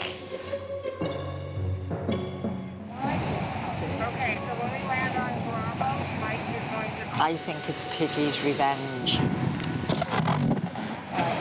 Despite their recent pig kill, the women now have been living on an extreme low-calorie diet with very little water for the past 4 weeks. From here, there's barely any research about the effects of extreme survival on the body. And because of this, they're now entering dangerous medical territory. Without an adequate and constant supply of food and water, they're going to risk long-term damage to their vital organs, and they don't want that. Like that? Yeah. You caught the pig. We cooked it as well, and now we're staying up all night to preserve it in salt water from the sea so that everybody can eat meat for the next 3 days. Hunters Lauren and Beth, along with Havila and Becky, are working through the night to ensure they make the most of yesterday's pig kill. Oh no, most of the wicked girl. Hey, that's island life. While they're doing that, we are going to dig a hole in the ground to bury the jerry can. So it's going to be a bit like a fridge, but a fridge for like cavemen. With temperatures in excess of 30 degrees, the coolest place to store the meat is underground. Just get it as deep as we can. To do this, Lauren and Beth have requisitioned one of the women's 2 jerry cans, which up to this point has been used to filter, boil and store their drinking water. I'm kind of not happy about that. Which is a cause of concern for lifelong vegetarian Jamie. I know it's quite a big deal, but it's also quite big deal for me drinking water. There's no way I'm drinking out of that. It's got to be done. People must be fed.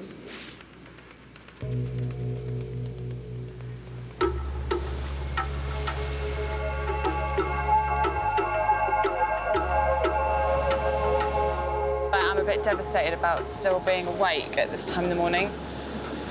This is not the same as tottering in at 5 a.m. on a pair of heels, really, really drunk.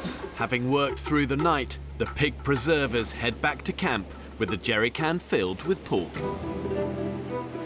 I think people have their priorities wrong. I'm not saying that they shouldn't have done that to preserve the pig, because I also didn't want the pig to go to waste. I mean, I know I'm a vegetarian, so it's easy for me to say, but it's almost like that was prioritised over our water. And that's what I'm pissed off about. OK, we're just going to cover this valve because we don't want any little nasties. On the island, Jamie's helped establish a successful water purification system, using one jerry can for filtering and the other jerry can as a kettle for boiling. It's fucked up the whole water system. I've been sitting there for days doing it. One jerry can, get it on the boil. Filter out another jerry can, get that on the boil. And even then, we're struggling with the water. Now, we've got one shitty jerry can without a lid. So now I'm suffering. Midday. With tonight's dinner stored in their makeshift fridge, the women who stayed up preserving the pig are resting on the beach. You smell so clean. No, I don't. I'm sniffing you. 55-year-old Julie is hard at work, determined to supplement the women's dinner. She spotted her dead fish. But what I'm going to do is, I'm going to tie this up and tie it to my ankle and see if anything else comes to eat it that I can scoop up in my kiddie net. What a lacking talent I make up for in enthusiasm. My mum used to say that. Oh, Julie. 862 altogether. I'm single, divorced. I've bought the house. This is my second house that I've bought. And I've done it all on my own. I think I'm hard-working. Once I start, I'll really give it, you know, till I'm absolutely dropping. So it's like I'm behind myself with a big stick all the time. I don't give myself a break. Just be careful. I don't want a shark taking your leg off. This is the strangest fishing I've ever seen. Julie is killing me. I absolutely love her. I'll keep throwing it out like a distressed fish. I don't know anything about fishing. I could be a couple of hours. I'll give you the shout. Oh, Julie. Further down the beach, Give me a really good tug towards you. Jamie's made a discovery that could make her water more palatable. That is lime leaves, isn't it? Yeah. I've been picking heaps and heaps of these lime leaves and putting it in this boiled water. It just takes away some of that rotten taste. Totally tropical taste. I'm fucking determined we're going to get something out of this ocean. On the shoreline, Julie is still hard at it. No, she didn't. Yeah! Go, Julie! Wow. No, she did not. Fish fell back in the water. I just fucking despair, I do, honest to God. 2 p.m. Julie is still fishing. Have you ever seen anyone fish like that before in your life? I don't think any fish could have Whilst the rest of the women are more interested in sunbathing and relaxing on the beach. Oh, this is why we came here. This bay is the absolute dream, isn't it? Exhausted. Beth and Lauren wake to discover none of the other women have done any work. We stayed up, we cooked breakfast for everybody, we cooked supper for everybody, and then we needed a kind of a little bit of a break today, and because we've had a break, everybody else has had a fucking break, and nothing's happened. Do you know what? Sometimes I find this island sends me round the fucking bend. Everyone was agreeing, you know, you guys need to have a bit more of a chill day. Well, everyone seems to have taken that as everybody's going to have a relaxation. So we're back at 4 o'clock in the evening. There's no wood for the fire. Just feel like everyone's taking the piss, really. So infuriating. I mean, in a minute, Lauren and I are going to start cooking again from the preserved meat, and I guarantee you, people that have been doing fuck all day are going to be sitting front row and going, oh, yum, yum, yum, eating all the big bits. And that is just winding my fucking bobbin up.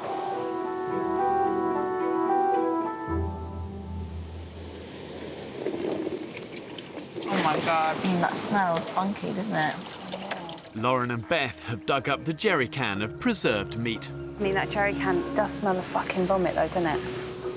I think it's borderline. It goes off very quickly, doesn't it?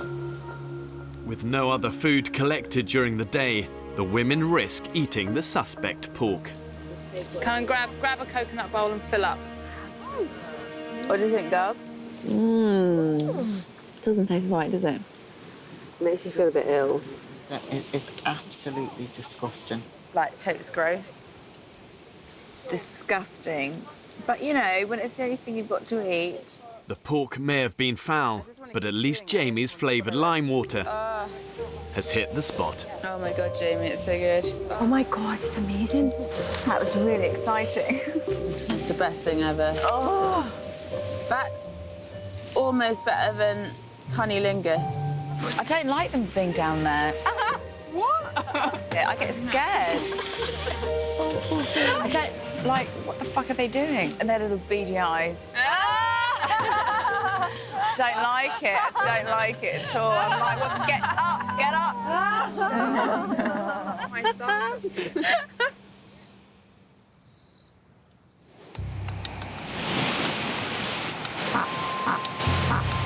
Excuse the farting. That fucking smell. I know, it's awful. Last night, the women ate the rancid preserved pork, but it's backfired on them this morning. God, that was awful. I'm going to have to go. Oh, no, you're not going to be sick, are I don't you? know. I don't feel very well. Sorry. Basically shitting myself, and I have no idea when it's going to happen, and I have 30 seconds to go. Basically, then what happens is that you have explosive water, diarrhea coming out of you. Twice now I haven't been able to make it, and I've had to bring back, like, my soiled pants and, yeah, wash them. Harvey, can you take this? I'll take the head. Can you take the white thing for me? With the preserved pork no longer edible, the women remove the pig's remains and jerry can of putrid meat from the camp. Fuck, it's rancid. Is the head in here? Rotting head.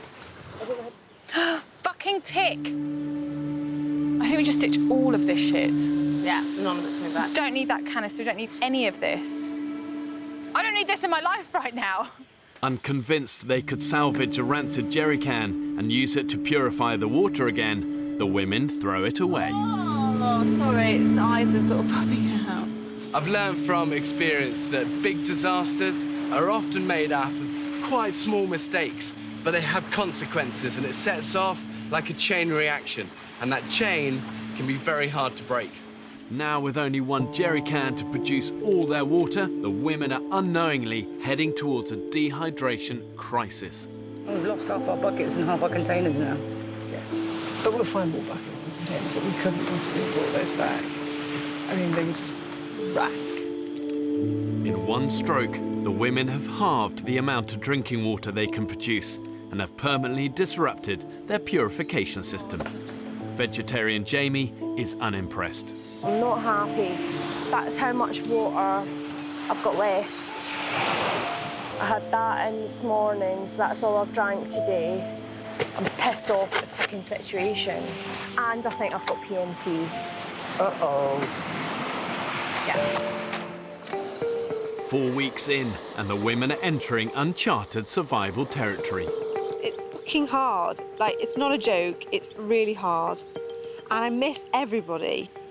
I miss my family so much, and I miss my boyfriend so much, and my best friend so much. And all I want to do is, you know, have something substantial to eat, or have some water that doesn't taste like the bottom of a swamp, but I just keep telling myself I have to keep pushing on. The women have unwittingly put themselves at risk of dehydration after discarding a contaminated jerry can.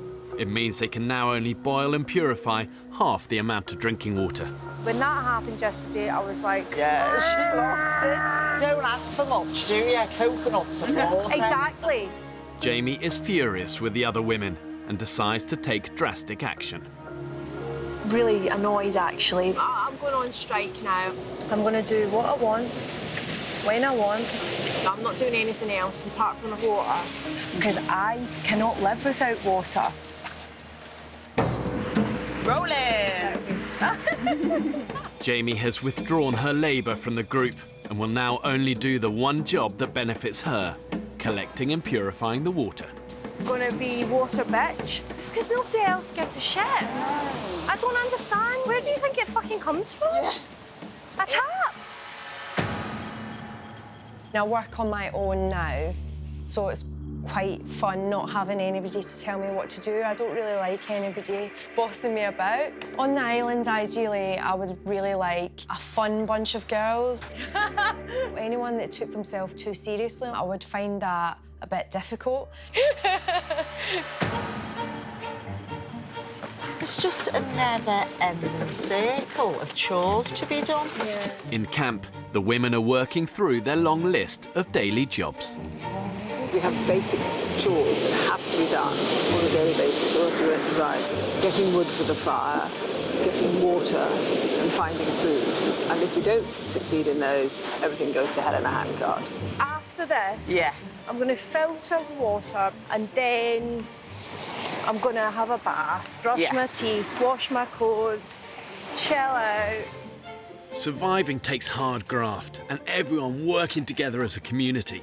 You've got to do all you can to keep a group cohesive and together, because when it's together, it's strong. It's not strong when it's fragmented and broken. Definitely have more water than you.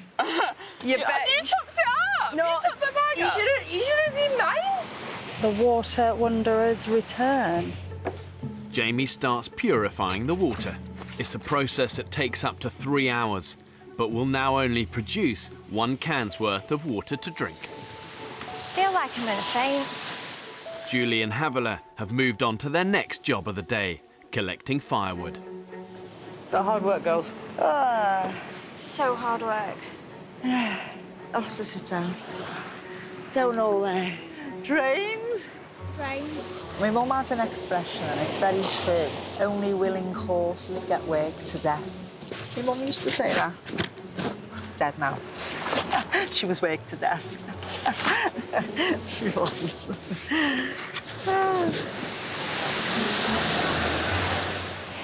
You've got some colour, Jamie. Good. I want rid of this Scottish skin. 2 p.m. While the other women remain hard at work, Jamie is relaxing on the beach, and it hasn't gone unnoticed. I feel like I haven't stopped today. Like, it's one job after the other after the other. It's how it is. Being here, you've just got to be so busy. Got to work as a team as well. I know. I know. No. So I struggle to understand how some people function on just doing one thing a day. Hey, Tits McGee! Who the fuck thought? Jamie again, sunbathing on the beach. There is a large handful of us that work solidly the whole time. Not for ourselves though, for the whole team, so the whole team can benefit from it. I'm naked here. Stop filming me. And not everyone has that same level of responsibility, and it's a joke. Jamie is so annoying. If she hadn't have gone and got water, then she'd have done absolutely nothing for the whole day. Especially because there's so much to do right now. It just made me really frustrated and angry, kind of a little bit like, where's the fucking team spirit gone, man? Right, meeting.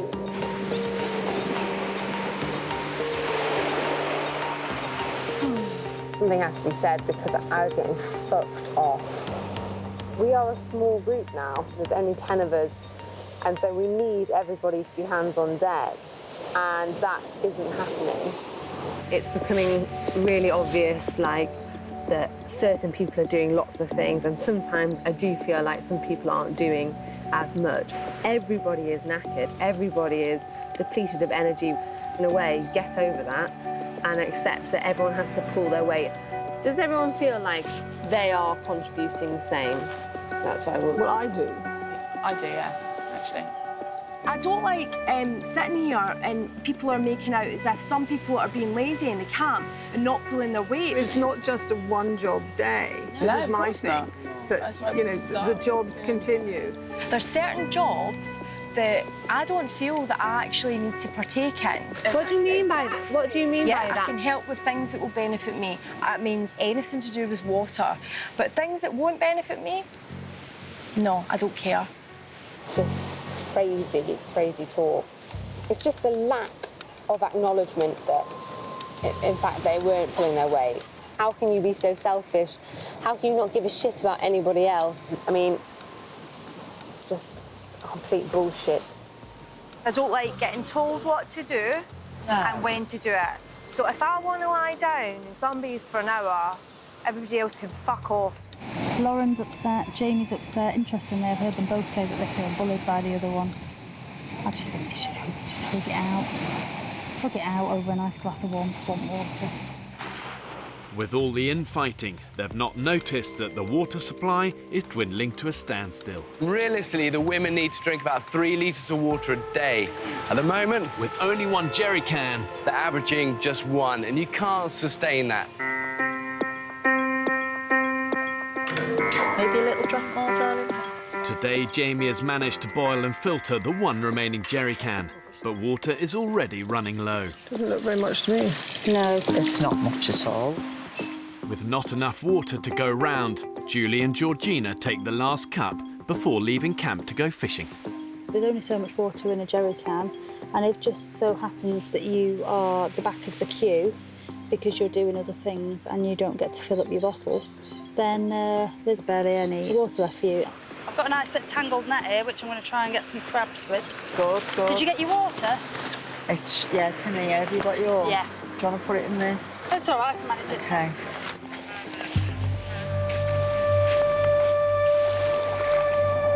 Come on, fellas. Just even a little one. Exhausting, isn't it? Back in camp, Lauren and Becky are getting ready to hunt. They're prepared just in case. We have no water to drink. We're going to have to go, aren't we? Yes, boss. Lauren, Beth and Becky have to leave camp to hunt with nothing to drink. Trying to look for food in around here is like trying to look for a needle in a haystack. I definitely feel like Beyonce in the Survivor video now. Just not as glamorous. Bit humid in here, isn't it? Hot, no water either. The best idea. Without water, the heat is beating them, and the hunting party have no choice but to return to camp empty-handed. Oh my God, that sun is hot. Come on, fishies. On the rocks, Julie and Georgina have now been fishing for 4 hours in 30-degree heat. Oh, here's a boxfish.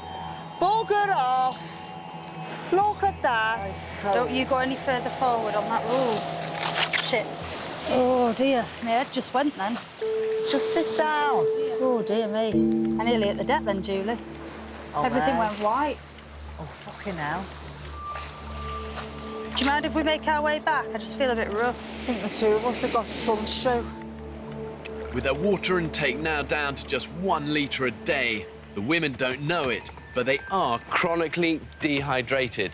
If they don't start upping their fluid intake immediately, their kidneys will struggle to cope, toxins build up in your body, and I reckon within days, their internal organs will shut down. And I'm not being dramatic about this. They're in a lot of trouble right now. Oh, my God. We've been out in the sun too long. How are you doing, Jules? exhausted, look. Every time we moved, like to sit up, stand up or sit down, we'd go all, ooh, you know what I mean? I feel like we've been stupid to sit out in the sun in that heat with not enough water in the middle of the day. It's so frustrating.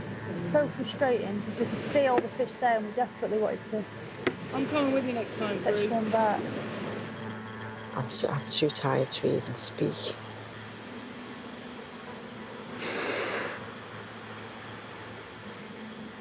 I hate being like this.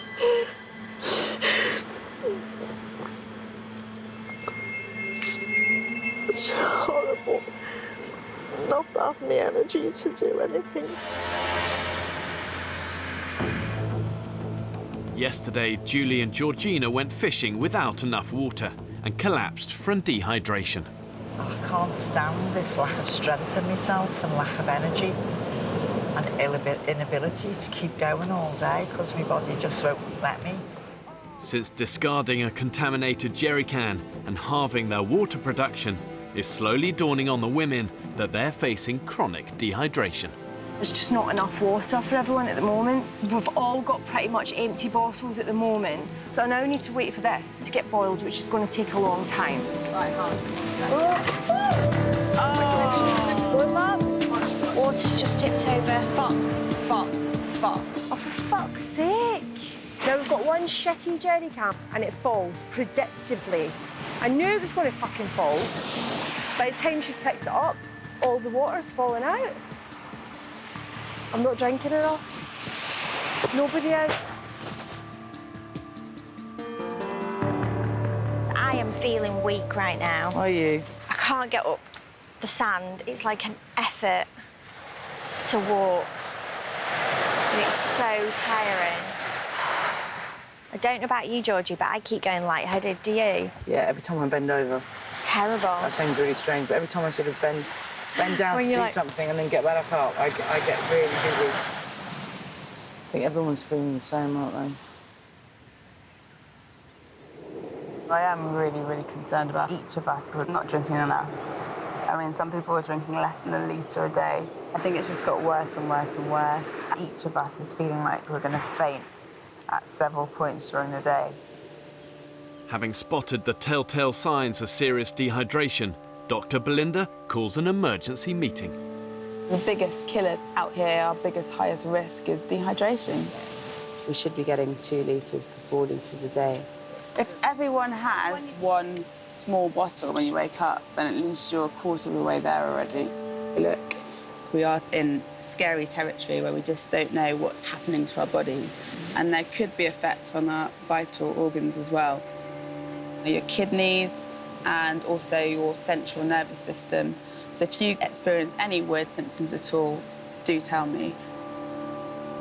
On that note, I just need a sample of your urine.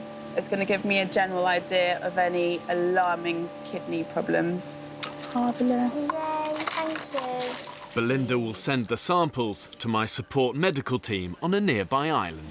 So if any of us are in extreme danger, then what happens? You'd be evacuated off. If there's any indication of serious damage to your kidneys, then we would need to look into that immediately. And is it possible for some of us to be in this state without knowing about it? Yeah, because a lot of the symptoms mimic problems that we actually have. Tiredness is a big thing with kidney failure.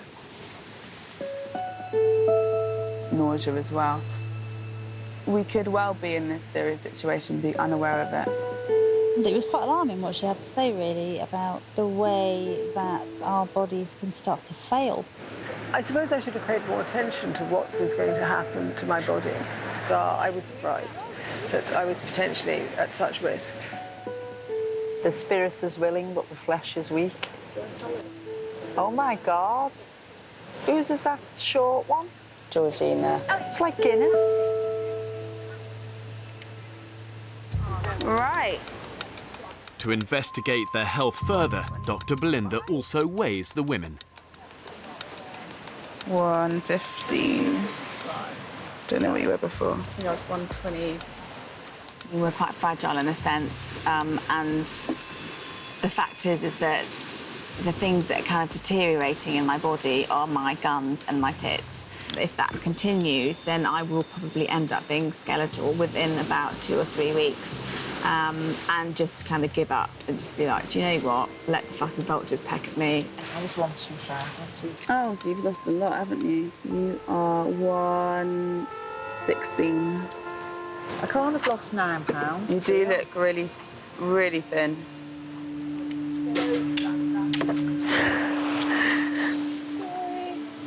Expected to lose a few pounds each week.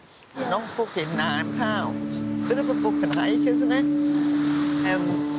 At that rate, I'm not.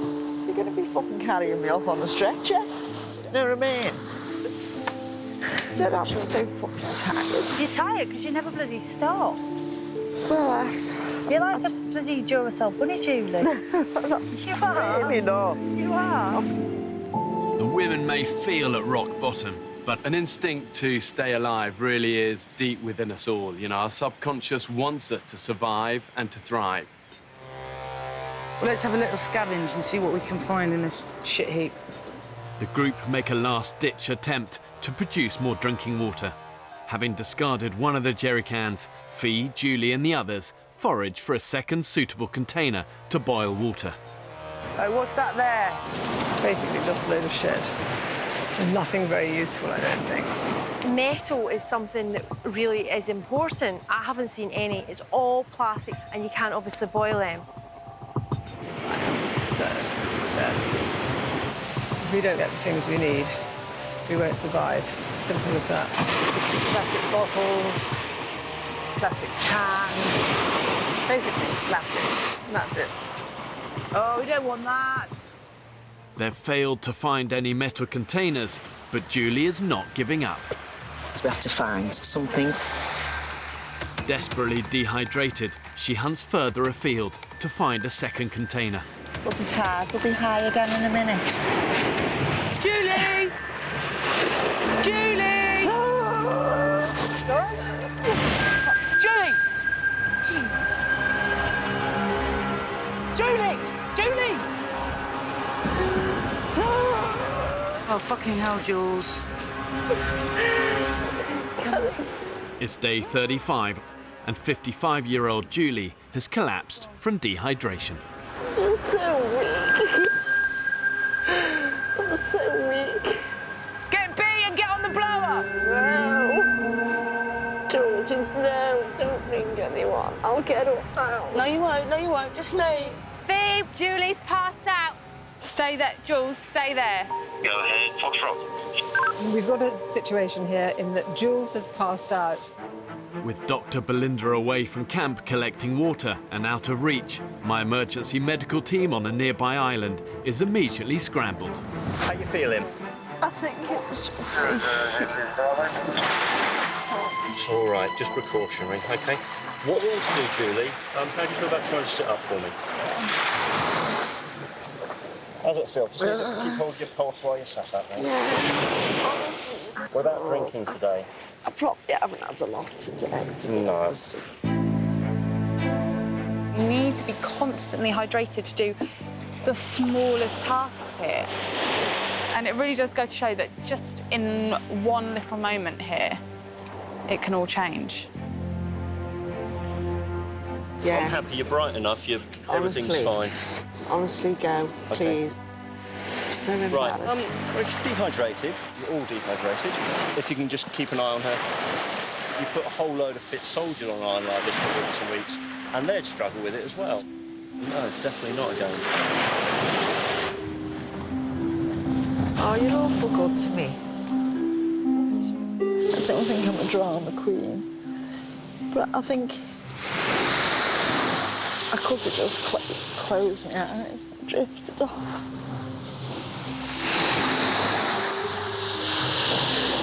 And not come back.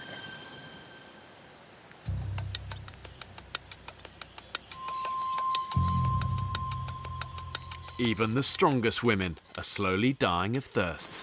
Might need to lie down again. For nearly 5 weeks, the group has been subsisting on barely any food, and they remain down one jerry can, producing half the water they need to survive. Basically, I think I either almost fainted or very briefly lost consciousness. The signs of chronic dehydration really are now starting to show amongst women. And to give you an idea, just losing just 5% of your body weight in water leads to irritability, headaches, lightheadedness. When you get to 8%, the lack of water causes fainting fits. After that, delirium and hallucinations set in. And when you get to 15 to 20% of your body weight lost, you're dead. It's literally just our minds now getting us through it. It's literally just people being like, I am going to finish this, I am going to finish this, that is keeping us going. Like you yesterday. No, it isn't like I'm not going home. Not going home. Exactly. The group's on their arse at the minute, Georgie. The group is completely on their arse. The results of everyone's emergency urine tests are back. Foxtrot, this is... All 10 altogether can hear you loud and clear. Over. Paramedic Mike and survival expert Ross, my rapid response unit on a nearby island, have urgently asked to speak to the whole camp. I'm looking at your urine results and things here, and I'm looking at your weight charts and everything, and I'm looking at people whose kidney function is on a decline.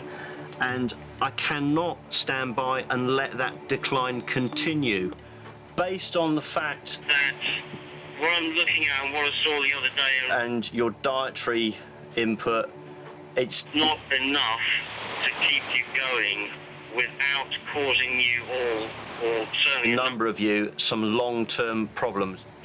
Your bodies are just starting to fail at this point.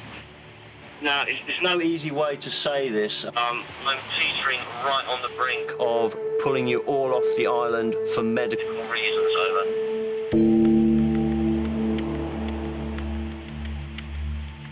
Bloody hell. Yeah, I think everyone really understands. Over. The solution is... use the other jerry can. I can't say it any other way. You need to be drinking, at a minimum, 3 litres of water per day. Worst case scenario, when you're all sitting in a hospital, the thought of drinking out of a slightly disgusting jerry can that's had pigs in it will not seem as bad as potentially a lifetime on dialysis. Copy that. If you do not get control, in 36 hours' time, you're coming off the island. Over. There you go. The women have just 36 hours to pull back from the brink. They're not fucking about. We are going to be pulled off this island. I mean, very fucking seriously. I know that we all need water, full stop, and that's the only thing that's going to stop our kidneys failing. Secondarily, let's get some regular food into us. That's going to help with our general energy levels.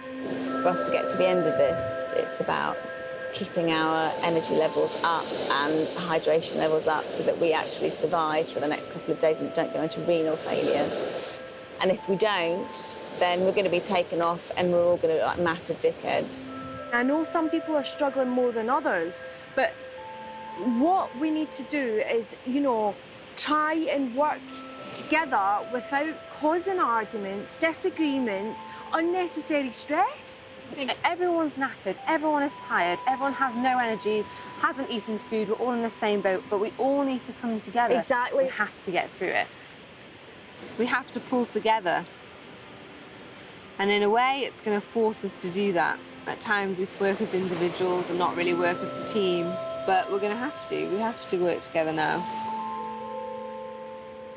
When a group faces a life-threatening crisis, do you lie down and die, or do you pick yourself up and determine that you're going to control your destiny? You're going to go out there, you're going to be resourceful, you're going to work hard, and you're going to turn the situation around. If these women have any hope of surviving, it means teamwork, and that takes courage and hard graft. Right, Nick. So I've got to cross that swamp. Yeah. With everyone agreed they need the crucial second jerry can, Fee has volunteered to retrieve and sanitise it so the women can immediately double their water intake. That can is going to be full of all sorts of shit and bugs. I'm not really breathing very deeply. Rank with putrid pork, it's been sweltering in the swamp for 10 days. Oh, nice. Splashed on my foot. But sometimes the island can be unexpectedly generous. Not that smelly, is it? Absolutely amazing. It doesn't smell rank on any level. Maybe the maggots have done the job. There's a lot to be said for maggots. I'm so glad we got that jerry can back, actually. Yeah. Now the 2 jerry can system is back up and running, the women should at last be able to hit the daily target of 3 litres of water each. So we've got 1 can on the boil. And I just want to get this one filtered. Well, I'm less stressed now about the water. Just drink that anyway, shut up. Get it down you. I should squeeze the way out. Thank God, it's so sweet. But I don't want to... I'm not leaving. We'll be walking too long before we find some yucca. With the water production line back on a roll, Jamie is happy to return to work, joining forces with Lauren and Beth to find carbohydrates the group urgently needs. God, I can barely walk. It's really hard. It's hard, you know, being in a group and put under so much stress, and nobody's perfect.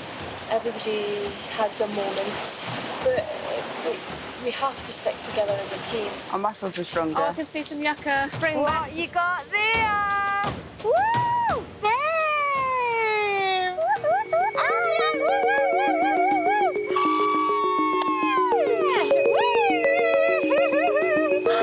Yeah, we're cooking on gas now, girls. Look, once you see one, you see them all. Hello, small but perfectly formed. Uh-oh, Lauren as always. That's amazing. The girls got yucca. Yeah, we got yucca. Woo! That's amazing, Lauren. Well, yeah, Lauren. Yes. Not just me. High five over there. Yay. Way! Check out my yucca. It's like a piece of my yucca in and around all.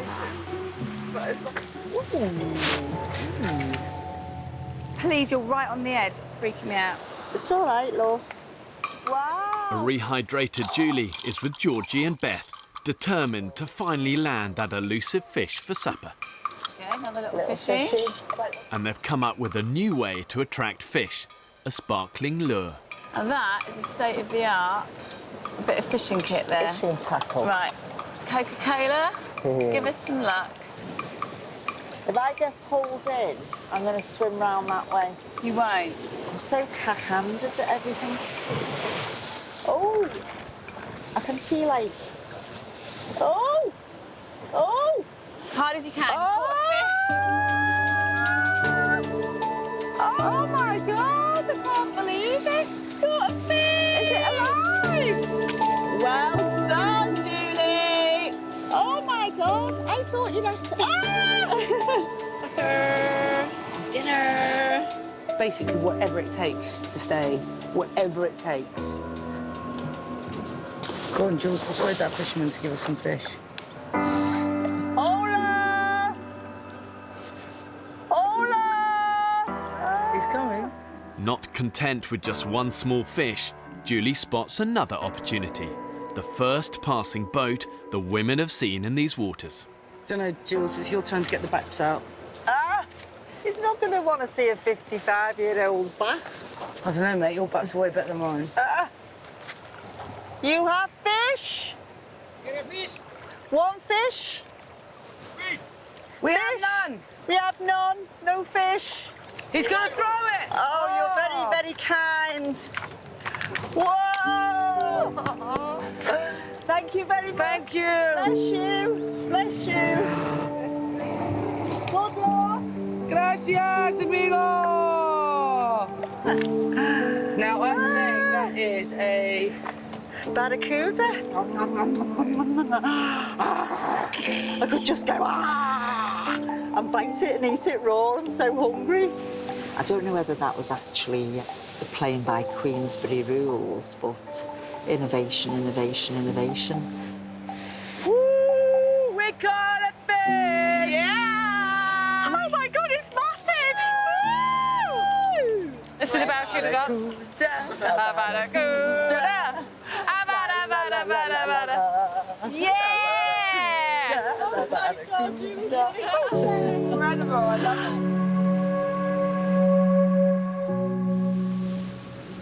Smells amazing.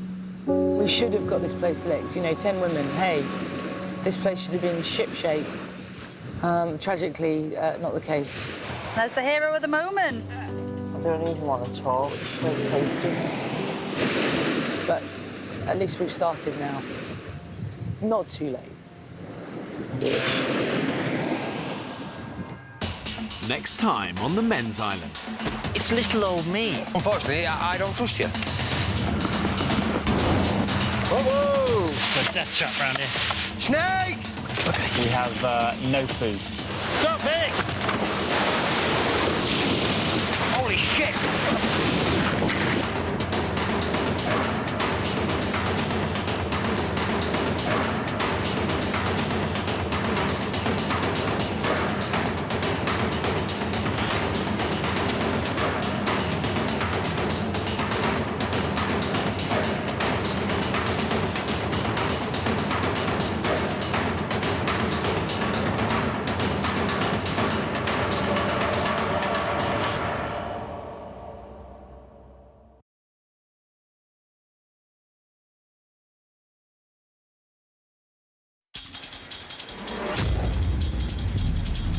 Two uninhabited Pacific islands.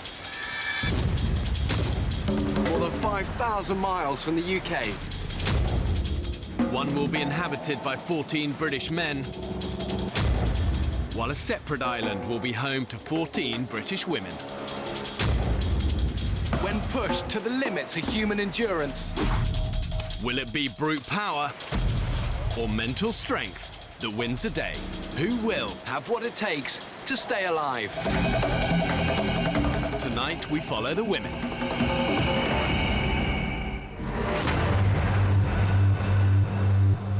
In 21st century Britain, old-fashioned ideas about men and women have disappeared. And traditional gender roles have become blurred. Women are often expected to do it all, combining childcare with excelling at work. Don't let that happen again. I don't know who's doing it. It's really, really embarrassing and unprofessional. But if stripped of all of the advantages of modern life, and multitasking 21st century women better cut out for survival than men. To find out, I'm abandoning 14 ordinary women to fend for themselves on a remote desert island. A huge snake came towards me. It came right at me. They will be utterly alone, I need to be with my family. filming everything themselves. Right, you're filming me, filming you. That is the biggest shaka I've ever seen. They'll have to hunt for food, All right, you are. Oh. for water, Yeah, it's collecting water now. and for shelter. Oh, for sake. The women will be taken to the very edge of existence, living on the island for 6 weeks in the middle of tropical storm season. It's like a tornado. That is terrifying. We need a radio-in medic now. It's not a programme, it's ridiculous. Wow. Just remember to how you felt when you felt shit, okay? And leave it there. when pitted against the extremes of nature, have these modern-day women got what it takes to survive? Guys, that is a big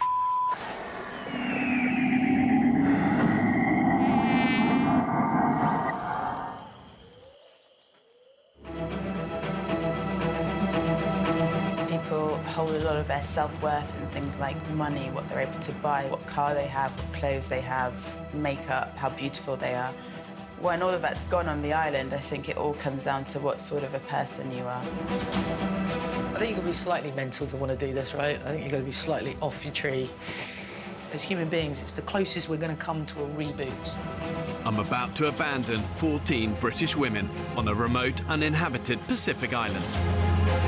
Am want my daughter to know that her mum is actually quite brave and she's not just this person that's there to make tea. I want to show her that you can do anything. Really looking forward to going back to the hunter-gatherer, our animalistic roots, and finding your own food. I think it's only by pushing yourself to these extremes that you get to find out who you truly are. These are ordinary women with no previous experience of surviving in the wild. I'm not going on because I can kill an animal and I know I can survive and I can chop down a tree. I'm doing this because I can't, but I'm eager to see if I can. It's the adventure. There's so much I haven't seen. There's so much I haven't done. I'm running out of time and I might be running out of health. How fast are we going right now? About 30 knots. We can go really fast if you want. I think people often think that to be good at adventure or survival, you've got to have big muscles. But actually, in the battle to stay alive, it's one in here and in here, not on these. Get me on the island, all of us girls. I think we will not only survive, but I think we'll thrive. This is your island, straight ahead. There's no beach! There are a lot of currents around this, okay? So I'm going to try and find these little areas, slack water, to get you in. Unpredictable riptides and hidden rocks make these waters treacherous. This is the closest I can get the boat to the shoreline. I'm not going to sugarcoat this for you guys. It is going to be hard. It's going to be hard physically. It's going to be hard emotionally. And the thing to remember is positivity, positivity, positivity. It's not the white beaches and the sun that we were daydreaming of. I was okay until I got to this point, and now I'm really panicking. Bear, how deep is that? You know, it is going to be out of your depth. There are rocks in there. Just be smart. To get to the island, the women have no choice but to swim to the shore in the clothes they're wearing. It's the thought of being all night with no dry clothes and no fire, because we have to make mistakes. Don't think about it. Just one by one. It's gonna take. We'll just cuddle each other tonight. Yeah. Everyone's allowed the odd wind. Once we get you in the water, you'll be done with it. Yeah? Can't Then get it's all, anywhere, then it's all in front of you. It's all uphill from here. You'll be great. You'll be great. It's all uphill from here. Yeah. You're good to go.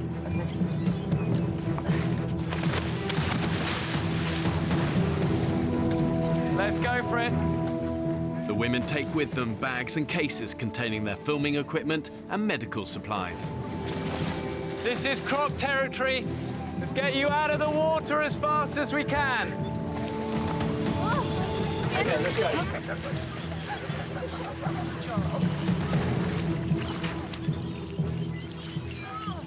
From this moment on, they'll be completely alone. Who are you? George. George, excellent. I'm Becky. Becky, hi Becky. Abby. So nice to meet you. I'm Harbour. Nice to meet you. What do you do? I'm a psychotherapist. Oh my God! Yeah. Belinda. Jamie. Nice to meet you. What's your name? Becky, hello. Belinda. This is so emotional. Well, that was suitably chaotic.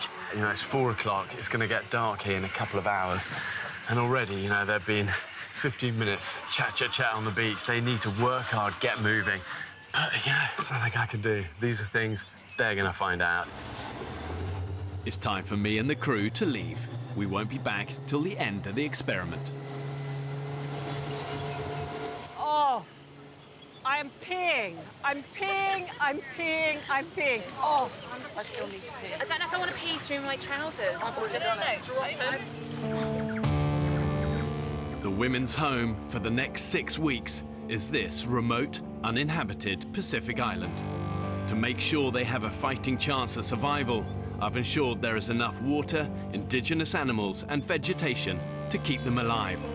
But only if they have the ingenuity to find it, catch it and kill it. I've dropped the group in the most inhospitable part of the island. There's unforgiving jungle and deadly creatures all around. Now just 2 hours before sunset, the group need to move away as quickly as they can. Are you still weeing, Jade? I'm weeing. I need to find that peaceful moment where I can actually wee. But the thing is, I'm weeing. And then I push more and weeing more. I think it's because I've held it in for so long. Guys, it's really dense up here, so we need to get moving. We're just going to try and take all the kit up this slope, basically. Bring it up, because I think the tide's coming in, and then try and find somewhere to fucking sleep. Can you take this camera, of course? All of the women will be filming, but 4 of the group are trained and experienced camera operators. Hello again. They'll be living under exactly the same conditions as everyone else. Please, could you just push me at my back? No, it's my weight. I can't get it up. Here, wait. Drop my hand. That's it. That's what I needed. The women have no food and just 1 day's supply of drinking water. We need a decent place to sleep tonight because it's nearly dark. We're not going to have it here. We need to, we actually need to go. We really do. Right, who wants to carve the way? To stand any chance of surviving, they've been provided with 3 knives, 3 machetes and some basic fishing equipment. Anybody that's using a knife, just tell us. Don't whip it out. Guys, are we going right or straight? Guys, should we get together and have a chat? Because let's ask her. Let's come up, there's a clearing. With little daylight left, the group's priority must be to find a safe place to camp and quickly. We can't just come off a boat and stay in the same place. 100%. 100%. Do you want to lead the way? Make a decision. You lead the way. Anywhere you think it looks the clearest, we'll follow you. I'm not going that way, right? It's more dense and the light is through over here, so I want to go over here. Guys, be really careful when you come in on this trail. I'm still going up. Going, keep going. Need to get the fuck out. What? Oh. Right, stay still. We've got dinner. Oh my God. What is it? Snake. It's right near me. A huge fucking snake came towards me. I think what you need to do... Fucking hell. Right, it's going up the tree, girls. Shall I just chop its head off? It came right at me. What? What's head? And it came straight towards me. I nearly stood on it. That's why I ran away. Oh, fuck. I'm gonna fucking die on this island. You're not going to die. You are not going to die. It came right towards me like that. Just breathe slowly and walk up to me How now. am I gonna sleep in this island? Come on. What's her name? Jamie. Jamie, come to me. Oh my God. Just come to me. Right, I'll come to you. Oh. To be honest, I'm frightened of everything. Bugs and snakes and crocodiles and sharks. But I really, really want to overcome the fear. Materialistic things really shouldn't matter, but unfortunately they do matter a lot to me. I can't imagine what it's going to be like going back to complete and utter basics. It might change me into a new woman completely. I have no idea. Oh, I was on island for 2 minutes and a snake attacked me. Fuck me. I don't want a snake coming towards me. Take a deep breath, please. Okay, Just okay. in. Just stand still and breathe in. Right, and breathe out. It's not going to get you. It looks like it's bloody It's bloody not. Stop Right, fucking okay. looking for it. So basically, the whole place is crawling with snakes. Go on, move on. Keep moving. I want to get out of here. When you're pushing through dense jungle into the unknown, everything is a potential threat. You've got caiman crocodiles, you've got snakes, you've got wild pigs, all of which are most likely to attack when they're surprised. You let your guard down, the wild is going to bite you on the backside hard. I feel like everything's crawling. It's not. You've got to try and just take your mind away and just pretend you're walking through some lovely area of a botanical garden. Oh shit, the yucca. Oh, where? Right in front of us. Look. Oh. We got a yucca. Guys, we need to get our priorities straight. It's an early win. They've identified a valuable source of carbohydrate. We're getting too excited about yucca. I'm actually quite concerned about sleeping, not yucca. This is nuts. I didn't know places like this existed. Oh, my hair is caught on a vine. Okay, more spikes. Guys, there's spikes on this that you can't even see. We're getting denser. Is everybody happy to continue through this? Well, I think we need to think about how much sunlight we have left. If I have to, I'll walk through the dark because I am not sleeping here because of that snake. I'm with you on that one. I don't know what else is here. With light running out fast, the women are no closer to finding a beach to set up camp. Guys, where we just stopped, where there is quite a big open space, this might be a good place to just base. Let's do it. Right. I really, really do feel like I want to get out of this area because I feel like we've made absolutely zero progress. Let's get out of here. It's really making me quite anxious and stressing me out. 14 British women have been abandoned on a remote Pacific island with nothing but the closest stand-up-in and a few basic tools. What I want to find out is, has all of this cushioning that civilization has experienced, has it made us totally lose touch with that survival instinct that I believe is deep within us all? With night closing in, the women have decided to abandon their search for a beach and set up camp in the jungle, taking their chances with the deadly critters. Strength isn't an outward thing, it's an inner thing, it's an inner quality. And whether you're a man or a woman, you can have that. It's about how you react to the hardship.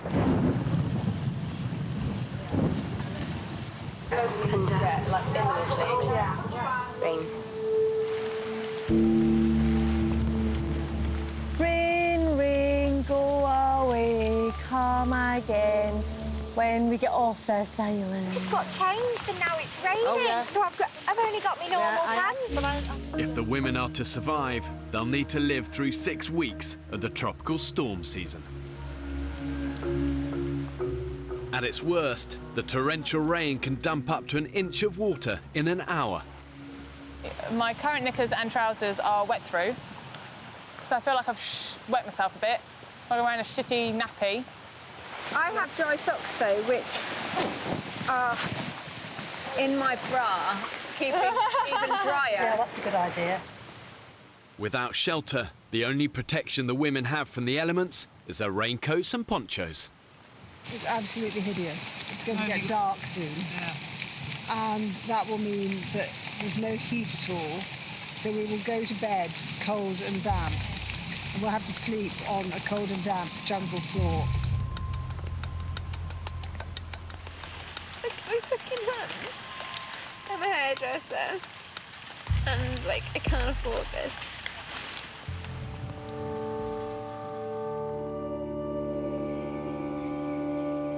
Do you want to see the water coming out of my socks on film? Don't worry.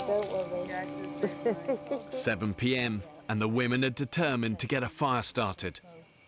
If you can find another tree with some of that, great, but that'll burn very, very quickly. It's cold and it's horrible. I'm trying to actually not even think about it. That's what I'm trying to do at the moment, just focus on what's going on and not focus about the dark. Because if we don't get a fire and we sit down, awful. After just 2 days survival training, Becky, Georgina and their team have made a bow and drill. And we move this really slow and low, Becky. I like it long and I like it slow. Spinning one piece of wood against another should create enough friction to produce a burning ember. I mean, honestly, who'd be a bloody caveman?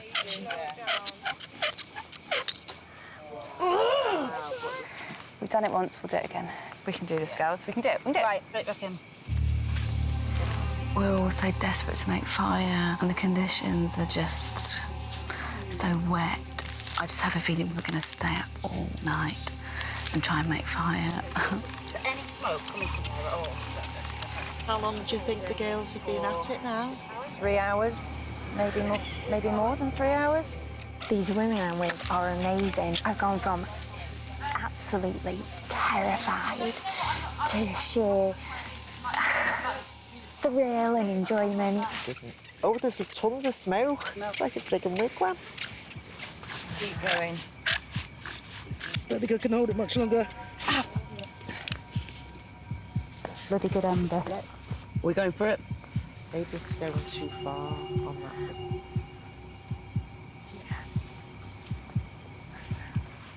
Very nearly there. Here we go! Oh my God! Wow! Again, just pull really hard. Oh my God!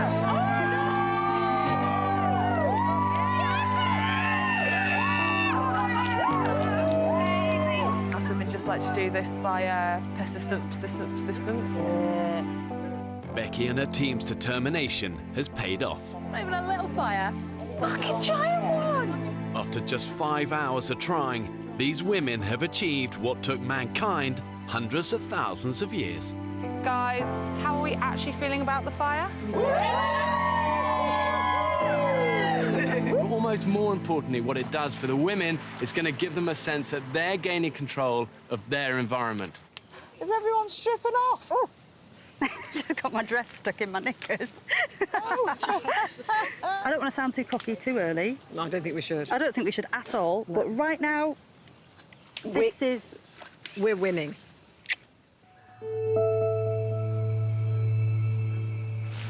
Oh! Jesus. Fuck me! What the fuck is that? What is Please tell me that's not a spider. It's that big crab over there. Can you see it, Jules? Oh my God, there's no way I can sleep here. Can you see it? Hell!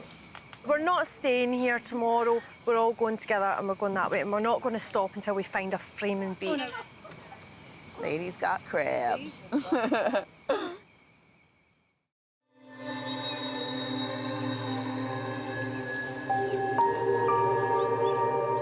The women have had a restless first night on the damp jungle floor.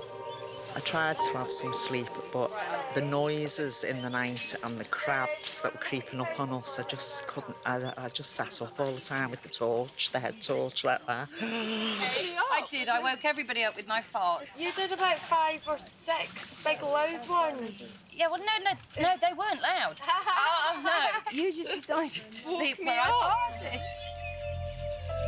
This is that yucca, and it's a bit like a potato. Despite lack of sleep, Julie's playing mum and has rustled up a little breakfast. We're very excited. We've got our first foods. I think. Oh, hang on. Oh my God. Not as nice as normal food. When we're actually starving, it'll be absolutely amazing. The group may have found food. Add to the collection. Whereabouts? Oh, it's swollen. It was really But during the night, it's the women themselves that are featured on the island menu. Look at my back.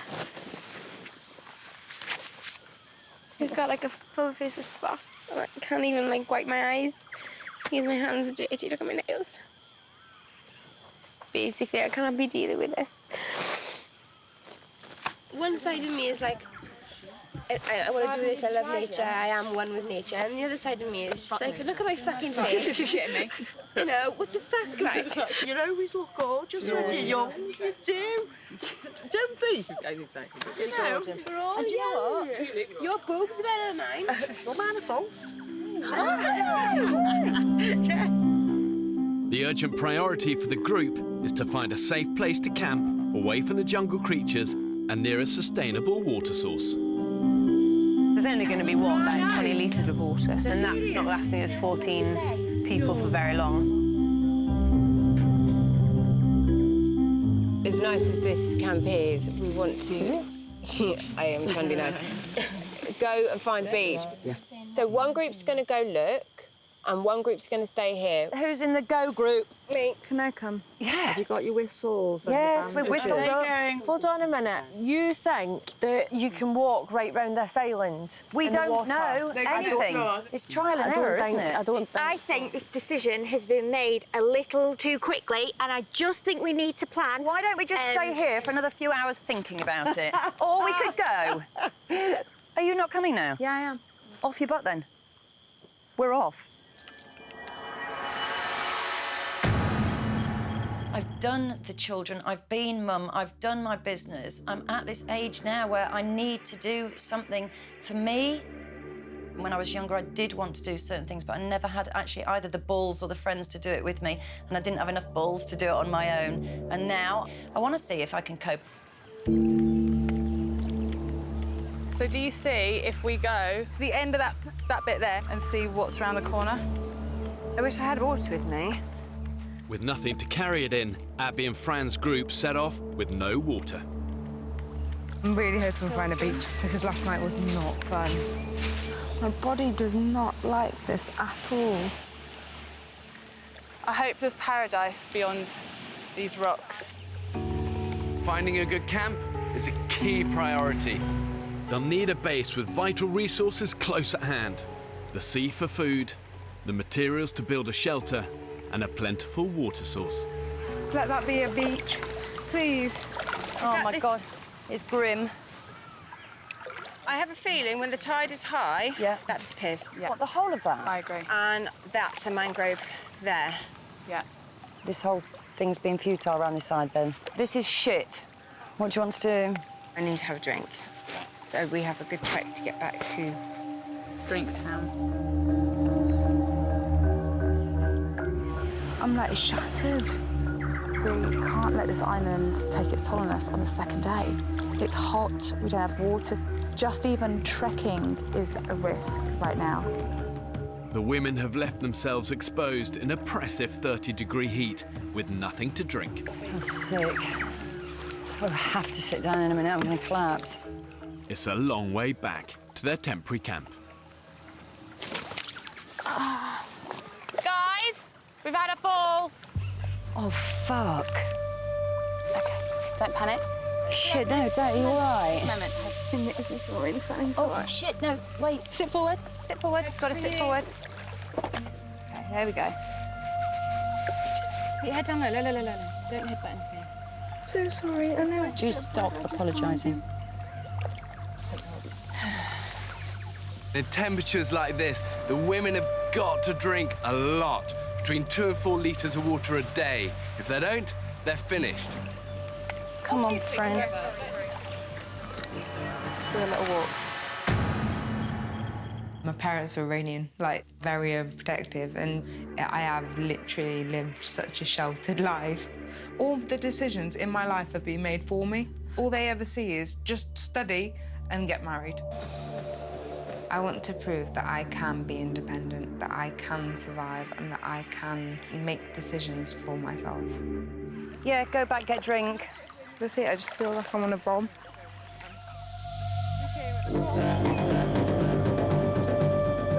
I actually just thought we'd find some idyllic beach within 24 hours, but actually the reality is we're actually only something like, oh God, a few hundred metres away from where we jumped out the stupid boat. So right now I feel a bit of a failure.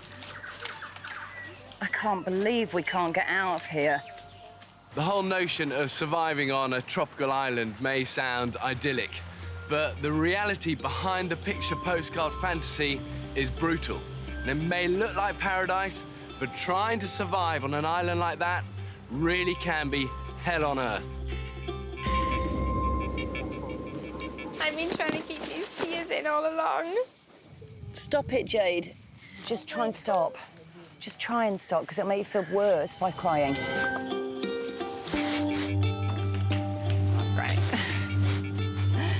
It's not great, I'm not gonna lie. Day 3 on the island. The women have been forced to spend another night of misery in the jungle after failing to find a safe place to camp with a water source. Everybody just needs to find that bloody beach, because I'm not staying here again tonight. No way. Stop with the tears, because it isn't going to do anything. It's not going to change anything.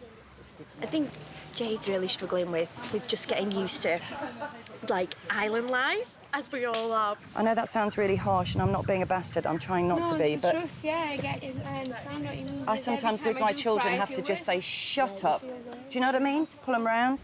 Or can't you channel your anger through somewhere else? Yeah, I'm angry with Bear Grylls. Yeah. Go with that thought. Yes. Just go with that thought. Yeah, I'm really angry with Bear Grylls.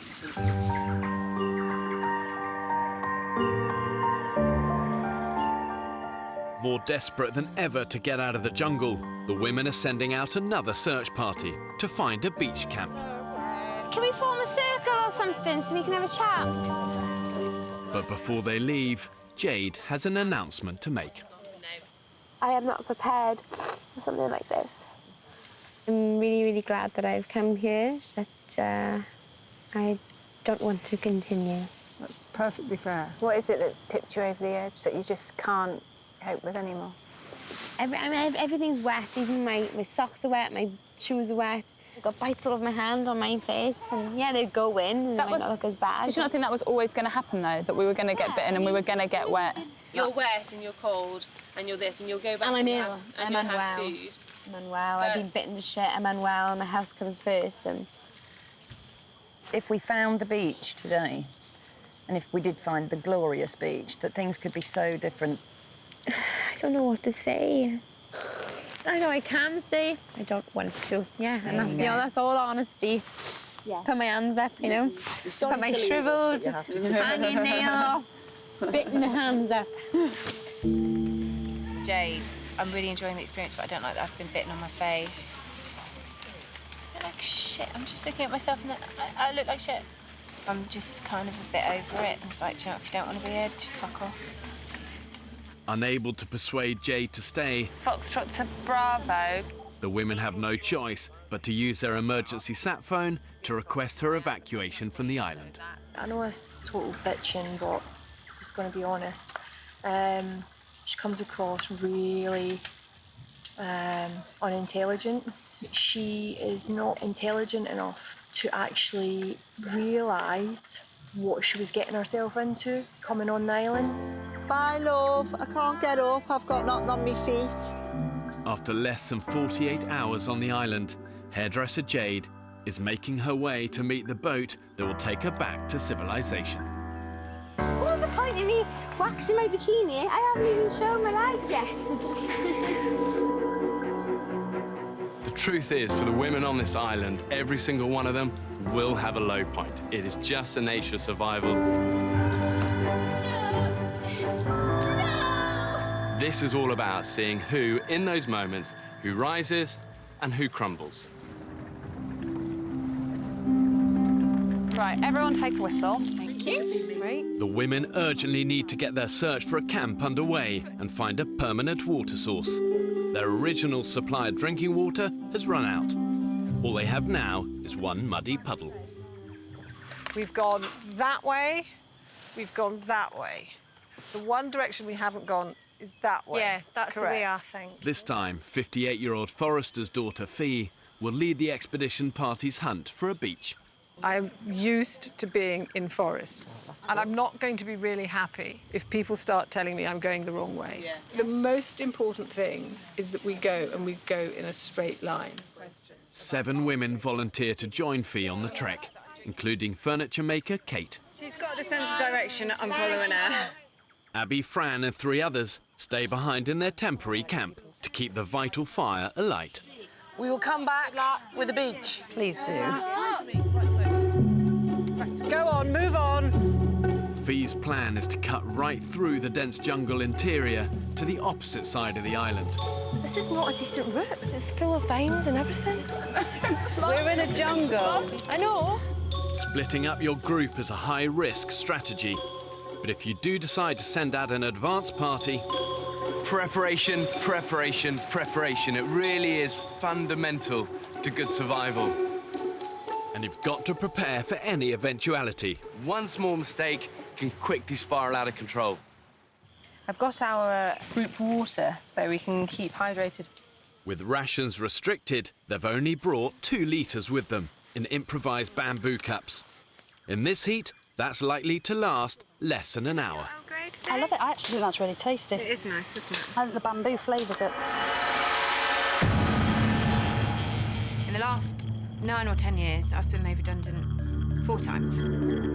I went from being this high-flying career woman to nothing. I don't think the children have anything about me that they would talk to their friends about. You know, Daddy designs roads for a living. I don't think there's anything that makes me amazing to them. I have to finish it and have to do it. I'll make my children proud of me. Fee? What about that way? That's downhill, and there's lots of sunlight, which means...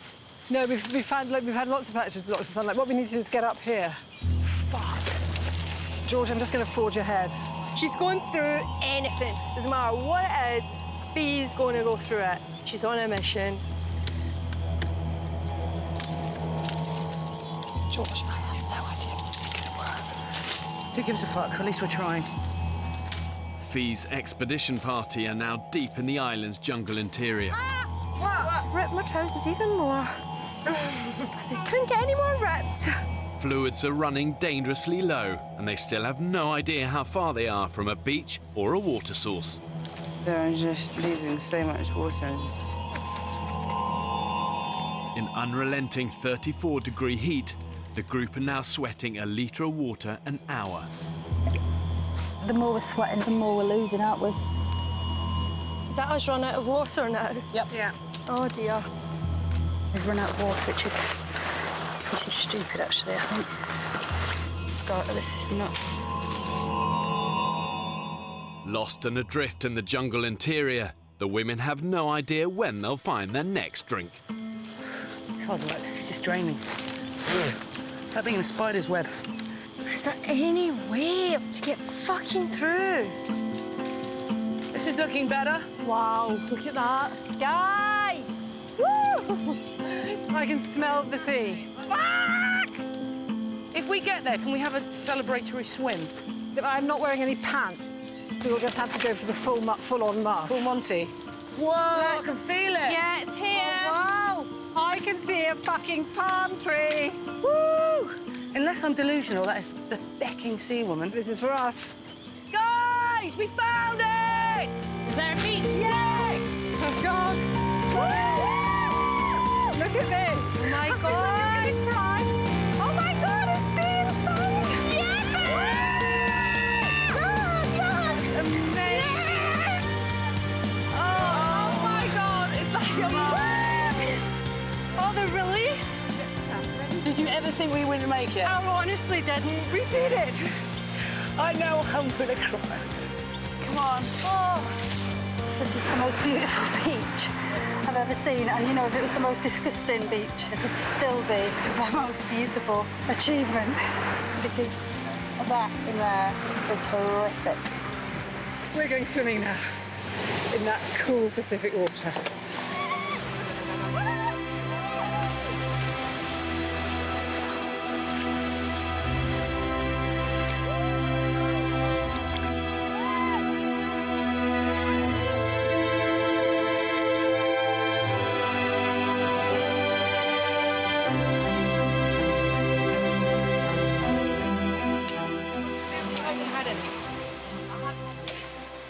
With the discovery of the beach comes a lifeline for the women.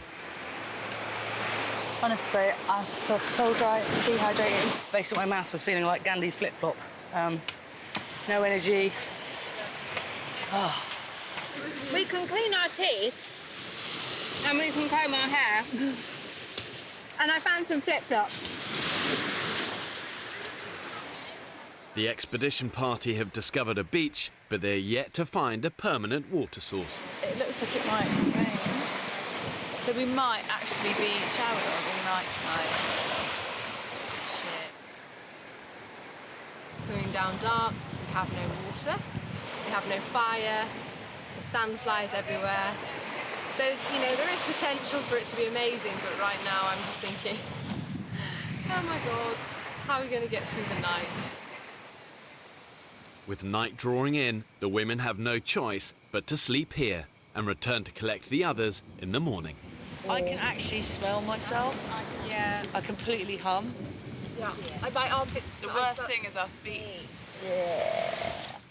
With no shelter, the group will have to take their chances with the elements. And the frustrating thing for me is we all bloody knew to go be prepared. Oh my God. 3 a.m. and the heavens have opened. Shivering, freezing cold. I don't like this.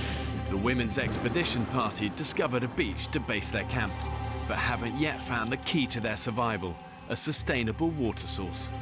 We huddled under about, well, all of the palm fronds that we found for our bed. They're soaked through, stranded and dehydrated. What the good thing is about getting this wet is that we can wring out our shirts and suck them, and I'm really not joking. At the minute, we are barely coping with the situation in which we find ourselves. Barely. Are we? Hardly, actually. Barely. Because we didn't prepare properly. No. That is the bottom line. And now we're sitting in the fucking rain again. Incredible. In the height of storm season, the weather can literally change in the blink of an eye. You know, 1 minute you're going to have scorching sunshine, the next thunder, lightning, torrential rain. And in these sort of extreme conditions, even the thickest jungle canopy is going to give you precious little protection.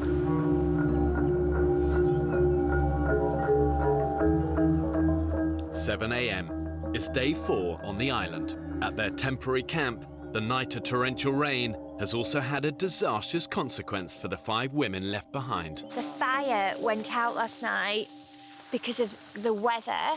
All the kind of wood and everything we need was wet. So when we put it on the fire, it just made the fire die. It's just gone out. The situation is critical. Without fire, the group have lost their only means of purifying the water from the muddy puddle. They're now down to capturing rainwater in Beth's poncho. This is what we're resorting to now. Roof water. On the other side of the island, the expedition party is also having to rely on an alternative source of hydration. I think these coconuts are making my bowels move a little bit.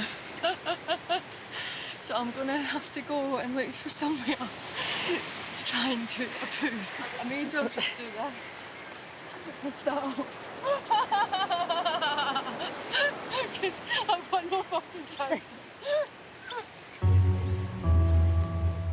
The women set off along the beach, scouring the area for a sustainable water source. We saw all those riverbeds, and I reckon this is where one of them obviously comes out, because we've got this massive drainage point of all this fresh water. Hang on. Are my eyes deceiving me, or is that a huge water source? It's slightly muddy, but it's not salty. Yay! We found water! We just need to find a container now to boil it in and fire. The discovery of the water source means the women can use this beach as their permanent base. Right, let's get going. But before they make a camp, they face a daunting trek through the jungle to collect the others. Have we got any water again now? No, we've got nothing. Have we not got any coconut water? Nothing. We've got nothing.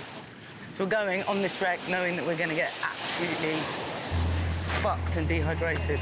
Now, honestly, I have no idea if this is right, but we've made a plan, so we've got to stick to it. Navigating under thick jungle canopy is always going to be difficult. It's going to be unpredictable, you don't get reference points, you haven't got the sun to guide you. And embarking on a journey like that in 30-degree heat with no water, really, you're on borrowed time. You need to do it like you mean it. Let me show you. Brilliant.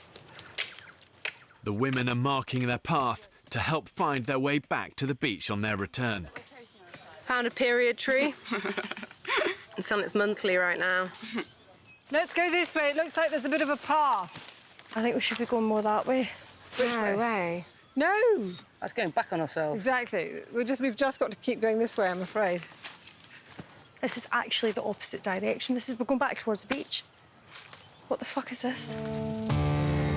The expedition party are deep in the jungle interior and have mistakenly headed north in the wrong direction from their temporary camp. Now completely lost, they're doubling back on themselves. You know, you have to ask yourself the reason they haven't come. Do you think they're not coming? Well, they've got to come back. Abby and the others have been unable to relight their fire and have run out of drinking water. They are now desperate for the other women to return. I'm really fed up. Thursday, Friday, Saturday, Sunday, 4 days, 100 metres from being dropped off. It's crazy. Which way do you think our current base is? Well, I think it... Oh, fuck. I'm so confused. I don't know. The expedition party remain lost and dangerously dehydrated.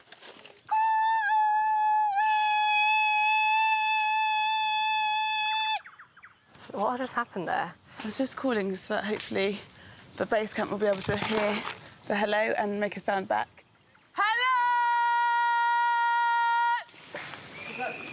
Listen. Hang on. Shush, shush. Blow again. It was a one-whistle response. Yeah, that way. They definitely whistled. I wouldn't be surprised if they couldn't find the whistle at the other camp, and that's why they didn't reply. Hello!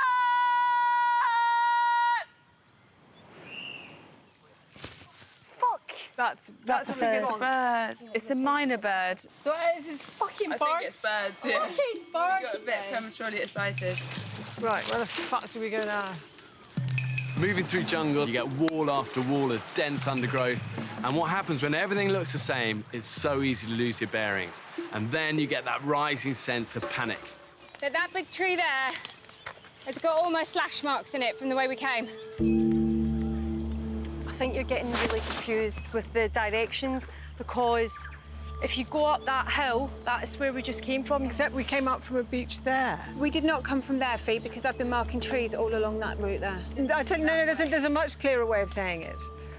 The ocean... All I would say, Fee, at the moment is that your way of saying it is that I'm right and everybody else is wrong. You're the one who's confident to say, I've got a great sense of direction, but you're not taking anything from anybody else. Oh, yeah. There's another slash mark here. Oh, no. We have nothing to drink. We don't know where we are. Let's do my head in. Can't remember the time I felt this thirsty. How critical do you think our situation is now? I'm absolutely crapping my pants now. All I care about is water. That is all I hear about, water. It's more than 24 hours since the expedition party left their temporary camp and are now further away than ever. Back at base, the situation is critical too. Well, they're not coming for us today, are they? Happy fucking Mondays. The women left behind are struggling to find dry wood to relight the fire, and without this, they can't purify the remaining water in the puddle. And they've barely eaten for 4 days. You think we should start a fire? Yes. Do you want to start clearing all that shite off the fire, Fran? I can't, my heart's beating like that. Well, so's everybody's, Fran. We're all in the same boat. For now. Let's not be bitchy, please. People can manage and people can't, and we'll have our ups and downs, but let's not bitch. I'm sorry. No, come and sit here. Don't talk. Just come and sit here. Come and sit on the comfy chair. And sit there.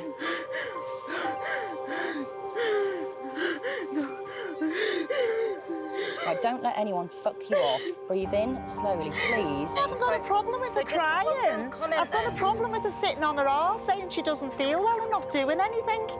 All our hearts are beating fast. Julie, you just order me about all the time. Because you do not. I do. Oh my God. No, that's not true. That's absolutely not true. I shipwrecked the first day. I've been trying. We're in day 4 now. She needs a fucking rest. And that's it. Thank you. Just remember to how you felt when you felt shit, okay? Yeah. And leave it there. Tension in the camp are really high. Oh my gosh. It's just so hard.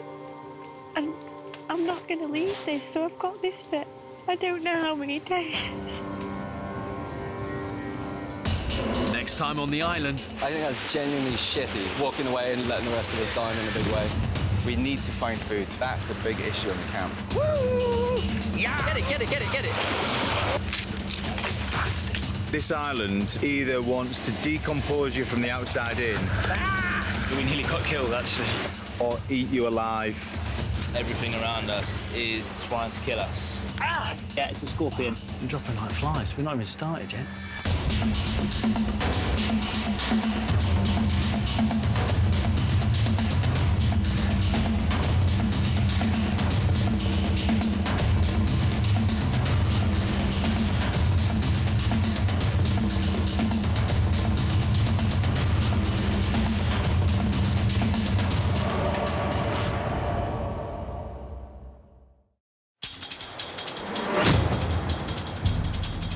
Two uninhabited Pacific islands.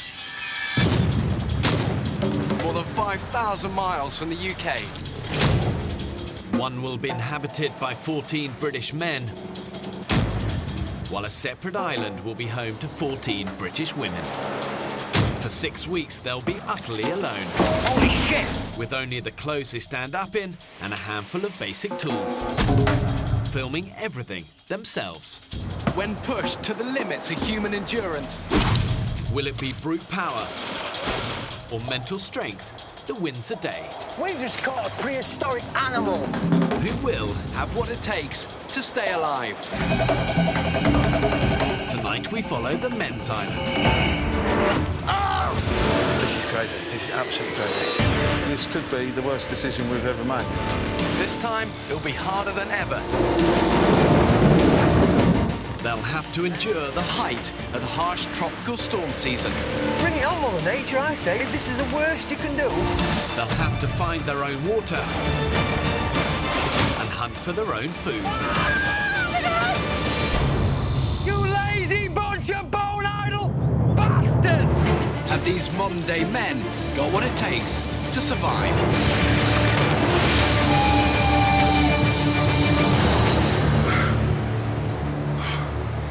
That's the hardest thing I've done.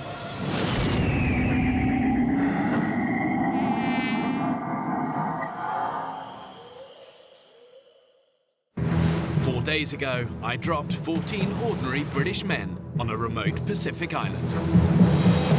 Yes! They've eaten next to nothing. Limpets are horrendous. And after 3 days of brutal tropical storms, the group began to fracture. What is the matter with you? Nothing the matter with me, son. Leaving 3 people threatening to walk off the island. I cannot face another day on here. I'm not going to make the rest of the time on the island. I've been having a laugh up until I heard one of my teammates say they wanted me to go. It's just being a prick.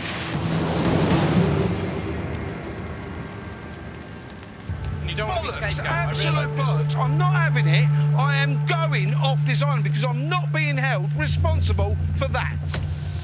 22-year-old graphic designer Joe, builder Andy, and now construction manager Paul are all threatening to leave the island. It's affected you more than I thought it would have. I came here to get away from shit like this, not deal with it every day. So we are 3 men down in 1 day when the odds are against us at the moment. And without a full complement of people, we're going to really struggle. You just made this survival thing probably twice as hard. OK, slightly less tactfully, guys. We've stood here and talked for an hour. If it really is going to be 11 of us today, us 11 have got a lot of work to do to get through the rest of the day. So if you guys are not prepared to commit to the rest of the group, boom, go. Sweet. I've made my decision, I've had enough. I want to go now. Basically, we've realised that a candlelit dinner with a glass of wine is a bit better than being here. Look, we knew it was never going to be easy. But it's not the survival bit that's got to me, it's just all bullshit. I think that's genuinely shitty. Like, I think that's walking away and leaving the rest of us and letting the rest of us down in a big way. Not only is it a selfish thing to do, I think it's the most selfish possible time you could go when, like, all hands are needed. With Paul having made a definitive decision to go, the group are hoping that other builder Andy will now change his mind about leaving. Don't leave because of someone else. If he's going anyway, stay and get amongst it. How can I possibly stay, man, when a guy was leaving because of me? If you had left, he would have still gone. Andy, you So stay, that means- you can accomplish 6 things at a time instead of 5.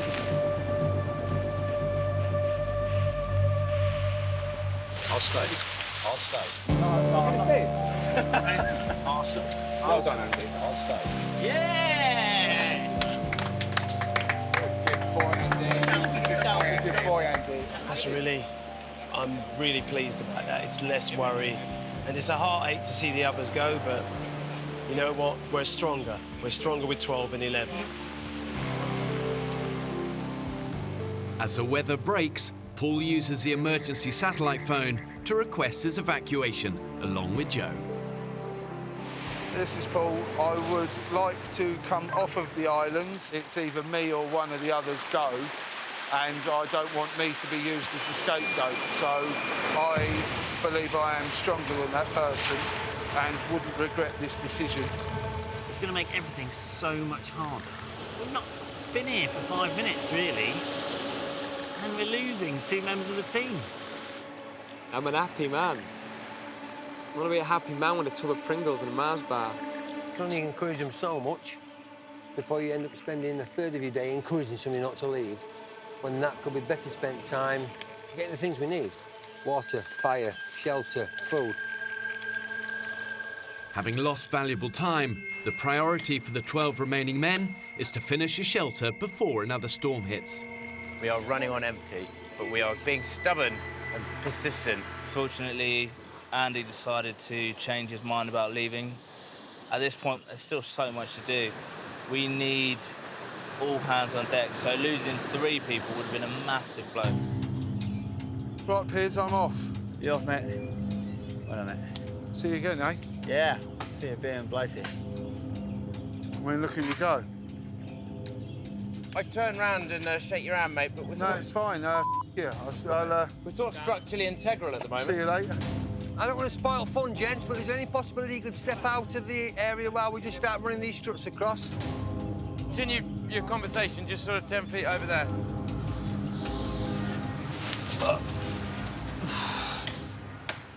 Andy!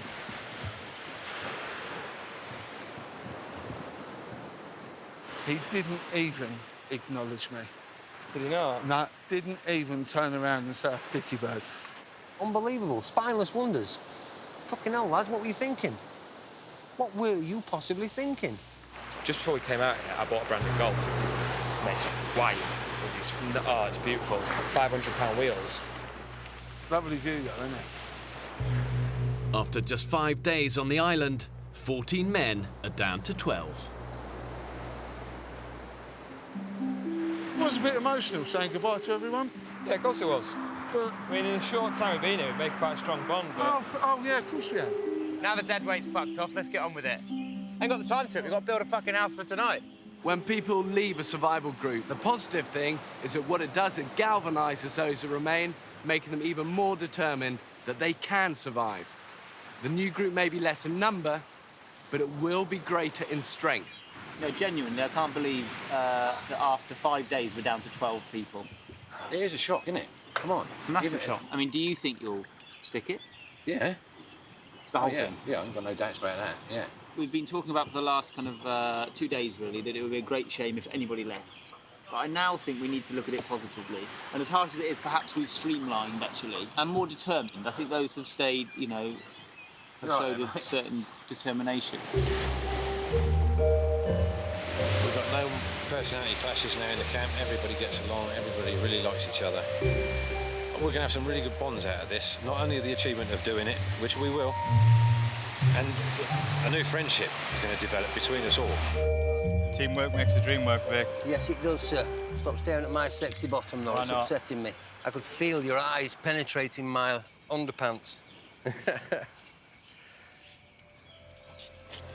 Morale in camp has lifted, but events of the past few days have taken their toll. Oh, I'm absolutely knackered. The men have barely eaten since they arrived on the island some 5 days ago. I do feel like we're staring down the barrel a little bit. We're going to have to pull something out of the bag or go very, very hungry, it seems to me. Are we not wise to have a real good recce of the island? There's going to be wildlife somewhere around that rocky bit. Yeah. There's got to be. We need to really go through the interior of this island to find out what's living where. We could come across, like, you drive in the country and you see all of a sudden a field full of rabbits because they love a certain area. Yeah. It might be exactly the same with the agoutis, exactly the same with the lizards. I think it's a really, really good shot, mate. Yeah.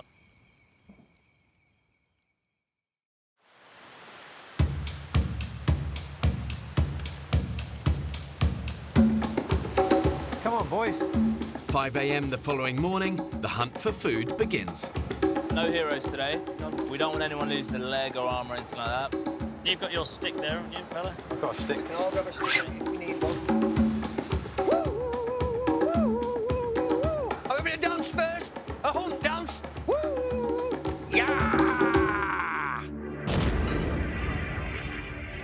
We have an alpha male in our family, and obviously in my house I'm it. The dogs know I'm in charge, my wife lets me think I'm in charge, my kids look up to me as if I'm in charge. Alpha male, you know what I mean? I'm Johnny Weissmuller, I'm Tarzan, I'm all them things. I'm looking forward to being able to know that I can, come the zombie apocalypse or whatever world issue will befall us, that if push comes to shove, I could still provide for my family. My dream is for them guys to go, that's my dad, that's fantastic, my dad did that. Iguanas live up trees, is that right? Yeah, keep your eyes absolutely peeled. Shit, I wish I had my glasses. To ensure that these guys have a fighting chance of surviving, I've made sure there's enough water, indigenous animals and vegetation on this island to keep them alive. But they've got to have the ingenuity and the skills to find it, hunt it and kill it. Oh, look. Rays, fuck, they're shallow, aren't they? We need a weapon. We need a spear. Okay, try that. Come on, boys, let's get one of these. They're going deeper. Stingray's one, survivor's nil. Anything that's heart is beating in its chest, I will eat it. Yeah. My biggest observation about living in a jungle is how quickly you lose your sentimentality. When I look at something, I'm not thinking that's beautiful or look at the little creature. I'm thinking, can I eat that? Hurry up, there's an iguana. What's that? Just straight through. Oh, yes. Right, you keep eyeing him. I'm gonna go out and round, push him back to you. Quite the mouse. Stamp on him with flip-flops. It's there. I could see it. There's some stingrays, guys. Get it. Okay, go! Get him! Oh, Andy, get him! Oh, get him behind it. Oh, cut him off. Get him! Get it! Oh.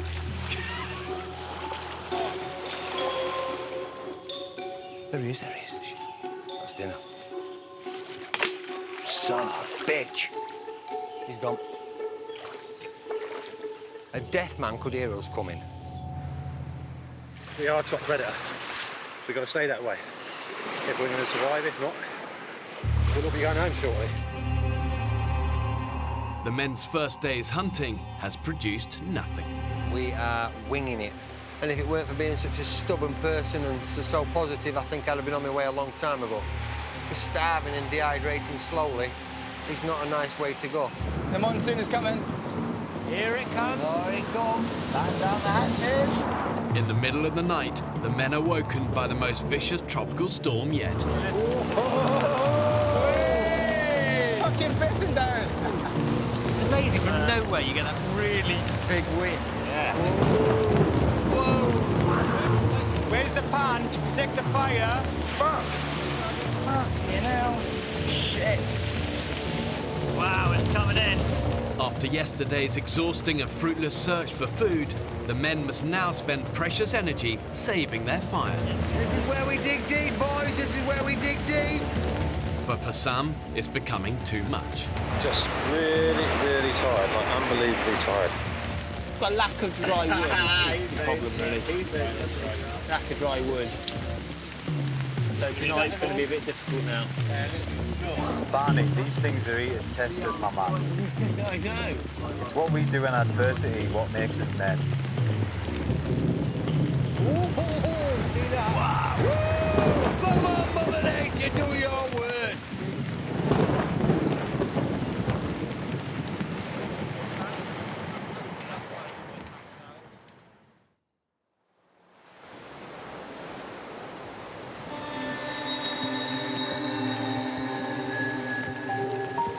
About 8 o'clock in the morning.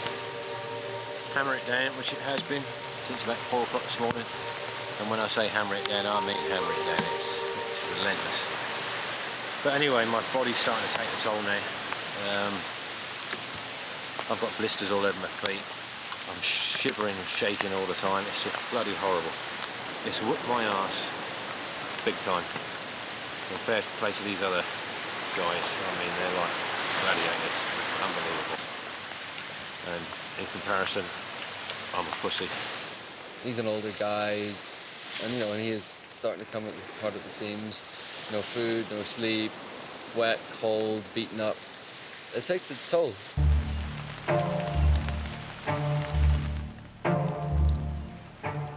How's the wood looking, Dan? Terrible. Everything's just absolutely soaking wet. After a night-long struggle, the men managed to save their fire.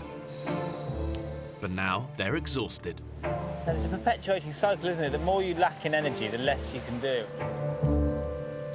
Having barely eaten in the last week, belly's rumbling. Their situation is getting desperate. We need to find a solid source of protein and carbohydrate, or we are going to seriously struggle. It's getting to the point now, if we don't eat properly in the next few days, I can see other people leaving this island. Hunting we will go, hunting we will go. Come on, let's rock and roll. The men head out once again on the search for food. But today, 51-year-old builder Andy is too tired to join them. You all right, mate? You okay? Not really, no. You look exhausted. I'm not sleeping at all. Maybe 20 minutes. And even when I am lying there, my brain's still whizzing away, you know? It's starting to drive me fucking nuts. And I just hope you all.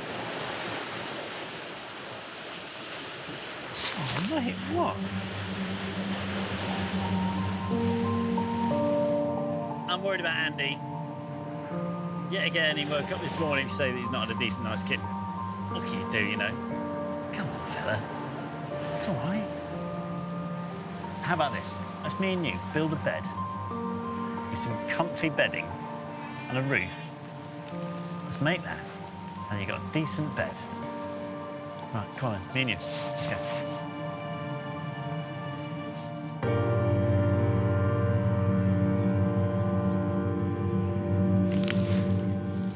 These are alligators on this island. Son of a bitch. Led by cleaning facilities manager Vic, the hunting party have pushed deep into the island's interior. What have you seen, Vic? Alas, nothing. But finding food in the jungle is no easy task. Wow. It's just full of ants and eggs. Snake! Where? And danger lurks around every corner. Somewhere here is a brown snake. Smell like shit off a stick. This is good bait. Shit. Scorpion there. Whoa. I do not want to get stung.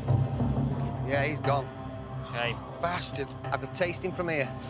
There's a lot of things that can kill you on this island. Snakes, spiders, crocodiles. The longer I'm here without a proper meal, the more I realize that if something's going to fuck us up, it's probably going to be a lapse in concentration. Oh, you fucker! There's bats everywhere. Straight out of that tree there. That's where the bats live. Ooh. Can we eat bats?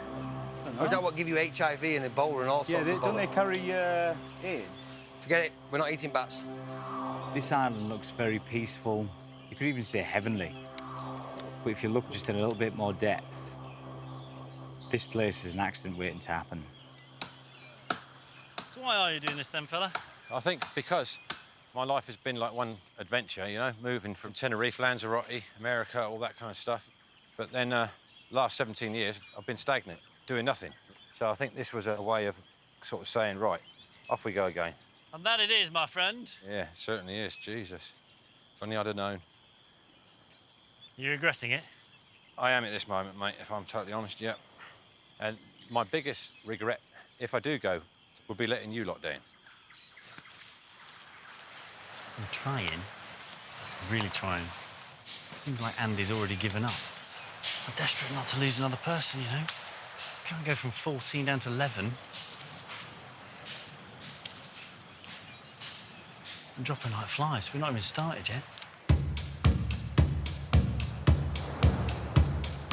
Is that not a cable track? You might be right. After a fruitless morning in the jungle, some of the men have set their sights on a far more ambitious prize. We're off caiman hunting. It's right down there. You see those trees? That's where it comes out. Yeah. 28-year-old website consultant Kyle has spotted a crocodile at the end of the beach. 4 of us are going to go that side, 4 of us this side. Keep your eyes behind you. Which the men are hoping to ambush. He's going to see when it comes out.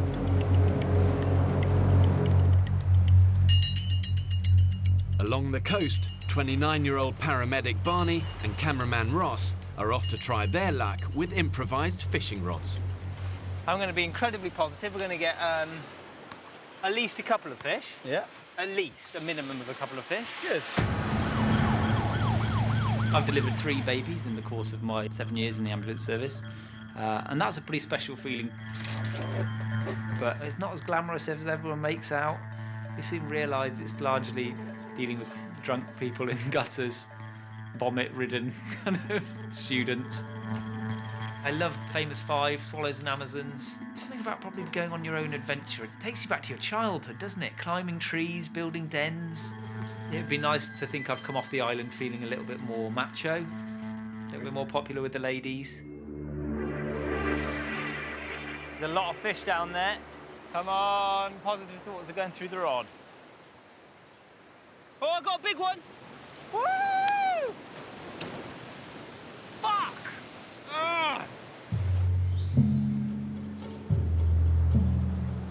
We're down. The men have been attempting to stake out a caiman for almost 2 hours. But so far, they haven't seen a thing. What do you think? I think some of our hunting team is always ready in action, ready to go. Like a coiled spring. Fantastic we get caiman, but you also need to get water, fire, and food. I am starving. Go on then, mate. Plus, everyone's just getting eaten to shit by these sandflies. Well, let's return to camp. Start to finish, absolute joke. Everybody just went up there, asked about it. We had no plan when we got there, no nothing. We were like Keystone Cops. So that's going to be great. Right, I'm going to gamble this. Oh! Hey? There you go. I'm a bit bouncing it. Yeah. Mate, don't get any fucking better. Yeah. Ain't got to worry about creepy crawlies. OK, how about this? If a decent night's kit tonight, we'll stay. I will do that, I promise. OK, are we happy? I'm happy, mate. Yeah, you're a wonderful man. Top man. I'm going to hold you to it, you know. I know you will. Hey, come on, bring in the love.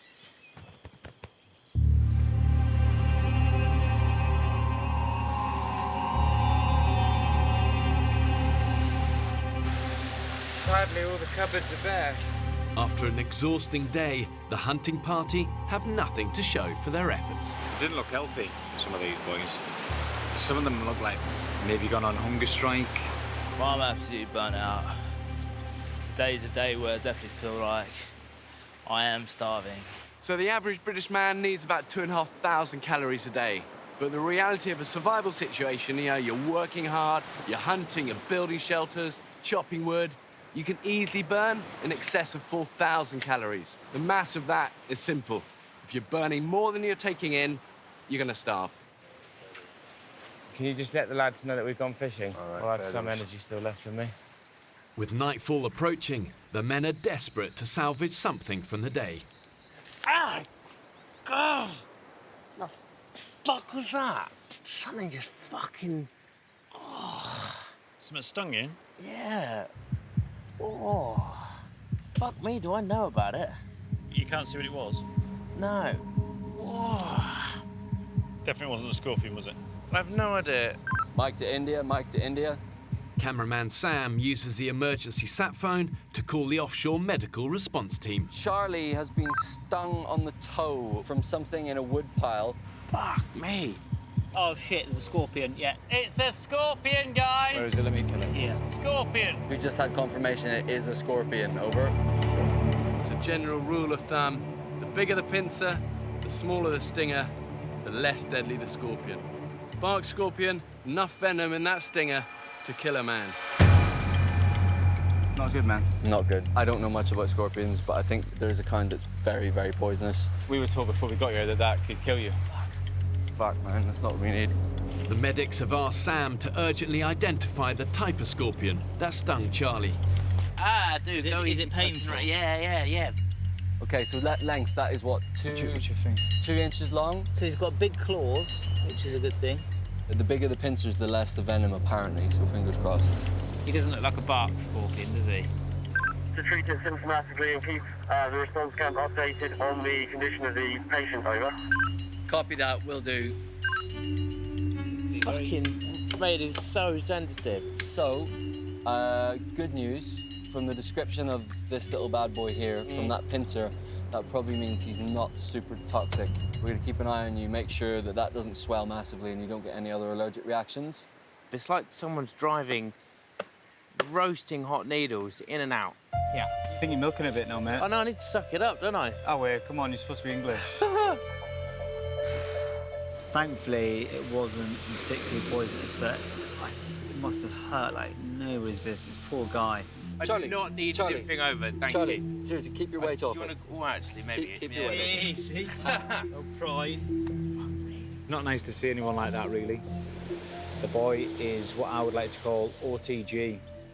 He is out the game. The medics have advised Charlie to stay off his feet for the rest of the day. Let's go and be the saviours of today. Go on then. OK, rods. With now only an hour to sunset, paramedic Barney and cameraman Ross set out to make a last-ditch attempt to catch dinner for the group. Yeah, let's go. But to get back to the headland where they've seen most fish, they face a treacherous scramble across the rocks. That's quite high, isn't it? And the tide's coming in fast. So I feel there is a bit of a risk, actually. But I'd like to take risks. We're not going to gain anything by walking back now, are we? Let's do it. Oh, no, wait, no, sorry, hang on. We have to wait for the tide to go out, and then we're making that gap there. So the Pacific really is just a vast ocean. It's actually the largest in the world, covering over 60 million square miles. You've got these fierce ocean currents, they swirl around these little islands, and if you get swept out into them, you really genuinely don't stand a chance. The next stop that way is the Galapagos Islands, if the sharks don't get you first. Now.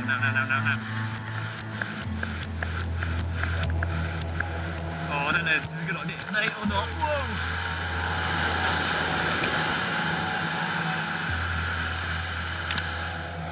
Taking quite a risk just to get a fish. It's because we're all so hungry. And you've got to take risks, haven't you, really? What do you think? Is this a bit dodgy, or? Good. As long as we're on the same wavelength.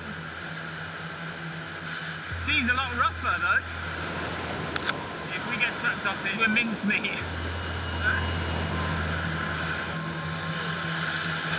Just one of those gets you.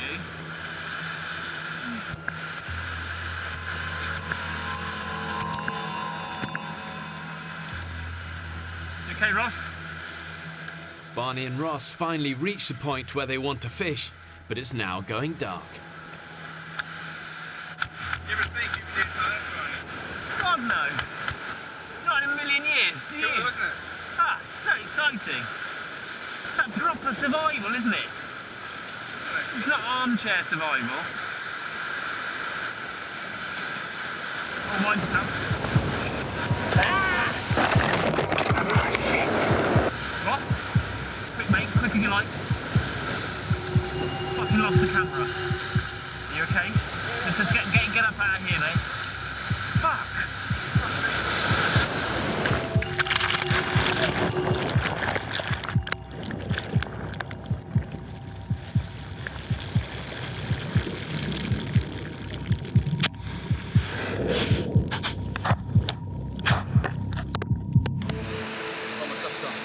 Cameras, everything's gone.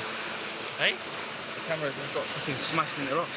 I think it's fair to say we nearly got killed, actually. Like, we walked up there to do some fishing, completely fine, calm. He was behind me. I turned round to see a huge wave, probably about 10 feet, engulfed Ross, and then Ross was gone, like that. And then I ran down and managed to grab him. I pull him out. I've never been so terrified in my life. Barney too, mate.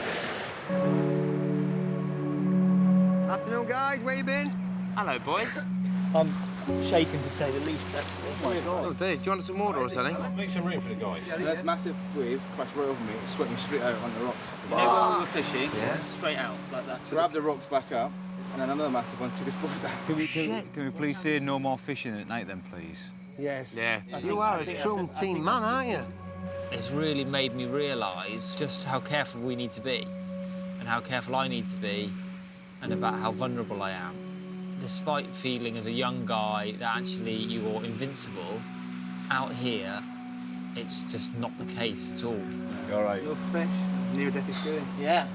Fuck, you look shaken, man. I am shaken. Yeah, have a Genuinely, I'm drink. shaken. Yeah. We did get some fish, though, right? Seriously? Get back That's out what there. you take from that. Tell you what, this is one hell of an adventure, isn't it? It's turned out to be a real dramatic day. Then a mice game, this. Good night, everybody. I'm sorry, I'm not being rude, I promise. Get some rest, mate. 51-year-old Andy hasn't slept well since arriving on the island. I'm absolutely exhausted. Concerned he'll leave if he doesn't get some quality rest, the group are hoping his new bed is the answer. Andy's got the skill set that we absolutely desperately need on the island, you know. He's a builder by trade, so he could shortcut so many of our processes. So, you know, I want him to stay. He didn't, you know, I'm sure he didn't come on the island to fail. So if you have a decent night's kit, then you're not going to leave us. That was the deal, wasn't it? If I have a decent night's kit. All right, then.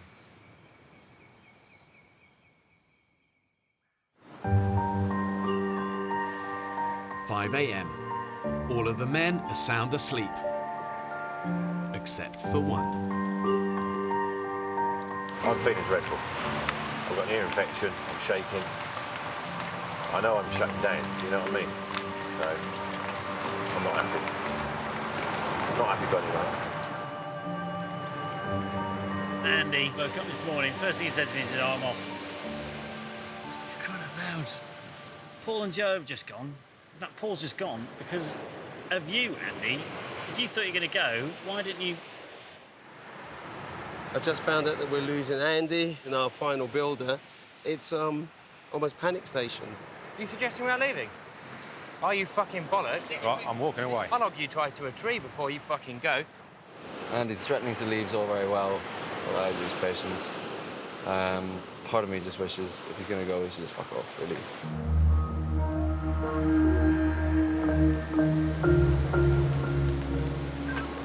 I'd like to say I want the boat here now. Over and out. Bye.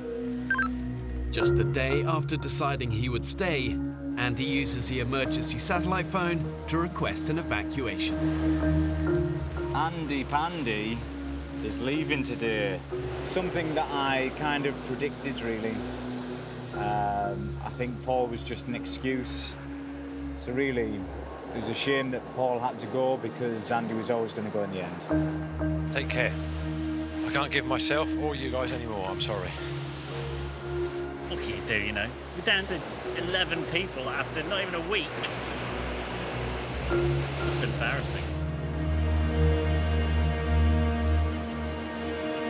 When people leave a survival group, the remaining members can often feel this sense of desertion, betrayal, maybe even a little bit of jealousy. I mean, who wouldn't want to leave what for many of them really is a living hell? But ultimately, losing a negative influence will be a good thing for the long term of the group. Feeling pretty tired today. What you could do is some food. 8 days in, with barely a thing to eat, and delayed by Andy's departure, Fucking little fish. the men resume their daily search for food. I don't know why people choose to do this in their free time. Fish? Yeah. I don't do a lot of it. Father-in-law lives it. Absolutely fucking lives it. He's a dick. Every day is a winding road. While the others hunt, 29-year-old Barney has volunteered for fire duty. I'm happy actually just wandering back at base. The group are worried that his near-death experience yesterday has knocked his confidence. He literally got swept off the rocks. He's got bumps and scrapes, and if it wasn't for Barney saving Ross's life, things would have been really serious. I think it's just a reminder of what this place is like. It just feels like everything around us is genuinely trying to kill us. He's such a nice guy, so easy to relate to. But I just felt a little bit sorry for him today, so I'm going to keep my eye on Barney.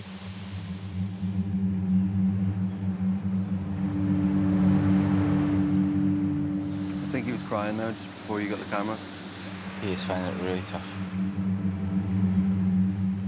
He is seriously lethargic, looks seriously homesick. He needs to get himself back on his feet. Having already lost 3 men, Cameraman Ross is worried the group could soon be in danger of losing another, and persuades Barney to join him on a fishing trip in an attempt to lift his spirits. I thought you looked really low and that you weren't enjoying yourself and just looked like you wanted to get out of here. I was a bit worried that you might go fuck it and leave. You know? I think everyone's having their low days too, right? After any sort of frightening near-death experience, it's very normal to become withdrawn and a little bit introverted, and people tend to then do everything they can to avoid having to face that same fear.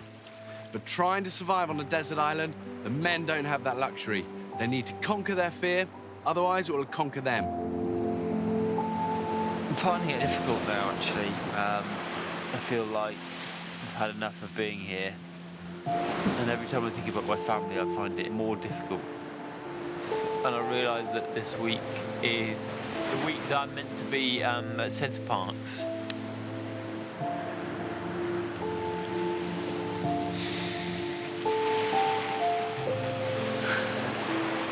But I just wanted to kind of apologise.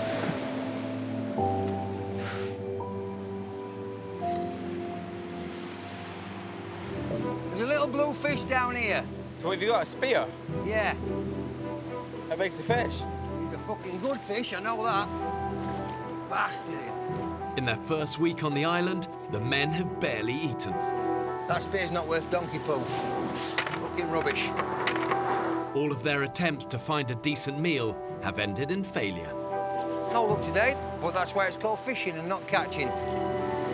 Today's lunch for 11 famished men is slim pickings from the jungle floor. Guys, Taste it. this is exciting. Scorpion. It's got a few ants on it at the moment because we killed it about half an hour ago. Oh. But who's up for an elite? Yes, please. Fuck it, I'll eat it. Heaven in your mouth. Burn the ants off. Da, da, da. Where's the How game? come you're giving it to him then? Why can't I have any? Oh, because you're too northern.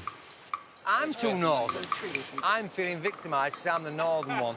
That's it, you can all kiss my ass. You're a brave man, Dan. What's it like? It's pretty gross. Is it? It's like eating crispy poo. Is it? Yeah. I'm glad it was you then. In a survival situation, every mouthful counts. Tell you what, better than limpets. Is it?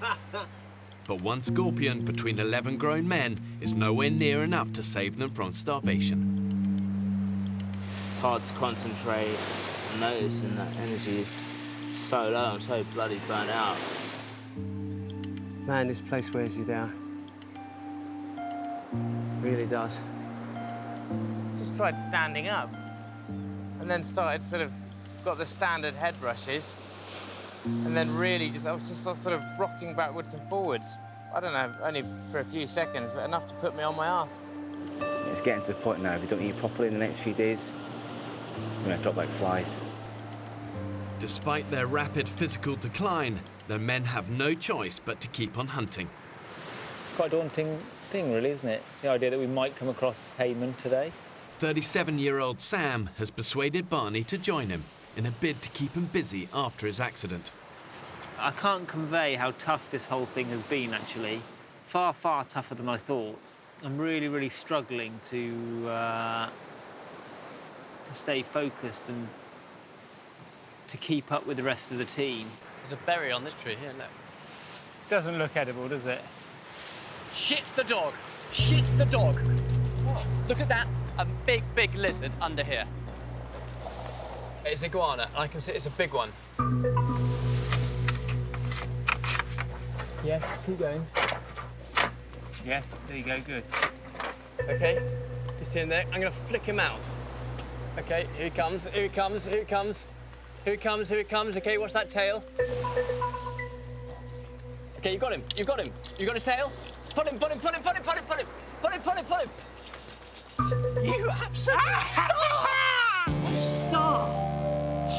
Gosh. Hang on. Let's talk about this, because actually we could use our meter live, could we not? Oh my gosh. Well done, mate. Well done. Oi! Woo!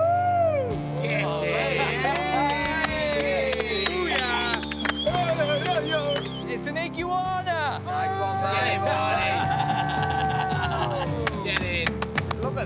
size of that, man?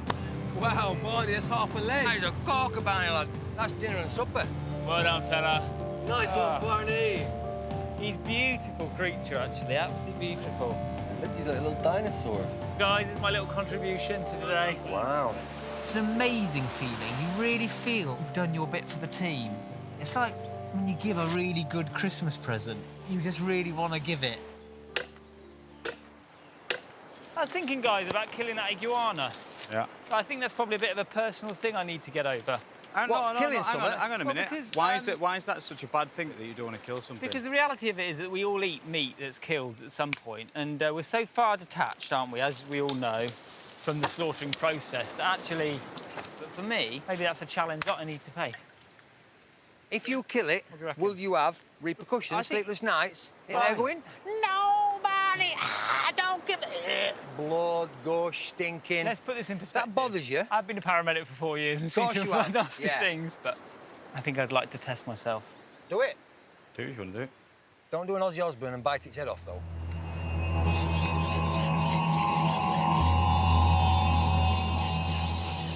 Barney, how are you feeling? It suddenly feels much more real when you're having to sit here like the executioner, you know.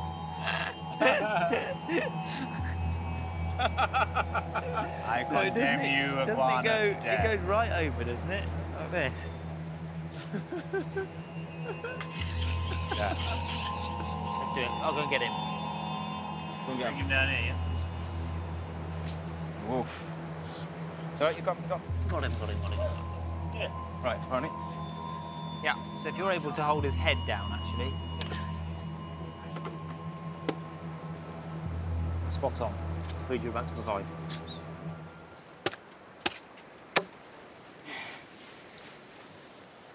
Great effort, Barney. Well done, Barney. You want it, mate? Yeah.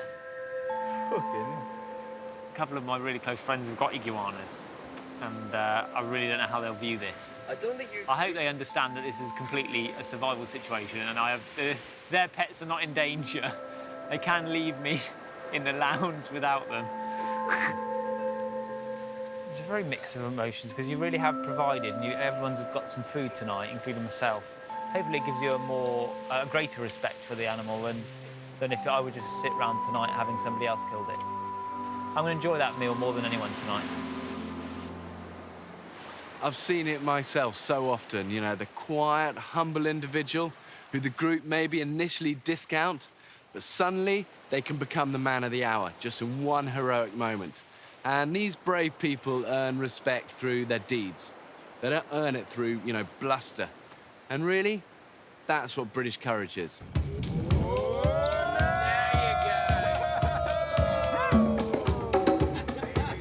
After a week on the island, the men can finally sit down to a decent meal. Looks like proper food. Isn't that just an incredible sight? Yeah, nice and caramelised on the outside, be beautiful. This is going to be like... Is he eating his own neck? Yeah. That's just sick, Barney. They do say that Mother Nature watches what you do, and if you work hard enough, she rewards you. Today she did. Good job, Barney. Here you go, guys. Well done and congratulations.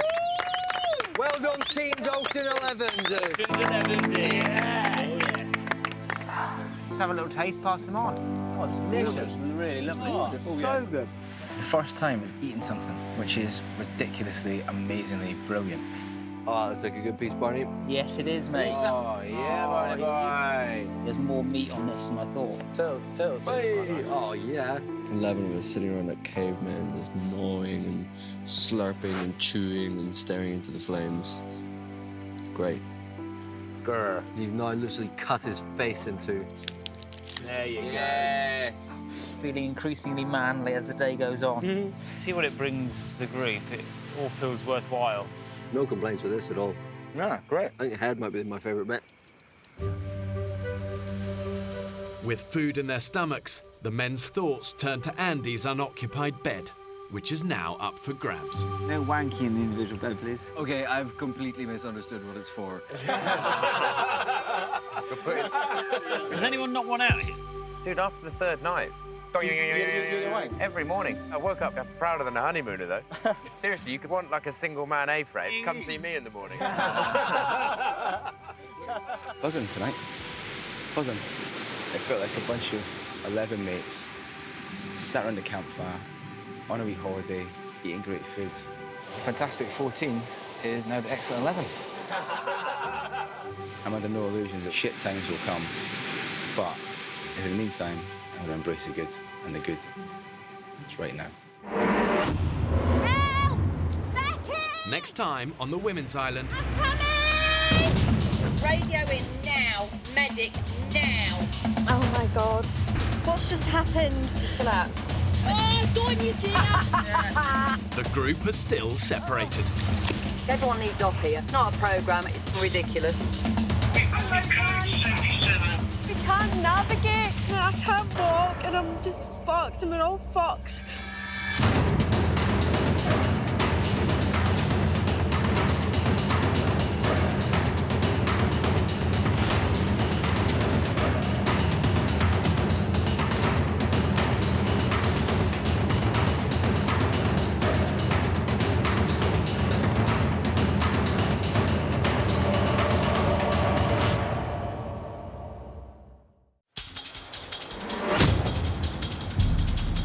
Two uninhabited Pacific islands. More than 5,000 miles from the UK. One will be inhabited by 14 British men, while a separate island will be home to 14 British women. When pushed to the limits of human endurance, will it be brute power or mental strength that wins the day? Who will have what it takes to stay alive? Tonight, we follow the men.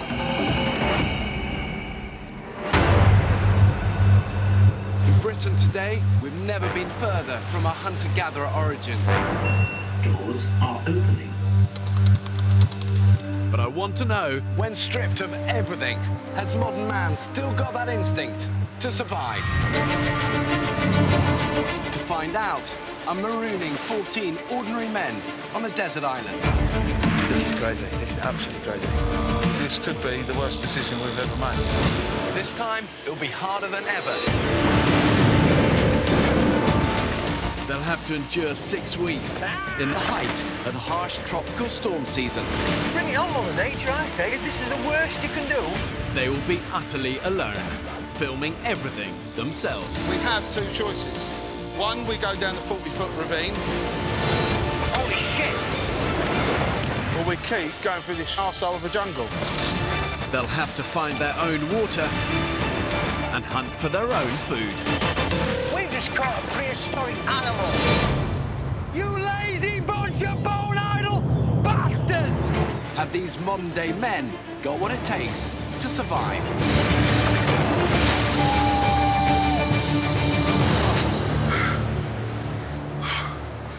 That's the hardest thing I've done.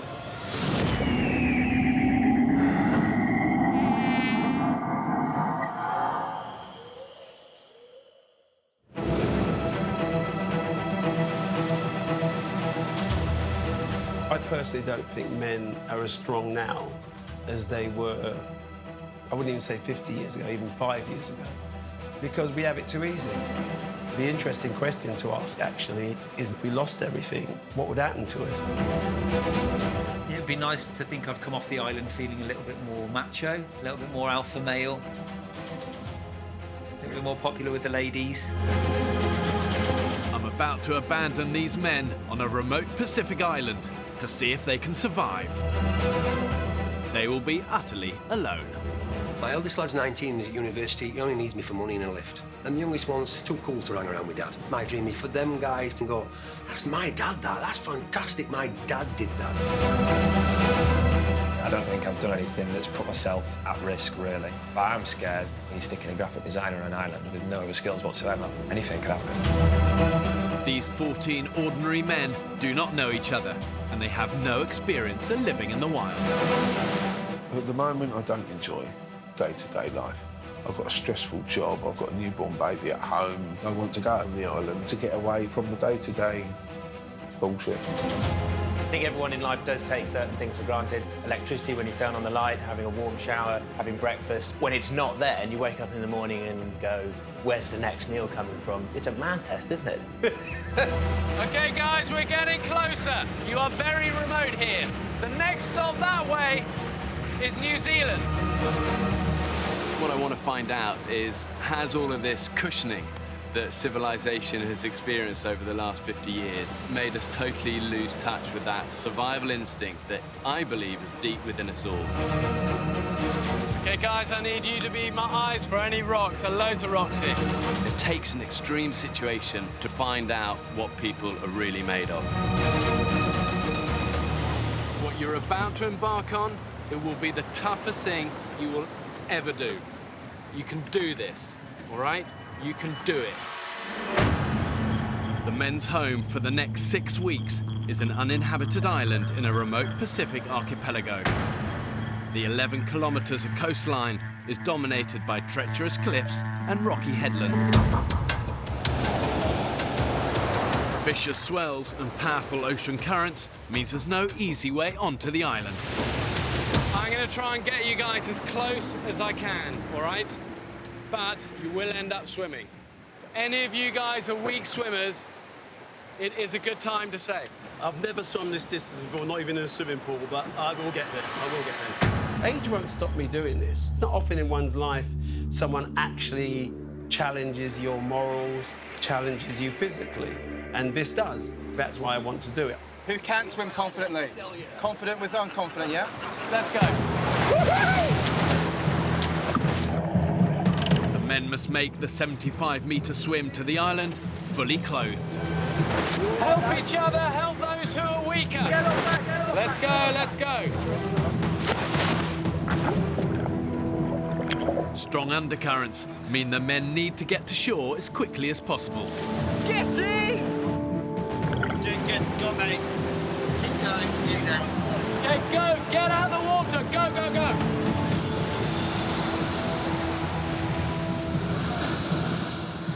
Woo! That was the damnedest thing I ever did. Glad you were there. Oh, I couldn't have got much further. If that's only a taster of what we got to come, then bring it on, Mother Nature. Hey, what are you doing? Well, the advice is to save your own piss, which is a bit unnerving. With only 2 days survival training, initiative will be key. Essentially, it's water, isn't it? Is that your piss? That's my piss, mate. You've got to save everything around here. Yeah, I've been told anyway. Save your piss. Drink your own piss? I hope not. So they look a bit like a party of drowned rats at the moment. Kind of let the chaos begin. But what I do know is when I return in 6 weeks' time, the 14 men, if there's still 14 men there, which to be honest, I doubt, the men that do remain will be changed. It's time for me and the crew to leave. We won't be back until the end of the experiment. For the next 6 weeks, the men will have to live entirely on their own wits. To make sure these men at least have a fighting chance of survival, I've ensured the island's got enough water, indigenous animals and vegetation on it to keep them alive. It's teeming with wildlife. But what they've got to have is the ingenuity to find it, catch it and kill it. What's your name, mate? Paul. I'm Ross. Paul. Hello, Ross. All right. From here on in, everything you see will be filmed by the men themselves. Why don't we get everybody together and then we're just all talking, we'll work out something that we're going to do, and then we're all going to be heading that way, I'm assuming anyway, because it looks a little bit safer than this. It'll be dark soon. Come on, lads, let's make use of some of this energy while we've got it. All of the men will film, but 4 of the group are trained and experienced camera operators. I'm Ross. Sam. How you doing, buddy? Who'll be living under exactly the same conditions as everyone else. Oh, I'm like a fucking mule horse, aren't I? The brains of a donkey. Obviously, because we are having to film everything ourselves, we've got to cart all of like the camera gear, batteries and everything with us. Let's get on with it. Fuck's sake, this is survival, not Good Morning Britain. As well as the camera equipment, they'll have a medical kit, 2 jerry cans containing a day's supply of water, basic fishing equipment and a handful of tools. Guys, how many knives do we have? Let's count them in. 3 knives, 3 machetes. Fine. 3 knives, that's easy. Let's all gather round in one group, guys. I'm Barney, and I'm a paramedic from Leicester. Oh, handy. I'm Andy Bennett, builder from Milton Keynes. We've got a fucking builder, everybody! Yay! Let's hope he's not a cowboy. My name's Piers, I am a doctor. Did you say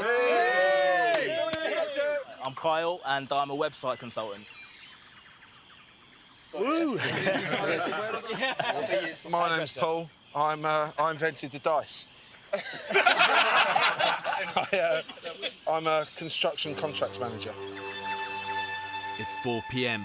With only 2 hours of daylight remaining, the men's priority has to be finding a safe place to shelter for the night. If they can't, they'll have to sleep rough on the jungle floor, alongside potentially deadly scorpions, snakes, and caiman crocodiles. We're assuming that the north side of the island would be nice, beachy, sandy, flat seas. Paul thinks the group's best option is a beach. Let's go. And he's convinced they have time to cross the island to find one before dark. Who else was imagining sunny beaches when they thought about coming out here? These trees here are very sharp. Oh! There you go. I believe it will now be referred to as the porcupine tree.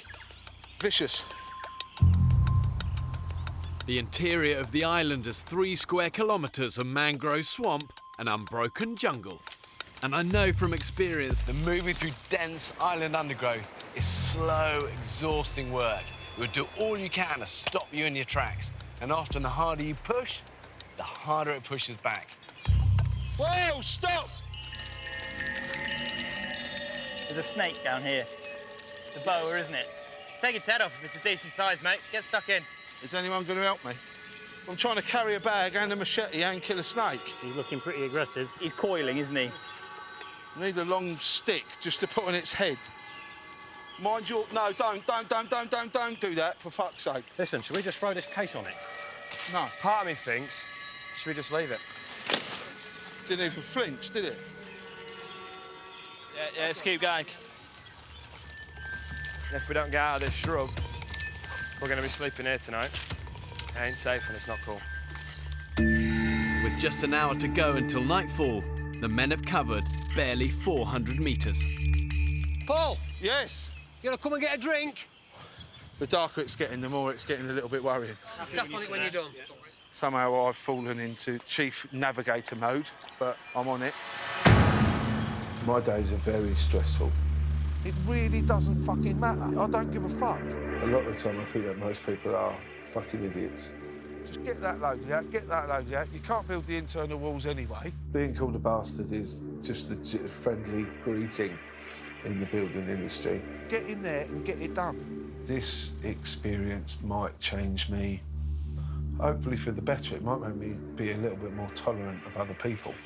Come on, fuckers. This is going to take us fucking hours. Yeah, it's about to get darker and darker as well. Yeah, I know, so that's why we've just got to just get through it. We need to start to think, do we want to be hacking through this stuff when it's pitch black? Or at the next time we see a clearing, are we going to think about settling down for the night? I personally want to just plough on and make it. I mean, it's going to get darker in here quicker than it is on the beach. I say we plough on. This is crazy. This is absolutely crazy. I don't know what to say right now. Floor 3 doors are opening. I never had the money to go travelling. I've never done anything that's been a bit sort of edgy, that's been a bit dangerous, I guess. I don't think I'm as confident as I say I am, and I think a lot of what I do can be a front. The sort of persona of alpha male to me is everything my stepdad was. I saw enough of him growing up to realise who not to be. I guess it's time to find out who I really am. Keep coming, we're only 100 metres away! I keep saying it's like the beach is 100 metres away. Sort of getting a little bit pissed off because we've been walking for about fucking miles and it's not here.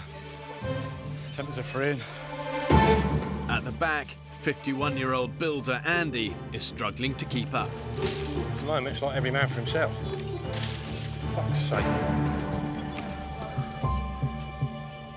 First, cut. We've not even made any ground, and we are all fucked. Joe, Maybe he gets more oxygen. offer Andy and help you. He's carrying a really awkward. He's carrying a really awkward box on his own. I know it's a ball ache kid, but you're carrying one of the fucking easiest things in the world, as heavy as it is. I know it's heavy. I'm not fucked, pal. No, I'm not. But it's easy. You want to carry this bag? It's fucked. I'll swap you now, mate, if you want. At the front, Paul pushes on, despite the group's growing dissent. We got lights in those cameras, Sam. Bit of infrared. How you doing, mate? Some people ain't playing ball. In what way? What do you mean? Well, cracking on with fuck all, you know? We could all do that, like a hero with a machete. Come on, fuck's sake.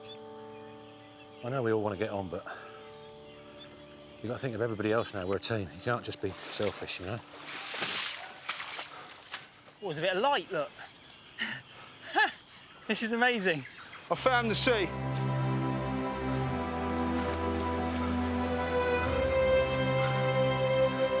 Ah. Ah. Oh. Yeah, to go beach! Come on! We're boys! Come on! Booyah! Beach! Pina coladas.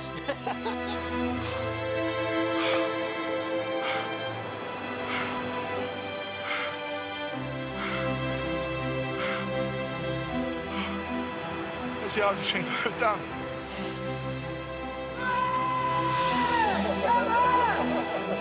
Fuck! I never thought I'd be so happy to see the beach in my entire life.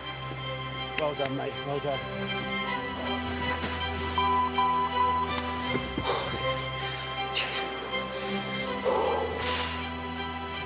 Fuck. Nice one, mate.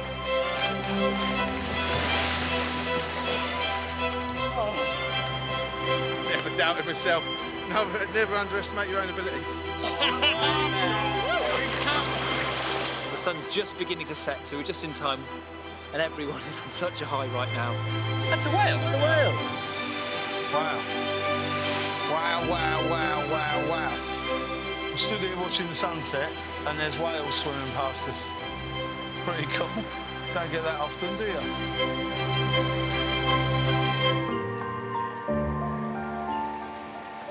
You all right? About 2 minutes sleep, I think, in time. 16 hours ago, I dropped 14 ordinary British men on a remote desert island. I haven't slept for a minute.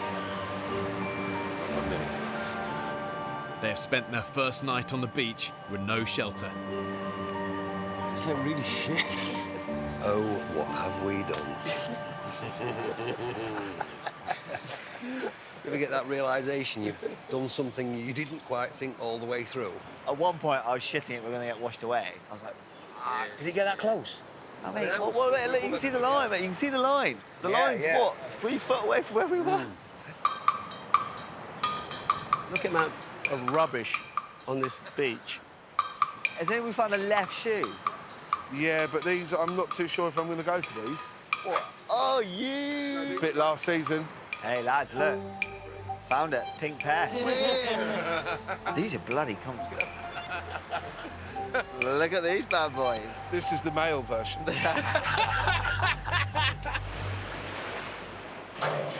The men came onto the island with just a day's supply of drinking water. Mouthfuls. But after yesterday's arduous trek in 34-degree heat, it's all but gone. Tropical storm season, really, there shouldn't be any shortage of water on the island. And obviously, rain itself is drinkable without purification. But once it hits the ground, it becomes contaminated. All sorts of bacteria and nasties there. From experience, I can tell you, animals aren't fussy about where they crap. Oh, my God. The amount of crap that's in there. It's fucking horrible. Without boiling, this rancid water would almost certainly give the men stomach cramps and diarrhea. It's not salty, but... No, I'll tell you what, I've had hangover shits that smell better than that. Guys, can we... Like why a don't northern we all kind of gather in and have some sort of confab about what we're going to do today? Yeah, I think that might be a very good idea, Piers. Go on, guys, gather round. Right, plan of action, lads. Yeah. We 100% need to try and make a fire now. If we don't make a fire and something to boil new water, we're going to be in bad shape by tomorrow morning. Food is becoming a priority very quickly for a lot of people. We're going to have to get something substantial to eat fairly soon. Right, meeting adjourned. Shall we dance, sir? matey? Let's go. The men decide to split up. Having eaten nothing since they arrived, the majority of the group head off to look for food, while engineer Dan and builder Andy take on the fire lighting. It's quite a lot of pressure to get this fire going. You're down? I'm up, yeah. Right. To me. Awesome. That is not an ideal start, is it? That in one stroke. Oh, lads. I shot my load. Round about here, there's about 6, maybe 10 snails and shit, yeah? Along the coast, 47-year-old Vic has decided to put Joe, the group's youngest member, to work. We should definitely have put some fucking shoes on. That might have been a wise idea, fella. Oh! Just anything. Limpets, crabs, give 'em a crack. Snails, you spot them, fella, and I'll club them. Do these snails bite? I feel sure something with legs is going to come out of there, innit? And nip me. Don't put your finger where you won't put your dick, because it might get bit. And this, ladies and gentlemen, is how the nearest we get to Michelin star. Will we put it on a bed of anything?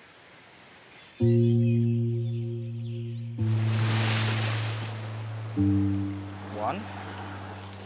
A morning's hard graft provides nothing more than a handful of limpets.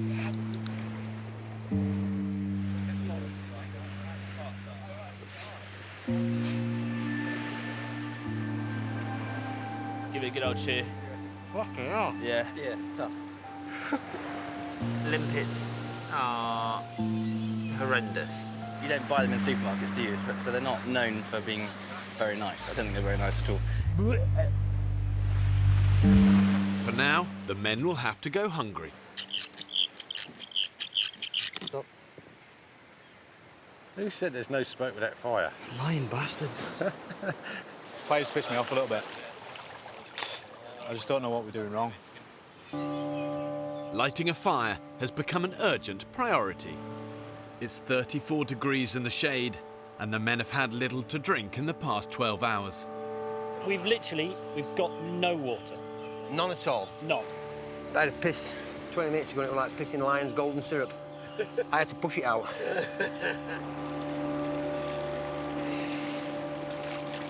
That is not viscous and clear. No, it's definitely not. The men are starting to show the telltale signs of serious dehydration. Thirsty. Really bloody thirsty.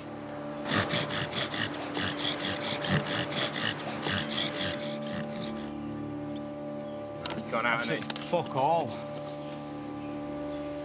The vultures are circling already. Can you look at the size of that? Jesus. That's prehistoric. How about your glasses? Do you reckon we could... Can I try your glasses? Try it. Mate, yeah. With their need for fire now critical, web consultant Kyle has an idea he wants to try. We've got Andy's glasses. Just basically using the sun to focus that in one point is giving us quite a lot of heat.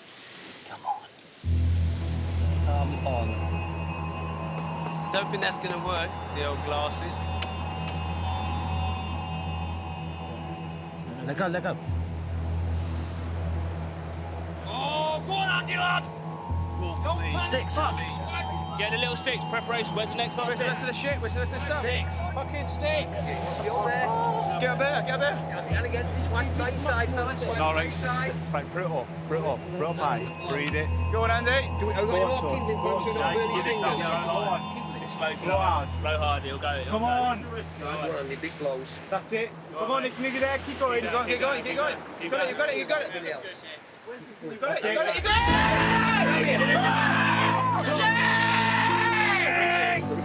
Twigs. Keep going. The little twigs. Yeah. Twigs. Behind you.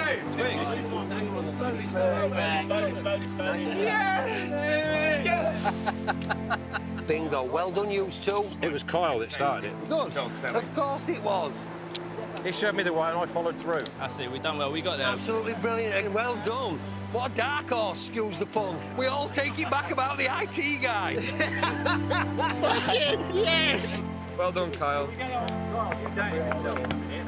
After 8 hours of trying, the men finally have a fire on which to boil the stagnant water. I'm going to drink and drink and drink until my piss runs clear. And your verdict is? I mean, it's almost not normal water. There's a bit of sort of pond in there. That is top notch. It doesn't taste like piss, does it?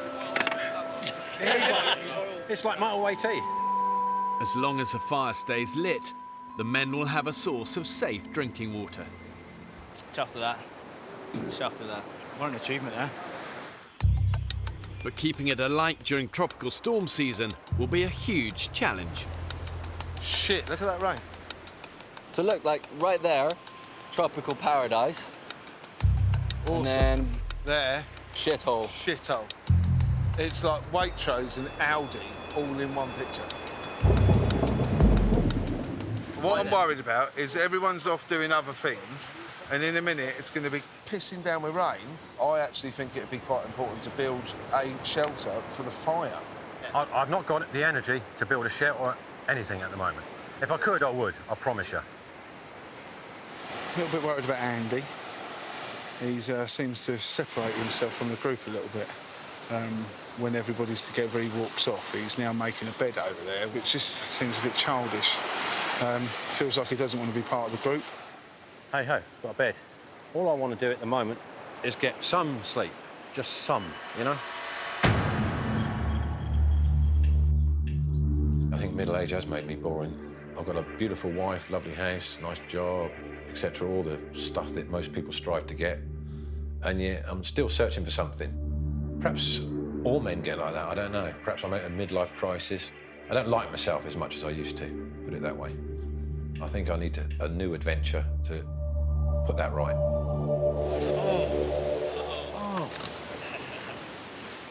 Oh. Do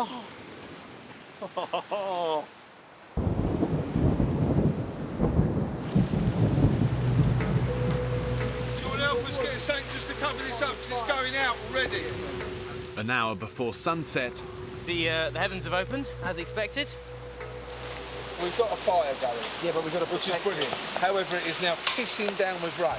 We've got no cover over it whatsoever. We've got nowhere to sleep whatsoever. So I would say our priority is shelter. Honestly, in the politest way possible, we need to cover up this fucking fire because it's going to go out. without the fire, the men will have no means of purifying water to drink. Who was doing the leaves? Is anybody getting the leaves to cover this? That is going out in about half an hour. Ah, clusterfuck, or foobar, I don't know what the correct military term is. So now we've got 1 million people trying to do 1 million things. Hopefully we'll have 1 million answers. Drives you fucking mad.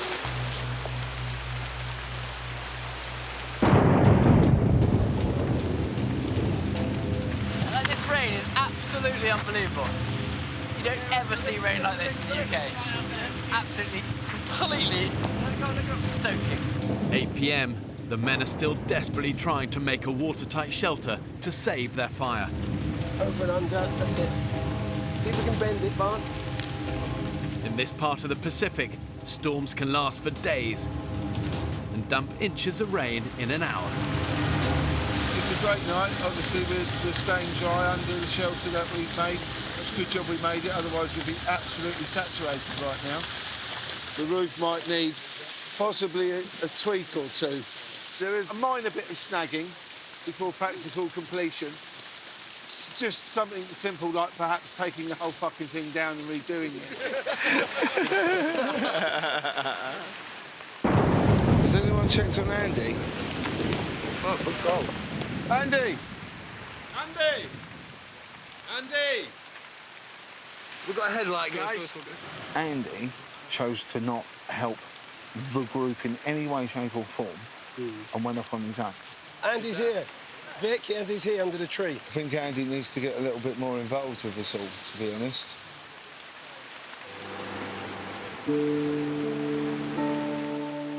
It absolutely pissed down last night. Everyone was awake and everyone was just so wet through. I was sat there and I was just thinking, what am I doing here? I feel kind of pissed.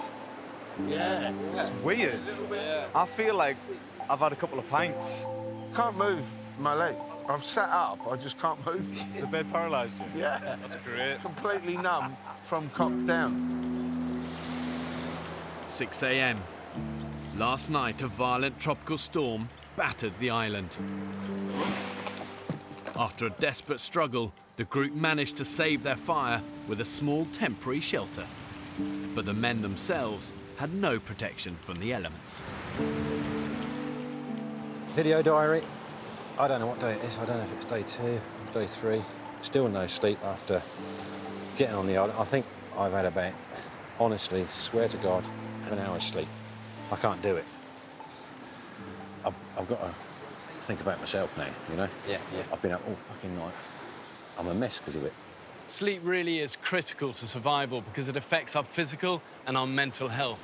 When you get enough of it, it helps your body to recover, to heal. You process thoughts, process memories. But when you don't get enough of it, that's when you become careless. It affects your decision-making abilities, and it can even lead to depression. Young fella? What's up? No, I'm struggling a bit, I think. At the moment. With? The mentality of it all. You know what I mean? I think you got to get yourself in like in the zone, as it were. And I'm struggling to find the zone at the moment. I'm really worried about Joe. He's just kind of wandering around, sitting down, head in his hands. Kind of looks like he's feeling sorry for himself, really. And he's obviously missing home. What's her name? Charlotte. Maximum 3. You miss her, mate, don't you? So we made it in 2. Yeah. Best thing that happened to me, huh? How long have you been together? 5 years. For the first time ever since I met her that I've gone 24 hours without speaking to her, so... In fact, you might. Come on, dude, hug it out. You'll be fine, mate. You'll be absolutely fine. I promise you. You'll be fine, honestly.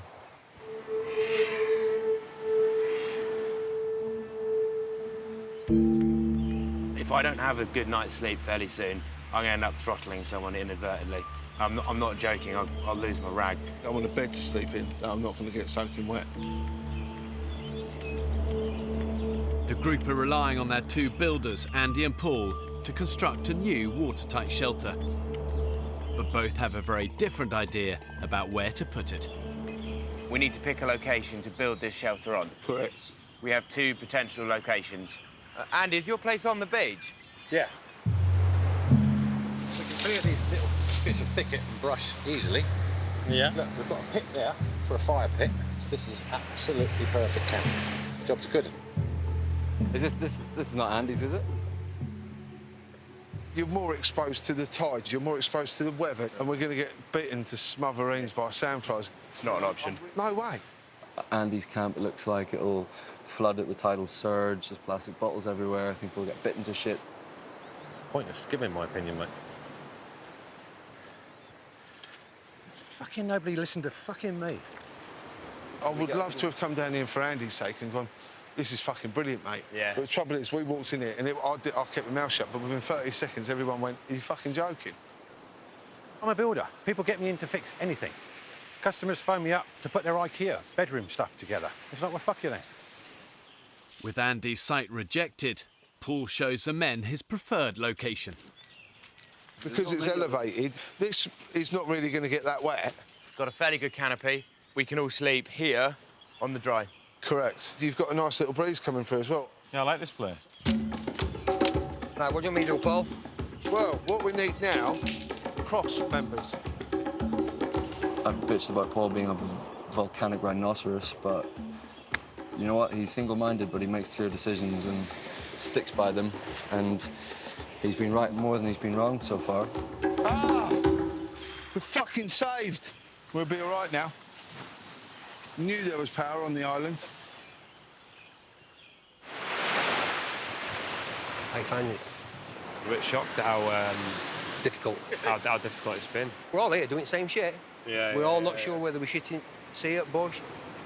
Determined to boost Joe's morale and keep his mind off home, father of 3 Vic has asked him to join in with the shelter build. It's a challenge. A fucking challenge. We'll adapt to all this quicker than any of us will. Far quicker. It's a case of making sure everybody guides everybody else in the right direction. I do firmly believe we will become an excellent team. to the point of becoming almost like a tribe. Let me just say, building camp at the top of a steep hill in the middle of the rainy season is the stupidest idea ever had. A chain is only as strong as its weakest link. And I'm obviously the weakest link. Joe, you're not the weakest link, you're just missing home. It's a natural thing to feel. Yeah. I think some people do think I'm the weakest link, mate. I don't Do you think that? I don't think No, but I think you do. Do you think so? Yeah. Crikey, what's made you think that? Day one when I met you, you've been shouting orders at me from Have day I? dot. No. When we're carrying stuff in and out of a jungle and I've got a really heavy rucksack on my back and you're saying, Joe, I think it's a good idea if you do this. Joe, I think it's a good idea if you do that. Now, you've not been shouting orders at anyone else, but I think you feel that I'm the youngest, therefore, naturally, you've got some authority over me. And that's been grinding on me a little bit. Joe intimated that I'd been giving him a hard time, which I truly have only tried to be positive with everybody. I was devastated. You're being aggressive. Tell you what. You're being passive-aggressive, and that's not fair. All right? He just told me I'm being passive-aggressive when we're having a laugh.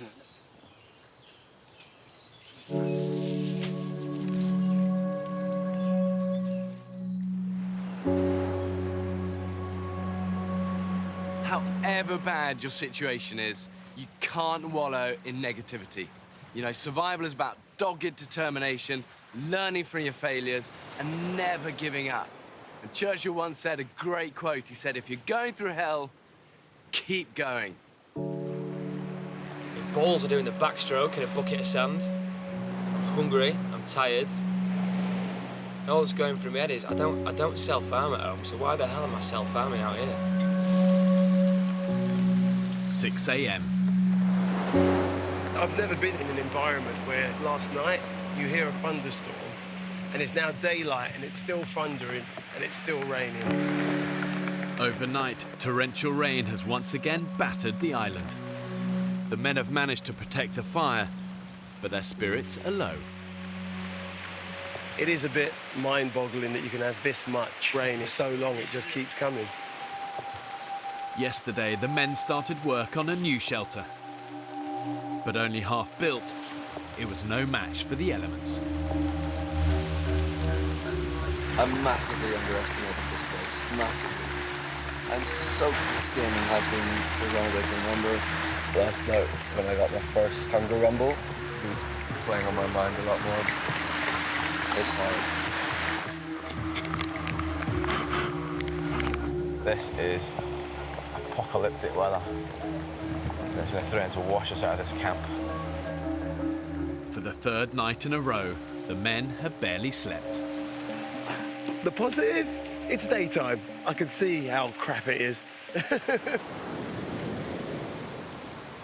Here in the tropics, when it rains, it's not just nice British drizzle. It's torrential. We can hardly hold a conversation. You've got to spend so much time and energy trying to keep your fire alight when you could be out there fishing or hunting or making shelters.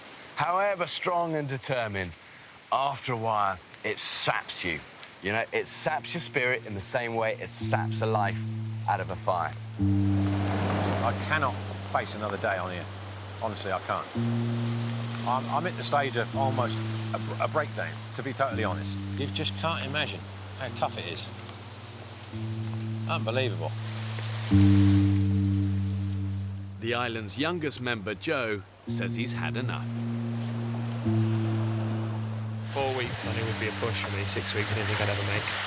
The pain that I'm going to go through here, leaving the loved ones at home, Charlotte, all the rest of it. Then why did you sign up? I don't know.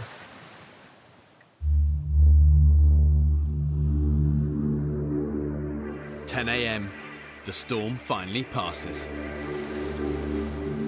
Determined to leave as soon as possible, graphic designer Joe uses the emergency satellite radio to request an evacuation boat. I just really strongly believe that as a person, physically, mentally, and all the rest of it, I'm not going to make the rest of the time on the island. And I've not made any rash decisions because I'm aware that you can make decisions in the heat of a moment, and I haven't. I just really fancy a margherita pizza. Joe wants to go home. Can't believe it.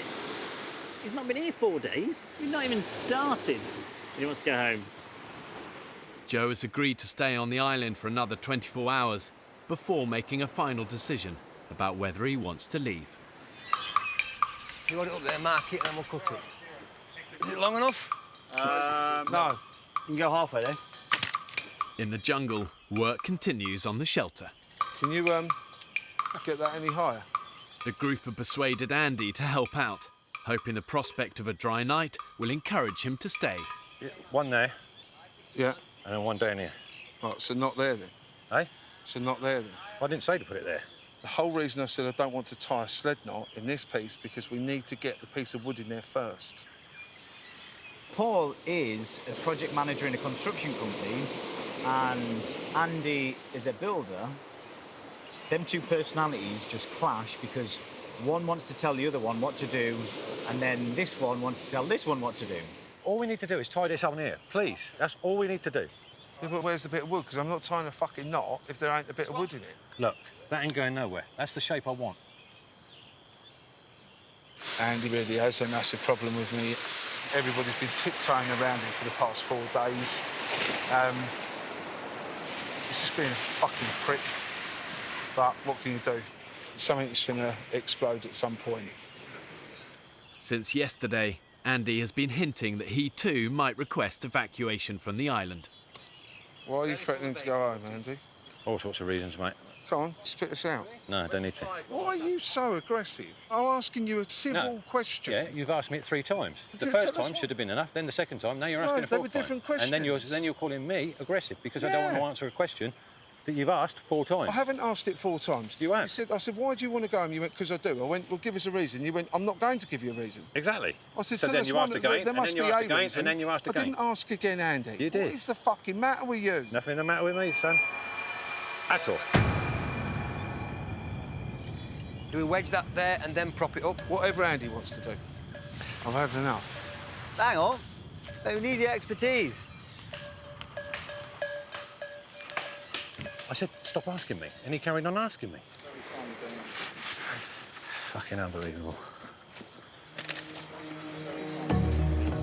With the camp's 2 builders walking off the job, construction of the shelter grinds to a halt. There's no doubt there's a lot of strong, pretty macho personalities on the men's island. And yeah, they're all trying to find their place in that pecking order. But the danger when you get these high-pressure situations like this is that the alpha males start to compete instead of cooperate. And then the danger is it blows a whole group apart. I'm used to being in control. I'm used to being organised, everything running efficiently. It's what I do. That ignorant twat wants to do it his way, and he hasn't got a fucking clue. It makes your head, it's like it wants to implode. Seriously, my will is a punch to the throat. He's down, gone, finished. It's over with. I walk away. Happy days. I can't do that here. Bang, done. Fat cunt. You know what I mean?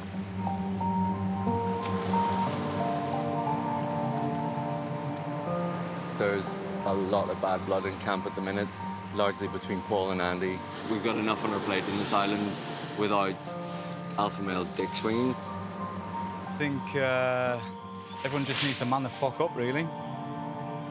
I just feel like everything I do, mate, he's just there, ready to fucking knock it down, you know, or criticise. It's like, fuck off, you know? If he goes, I'll stay. He's my main problem.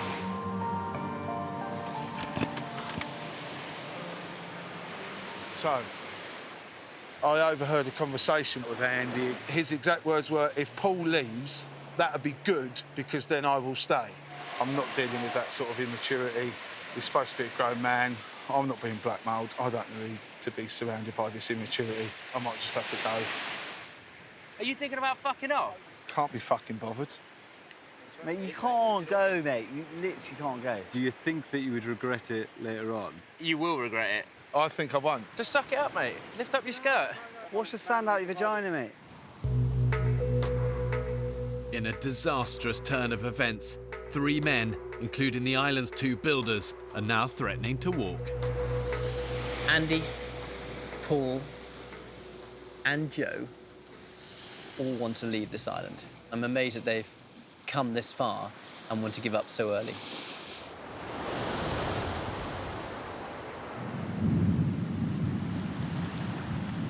As yet another storm hits the island, the men call a crisis meeting.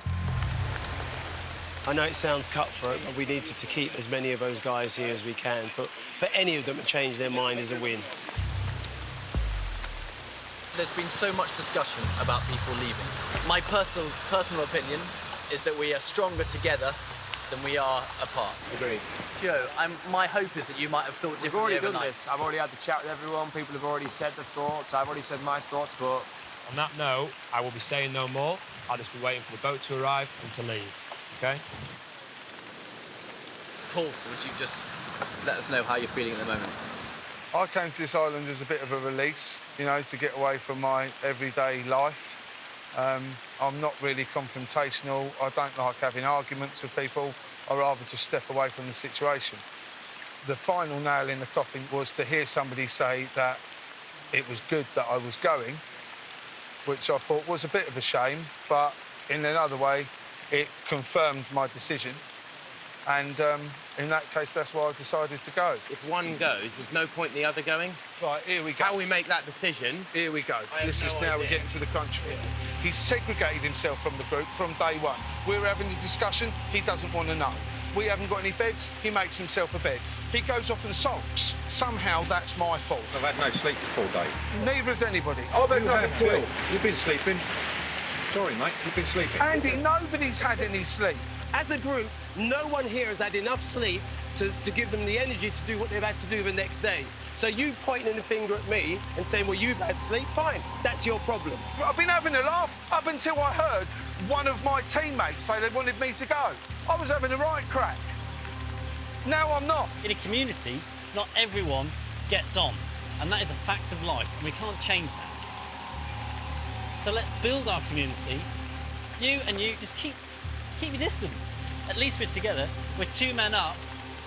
We can build a shelter in a day rather than taking 2 days with 2 men down. The big strong man and the builder.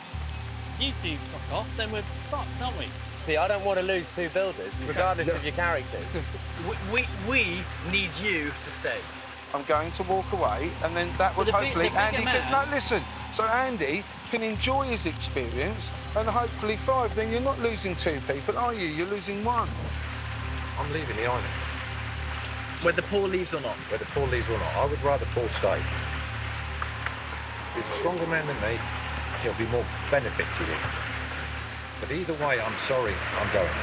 For him to fucking say, I'm glad he's going, good, then I'll stay, then all of a sudden he hasn't got his own way again, and it's, oh, I'm going, there's other reasons.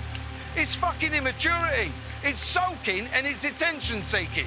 And you don't want to be scapegoat, I realise this. Bollocks. I'm not having it. I am going off this island because I'm not being held responsible for that. End of story. Next time on the Women's Island. What?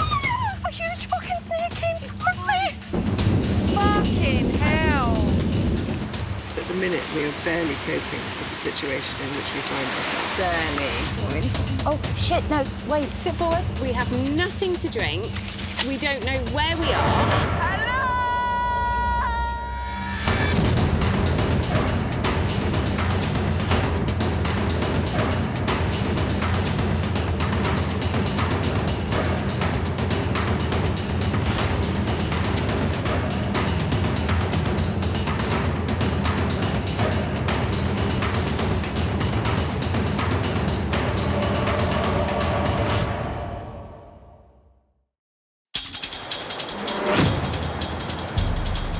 Two uninhabited Pacific islands. More than 5,000 miles from the UK. One will be inhabited by 14 British men, while a separate island will be home to 14 British women. For 6 weeks, they will be utterly alone, with only the clothes they stand up in, and a handful of basic tools and fishing equipment. How many fishing lines have you hooked up before for film? None. Filming everything themselves. When pushed to the limits of human endurance. Will it be brute power? 1, 2, 3. Or mental strength that wins the day? Who will have what it takes to stay alive? Tonight, we follow the men's island. You dickers every single time. this little old man. So unfortunately, I don't trust you. Survival will be harder than ever. They'll have to endure the height of the harsh tropical storm season. It's the death trap round here. They'll have to find their own water and hunt for their own food. You bastard! Took the hook and the lot. Have these modern-day men got what it takes to survive? Holy shit!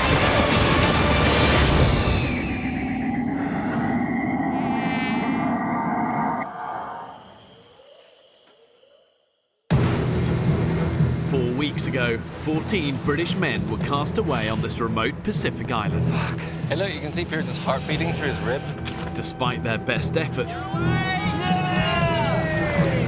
they haven't been able to find a sustainable source of food. We need some decent food, we need it quick. And the men are getting weaker by the day. Exhausted. There is absolutely no food in this camp. The group's become increasingly fractured. You tell any chef that cooking for 11 people is physically easy and he'll stab you in the fucking eye. So far, it's 47-year-old Vic, the island's top hunter, who's managed to save the group from starvation. When in doubt, send Vic out!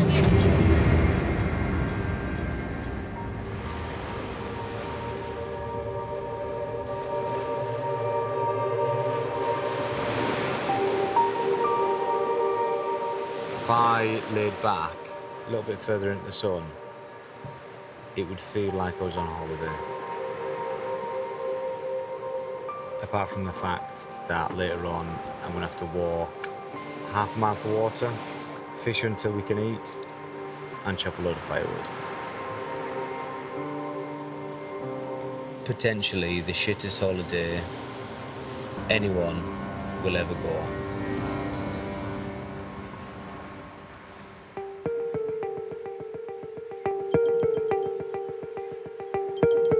The men have now been living on the island for a month. Unable to find a reliable source of food, they've had to survive on a meagre low-calorie diet of limpets, coconut and the occasional fish. We are starting to starve. We're not eating enough. I mean, look, I've never seen my ribcage like that since I was bloody 12 or 13. I've got a bloody lollipop head. It looks wrong size to my body. It looks completely out of place. There's nothing to me. After 4 weeks on such an extreme low-calorie diet, the men are actually in danger of entering what's called autophagy. And this literally means to self-eat. Their bodies start to cannibalize themselves, and if they don't find a sustainable food source for the long term, their physical condition won't just be in decline, it will be in free fall.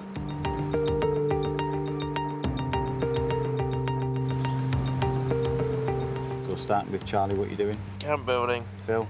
I'm doing water and wood and then chipping in for whatever needs doing. Good man. For the exhausted men, the morning meeting has become a vital way of sharing out their daily chores. Trapping assistant. Good man. Vic's going to do water, wood, and help anybody else doing whatever they need doing. Sam? The hunting is the thing that I'm probably the most excited by. For a personal level, I don't think I've quite achieved my personal ambition yet. My personal ambition would be to catch a vulture or something like that. It's a lot of effort to do, isn't it? So will you be doing wood then? Well, when I get back, I can do wood, but... You've got a master skill at avoiding that wood job, haven't you? If you don't bust a gut getting wood, we're going to run out and everybody's going to know you were on wood, you were a lazy bastard. The group has given Sam his orders for the day, but he's not convinced. Collecting fire was important, and I'll do my bit, definitely. But I'd love to do a bit more hunting. And, you know, it's that man against beast thing that I really enjoy.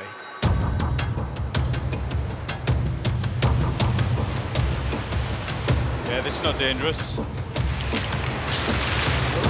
With around 30 litres of water and up to 50 kilos of firewood to collect, the men have a gruelling morning ahead of them. This wood is ridiculous. Go on, man. Look at this. Go on, man. Go on. We're through.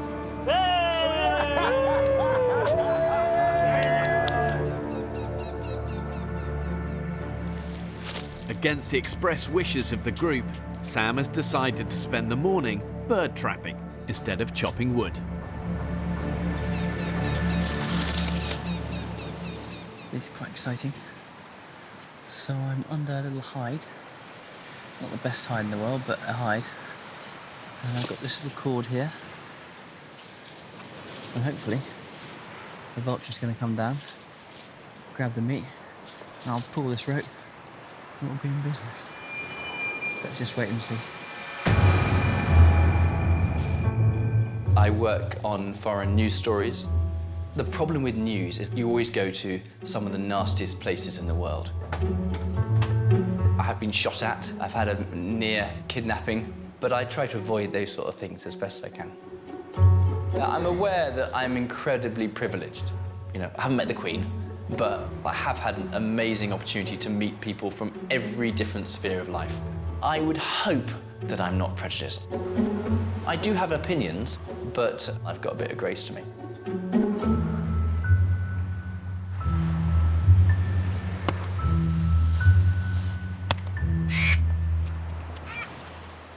Dad, I'm hiding for a vulture. And you're slightly spoiling it. Where are you? I'm hiding here, ready for a vulture. Oh, for fuck's sake. The whole point of the morning meeting is to dedicate tasks. If he's got a task, he needs to complete the task before he moves on to something else. Softly's not working anymore, so we just need to be a bit more firm with people, I think. Sam, we need to stick to our tasks, otherwise we're not going to get shit done. It's like nearly 11 o'clock and you haven't done any wood today. I'm heading there now, and it's going coconut for I'm doing trap as well. But you're not doing traps, we're doing traps. You're not doing traps, are you? You just concentrate on what you're supposed to be doing. If you've got a task, stick to it, complete it, finish it. Right. Good. I don't know. Bloke talk's a good, nice, posh game, but failing to deliver in my book, and an island where manual graft is king. We all have to work and sweat. And up to now, he ain't done jack shit.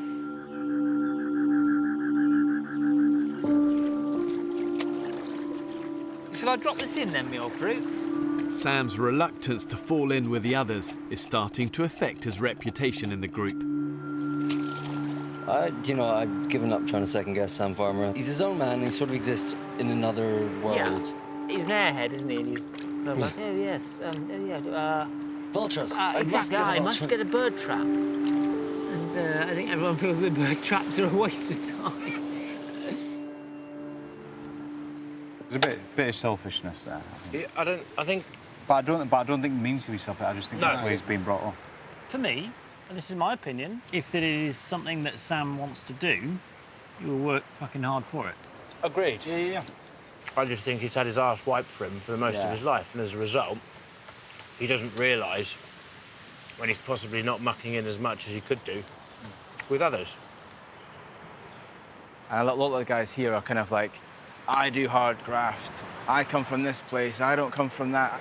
And with their posh voice and the fact that they went to Eton, I think some guys here just don't relate to him very well. As the men continue to physically decline, the group is becoming fractured, and it's as if they're judging each other not only on their ability to contribute and find food, but also on class prejudices, and that's coming to the fore. An hour before nightfall, a tropical storm hits the island. It's gonna rain. Yeah. It's coming in. Guys, it's gonna rain. When it rains fast, it rains hard. Dude, I'll stop doing that. Look after the fire for me. The men have just minutes to secure the camp before it's washed away. How's the fire, Sam? Just need some dry kindling. Desperately need to protect the firewood. Without the firewood, we're screwed. Yeah, okay. Yeah, it's a death trap around here. Come on, lads, lickety split. It's amazing because it's pouring of rain. And under those trees, it sort of feels quite dark and it's like kind of panicky. Now, go on, get over it, Yeah. Don't stop. And you come out here onto the beach. There's an incredible sunset over there. And it's just glistening on the water. The sun's just glistening on the water. And it just feels really quite peaceful, actually. Really quite a peaceful moment. Split some bamboo and we can make a drain pipe to carry it down to the beach. heavens absolutely opened, enough to wash out the entire camp. All hands to the deck. There are certain times when some people need to pull their finger out and start working. Ooh! I have had some monster fucking bogies off this island. Bogies? Monsters. Have you? That must be one of the biggest bogies I've ever had in my life. Eat it. No. Calories. You dirty bastard. I mean, you're quite welcome to it, fella, if you want it. I'm absolutely fine, thanks, Vic. I'm not that hungry yet, mate. It's very tasty. After last night's vicious storm, the men's shelter is in urgent need of repair. I feel like a Shire horse. I see, that might work, yeah. So that one never changes. Piers Dan and Sam Farmer have been assigned the job of weaving new palms for the roof. That looks pretty good. That's not right. It's not. You're bending in the wrong way to start with. But Sam's struggling. It's hard work now. Vic? Yes, sir? I don't want to abandon my duty, but I'm actually really crap at this weaving. No one's good at it. Everyone's shit as each other. I can't actually get to work, though. I spent 45 minutes practicing, and I'm obviously doing something wrong. You need a lot more determination, Sam. Just crack on with it. Just stay with it. I've got to play to my strengths, and one of my strengths isn't plaiting. But fucking stick with it. We need to sort it out. The man the fuck up. Anyone fishing now? Too rough. Sam Farmer is shirking some of the harder tasks, and it's been noticed by a lot of members of the group. I think some people in this group are working harder than others. I don't want to point any fingers, but Sam. I do have a bit of an issue with Sam Farmer at the minute, yeah. He's getting under my skin.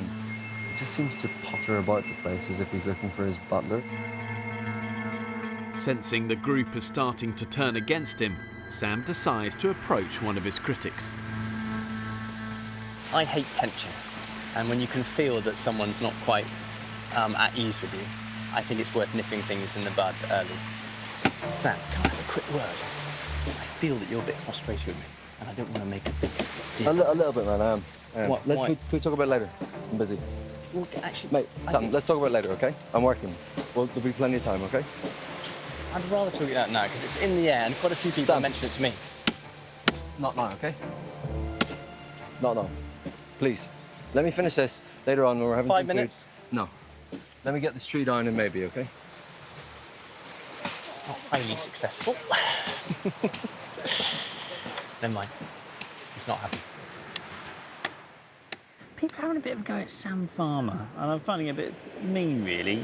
Sam works really, really hard, but he works really hard on things he wants to do. He's getting a bit sidetracked in that regard.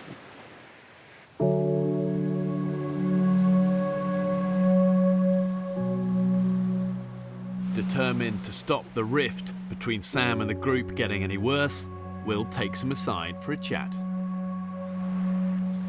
I definitely think I'm putting my weight. But I think it could be perceived that you're doing the things that you want to do. I honestly don't mind what I do. I know, exactly. And I know that. I can see that.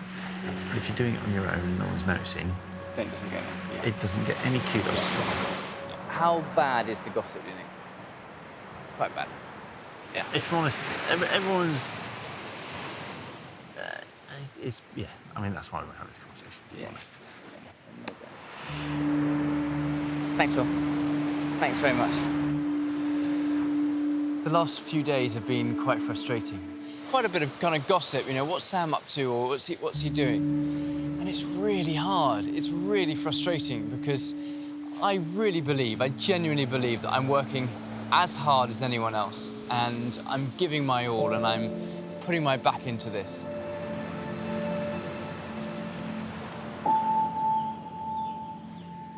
Wanting to explain himself to the group, Sam calls a meeting. I've actually found the last 3 weeks quite hard. I've found the physical exhaustion that comes with a lack of food really hard, really, really, really hard. And I wanted to say thank you, really, first of all, to all you guys for being so amazing. And also for bearing with me. I haven't sort of almost been myself, actually, as much as I wanted to be myself. Back in the big smoke, I dare say that bloke's king of the hill. No two ways about it, how he talks, walks and conducts himself. The great mind's fantastic, but we don't need great minds here. We're cavemen. We need your sweat, blood and guts. And if you're not, then it stands out like a blind cobbler's thumb, doesn't it? Determined to prove his worth to the others, Sam has decided to resurrect the group's old fishing nets. We have not caught one fish in a net yet. If we can get these nets out, I feel that the sea is our larder. But having failed with the nets several times already, the others aren't convinced by Sam's latest idea. These fucking nets waste more energy than anything else. The amount of calories and energy people have expended with no return is unbelievable. I mean, it's just nuts.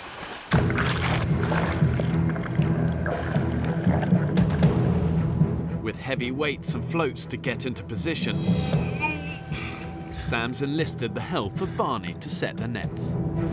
Barney, I'm trapped here. Fuck. Because there are a lot of rocks around here. Dragging heavy fishing nets out to sea, fighting the currents, is going to burn through hundreds and hundreds of calories. With so little energy in their body, for them it's going to probably feel like swimming through treacle. Okay, ready? 1, 2. Gosh, that was exhausting. After treading water for over an hour, Sam and Barney can finally head back to dry land.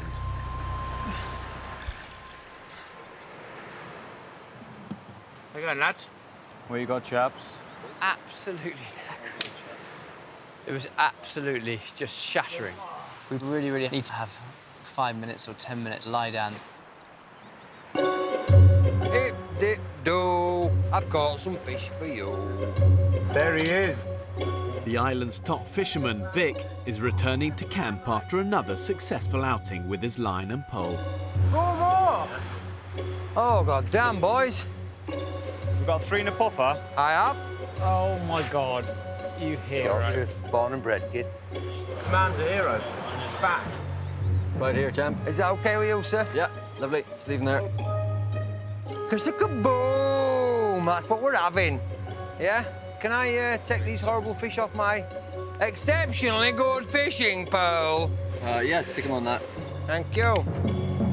Oh, dear me. Isn't it nice feeling, eh? To know you're going to actually feel some food in your belly. How's the old nets good, Tiger?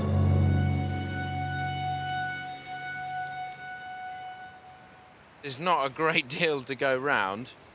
Of the 4 fish Vic caught, 1 is a poisonous pufferfish, leaving only 3 to share for lunch between 11 ravenous men. It's not going to feed the 5,000. Good me.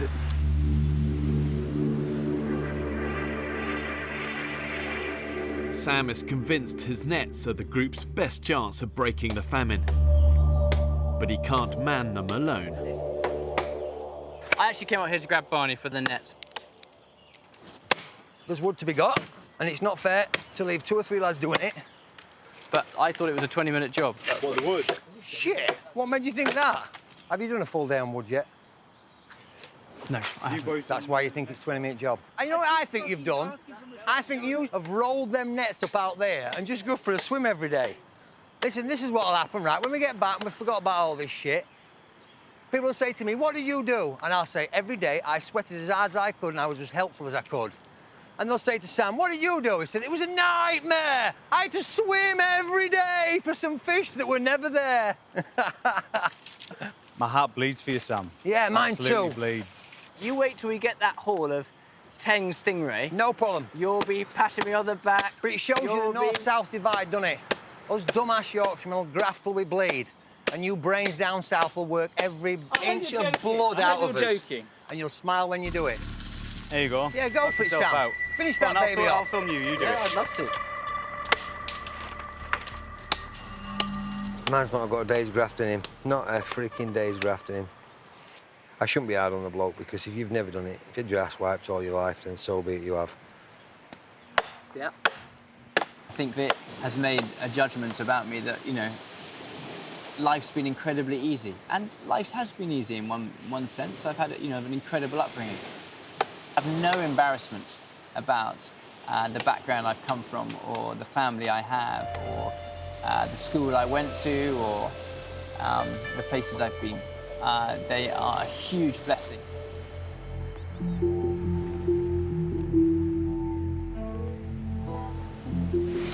Oh yeah, that's disgusting. After just a few mouthfuls of fish for lunch, tonight's dinner is looking even more bleak. Limpets. There is probably 15 each, you'll be pleased to know. And you'll all fucking eat your 15 as well. It's fucking horrible. We're eating barely enough to survive. We really need a haul of something, a big catch to come in or an animal to catch. It's so sapping here, and I'm not quite sure how long we can struggle on for without a decent feed. Not too much pressure, but if you don't get any food, we're fucked, yeah, boys? So, yeah, thanks. Now released from wood duty, Sam sets off to check his nets. I'm feeling positive. Despite the group's hostility, Sam's convinced his nets will work. I refuse pessimism to seep in. Absolutely refuse Optimism it is, then. Optimism it is. Sam knows that a big fish haul can mean not only salvation for the group, but would also restore his reputation. It's quite a long way out, isn't it? Yeah, it is.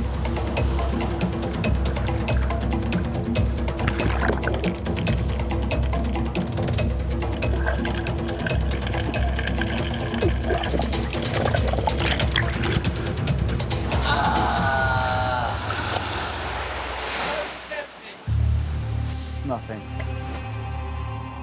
Oh, it's just what I didn't want to hear.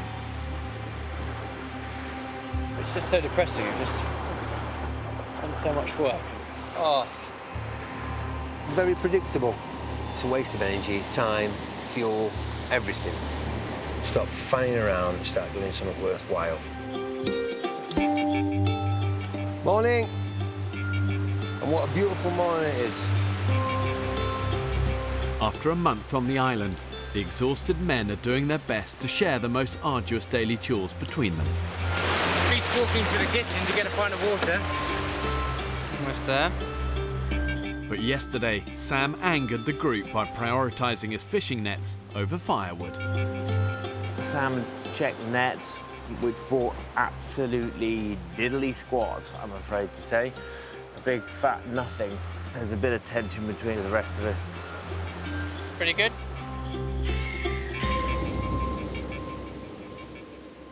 OK, let's start off the day. Who's doing what this morning? Yeah, I'm doing fishing net. I know it's a bit selfish. No, just get cracking into wood. Don't make it a token effort. Get stuck into wood. We need wood. Lots of it. Nets aren't delivering jack shit. We're pissing in the wind with them. I do feel put upon, actually, a little bit this morning, just by the comments. It's just maddening. It's absolutely maddening to be criticised and to be put down. And it's really, really hard. And I had to be biting my tongue. Let's think about it. You want to talk to them? Yeah, I might have a chat with them. After days of criticism, Sam is determined to get to the bottom of Vic's hostility. Vic? Yo! Do you trust me? I would never trust a stranger. Okay, am I a stranger? Yeah, at first you were. Okay. It's taken me longer to get used to you than it has any other guys, because they sound a little bit like me. You're the first person I've ever met that actually speaks like this. Am I suffering your prejudice because of a bad experience? From where I come from, Yeah. we vote once every 4 years on a government, yeah? Yeah. And the person we vote for speaks like you. And we put every last vestige of trust in that person, and then you dick us every single time. I have more respect for a man who will break through my front door and steal my telly when I'm on holiday than I do that man that tells me that does this and don't point because it's rude and emphasises with her hands and got a great speaking voice and Boris and all that sort of shit. I have no respect whatsoever because they are thieving, lying, clever people with affluence and money and a good voice and a fantastic education. Vic, you're basically saying you're all the same. That's what you're basically saying. But yes, which is perhaps lack of education, lack of understanding, lack of experience. Which is because I'm trapped in a working class life. People with power and influence, they just abuse the little man every time. You assume I do have power and influence. I mean, it's little old me. But it's difficult to get rid of all them years of listening to people with accent and class tell you one thing and do a totally different thing, because then you don't trust them at all. So unfortunately, I don't trust you. Yeah. Interesting.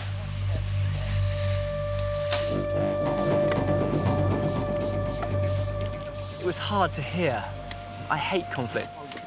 I have a choice, either just to try and ignore it, or I can try and embrace it and show him that actually I'm very different from those that have put him down in the past. And my hope is that he will see me by the end of this experiment. He will see me as a person who's on his side. For centuries, the British have been totally class-driven, almost class-obsessed. And it's like a pathological disorder where people get fixated on where they feel they stand in that pecking order. Are they lower, middle, or upper classes? But if the men are going to survive here, they've got to put aside those prejudices and work as a team.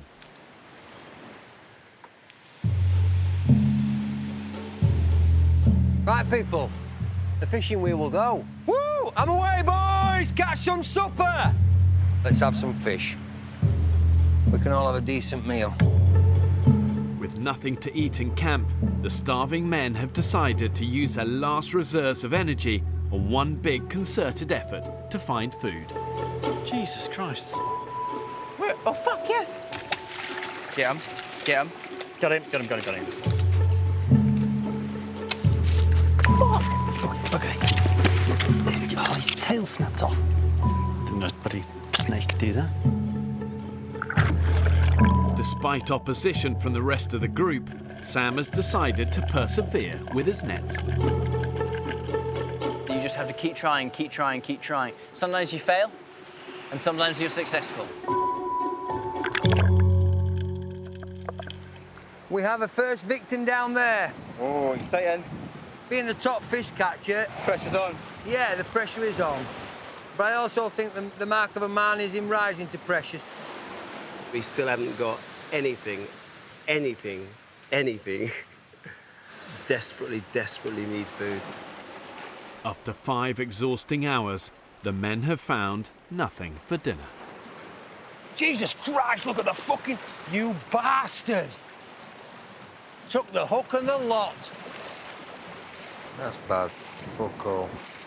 Even the island's top fisherman, Vic, has had to admit defeat. Son of a bitch. I'm gutted. I really wanted to bring in a nice haul for guys tonight to eat, do you know what I mean? Fuck. Exhausted, starving, hungry, and despondent, the men gather back in camp. So what's the plan, guys? Try not to slash my wrist.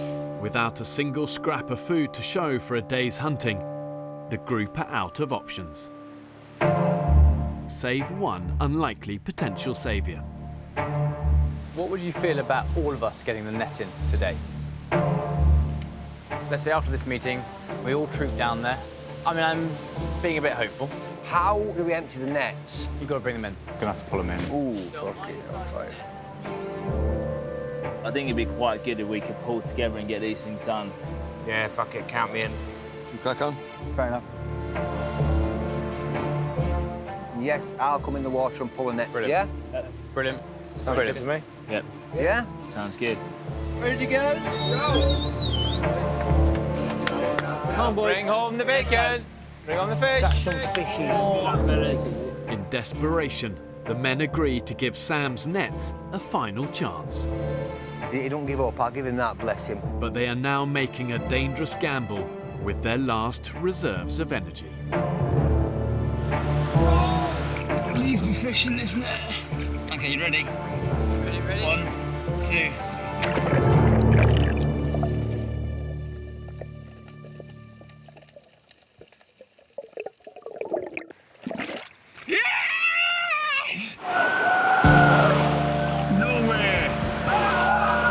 a lot of whooping coming from those nets, people.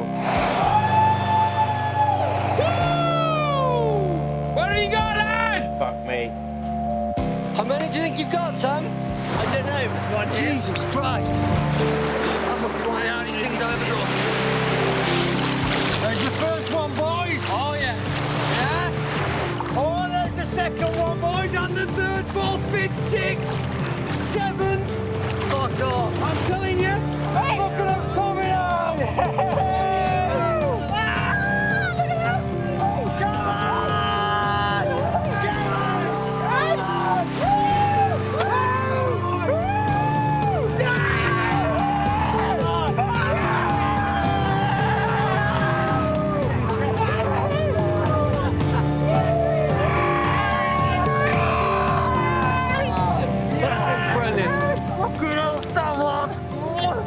That's a good thing, that fella.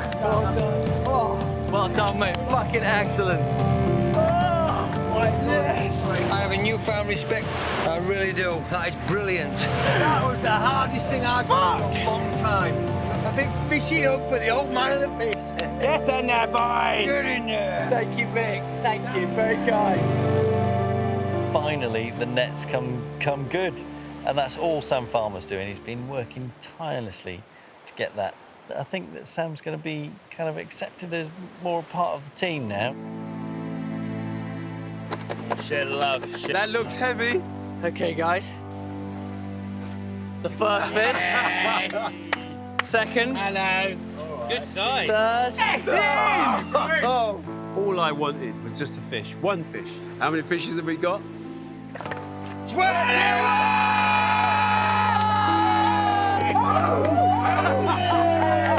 Gentlemen of the nets. Through well done then, guys. 21 little fishies for the dishes. Dinner's ready, boys! Nice.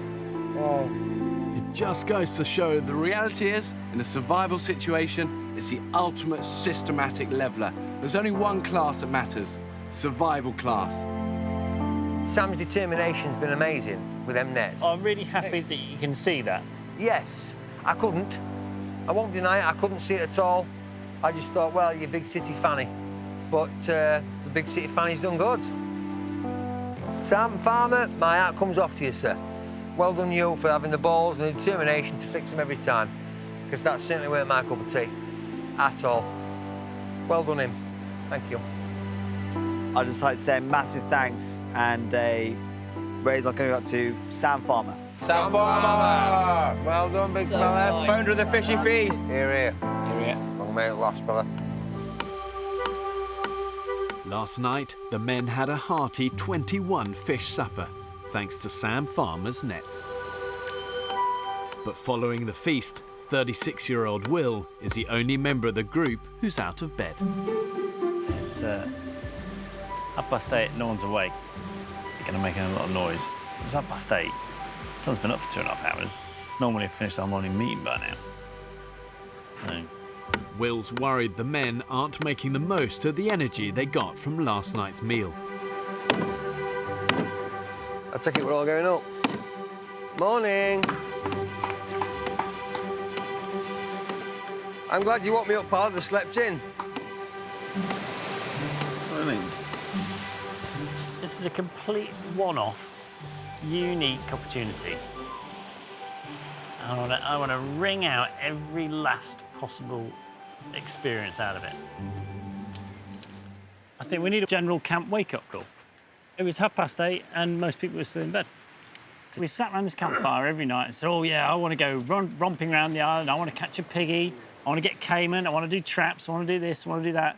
Doing all these things, but 2.5 hours of daylight's gone. It's a bit, you know, I think it's just a bit of a shame. Oh, are you insisting we get up? No, I noticed you were upset. I'm not I insisting noticed somebody was upset this morning because it was a crescendo of boom, boom, boom for an hour. You can bang boxes and kick and all you want. We're all grown-ups. Nobody's telling me what time to get up. Oh, no, I'm not telling you. I am finished. Nobody's telling me what time to get up. I'll get up when I'm going up. Vic, you're making it sound like I was doing that on purpose to try and wake you up. No, not at all. Were you? No, of course not. Then why would I think that? But I just laid there laughing, thinking, that's quite funny. You'd be making noises, you'd be wanting us to wake up. We weren't us to wake up at about 8:30. You were banging boxes and making crashing and banging, and I was laughing to myself. I'm going to stay in bed and prove a point. Bit childish. How old are you? 11 a.m. The men finally crack on with the day's business. We got a fish! Woo! Having been out overnight, Sam Farmer's nets are continuing to bear fruit. What's another fish below you as well? Oh my God, this is awesome. I'll tell you what, we've got enough fish to eat tonight, so that's good. How was it? Awesome, absolutely awesome. Shark, they're both grinning like Cheshire cats. It's got to be good news. The bag is full. Bit of a tiddler, sorry. I love tuna. That net's working treats, isn't it? Big tuna. Oh, another different type of tuna. Yeah. 18. 18. Right, filleting. The keyest indicator of these tuna is the firmness of the flesh, see? Yeah, see that's gone. Sorry, boys. That is gone. The men are paying a heavy price for their late start to the day. Oh, look at that. We have wasted a lot of fish today because we have got pulleys in too late. Yeah, we didn't A lot of fish. In this one as well. At the moment, I'm having a real problem with fish getting caught in the net, going rotten. You put the nets overnight, fish could have been caught at 1 in the morning, it could have been caught at 11 last night. All of a sudden you get to 10 o'clock this morning, you've been sat in a net for 12 hours going off. It's 11 o'clock and we've only just pulled the fish in. I think we need to get out of bed. Faster. Get out of bed earlier, yeah. I think we just have a morning call. Go, right, 7:30, everyone up. I don't want to waste any more fish because we can't be bothered getting out of bed and now checking the nets. Once again, the group's food situation looks bleak. You need to head round this bit. With no food in camp, fishing with a rod and line is now the men's best hope of catching something for dinner. Don't be too long, mate. We've got a long way back, yeah? Will is an incredible man for his energy and his ability to keep not just motivated, but to keep the enthusiasm to follow his ideas through when he's running on empty, just like the rest of us. It's really quite impressive. I'm gonna head round, okay? To get to the best fishing spot, they must navigate the island's treacherous coastline at high tide. I think one of the most critical skills in survival generally is just awareness, you know, an ability to kind of assess and just take your time and think through things before you actually act. But here's the danger. The more malnourished, the more their judgment gets impaired. And that's when they can end up taking risks that can put their lives in jeopardy. Yeah, it's looking a bit tasty down there, isn't it? Stop, Vic! Stop! Well, have we left it a bit late? Right, boys, this is where it's going to get naughty. Woo! It's like that big diving board, isn't it, in Sheffield Arena? Too high. What's happening, mate? We've got some big ones coming, so let's wait.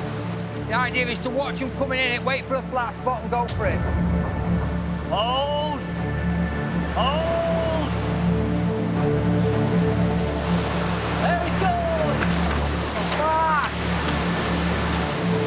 Oh, shit!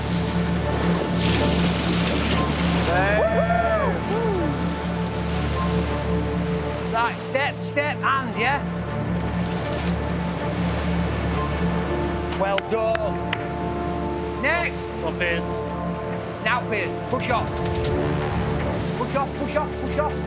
Hand. There we go. Bingo, fella. Woo! Big Will! Well, if I were you, I'd come a bit further along. Camera. I can go all the way around. There's no hope. There's no hope. You can't get all the way around. Wrong incline. Vic, I'll not be able to make this with the camera. That's okay. I'm just ready So for you I'm coming along. Go across, yeah? Steady away. That's fine. Easy to do that. Yep. Fucking Jesus. Be careful. Turn round, face the rock. Yeah, check for loose rocks. Right, aim for the hand. Aim for the hand. Keep hold, keep hold, keep hold. Let go, let go, let go. Holy shit!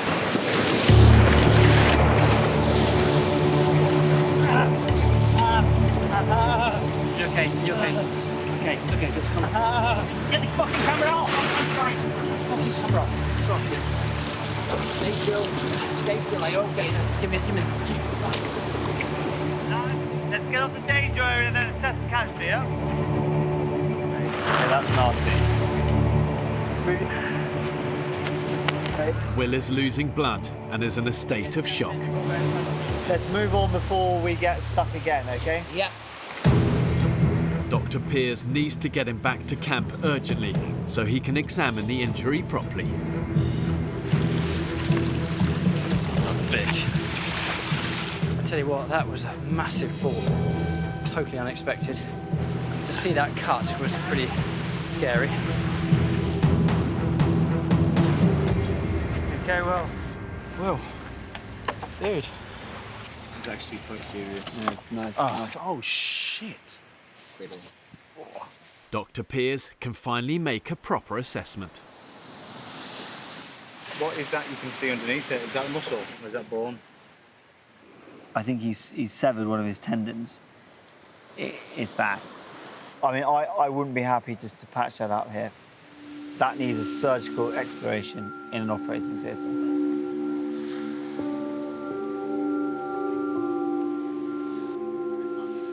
If I have to go, I'm really devastated.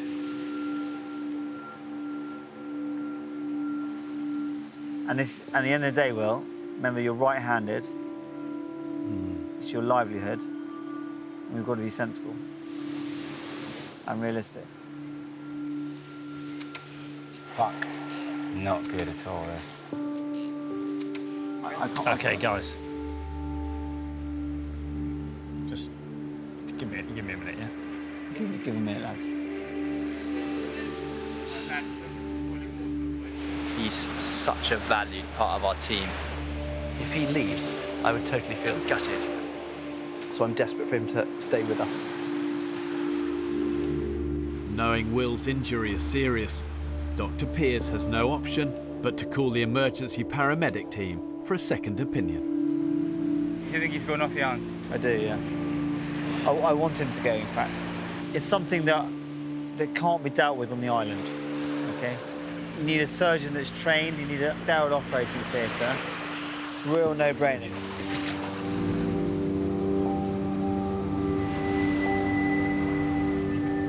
It's gone quite deep. So it goes then. Okay.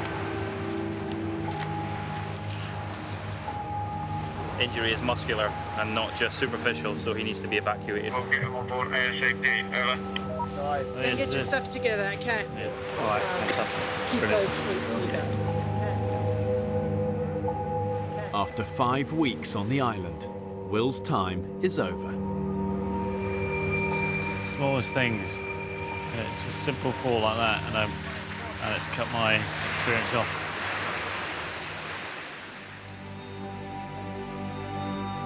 Oh mate, I'm so fucking sorry. You've been a fucking hero, mate, you really have. Guys, we need to go right now. I don't care what anyone says. We've effectively had a leader out here and it's been low. He's led by example. He's led by inspiration. When people can't be asked or don't want to do something, he's done it himself. And he's filmed the whole thing as well. The man's been a machine. I think we'll regress to kind of ape men when now he's gone. See you soon, Will. Oh, he's got a sob on, hasn't he? Bless him. Yeah, I think he's upset. See you soon. Good luck, Will. Good luck. All right, fella? Yeah? No, listen, it's how it works. You did your best, that's how it works. I never imagined that I'd be so gutted, so disappointed, so kind of upset with one of us leaving. Especially in the last few days, I've got on with him so well, and I've really made a really good friend there.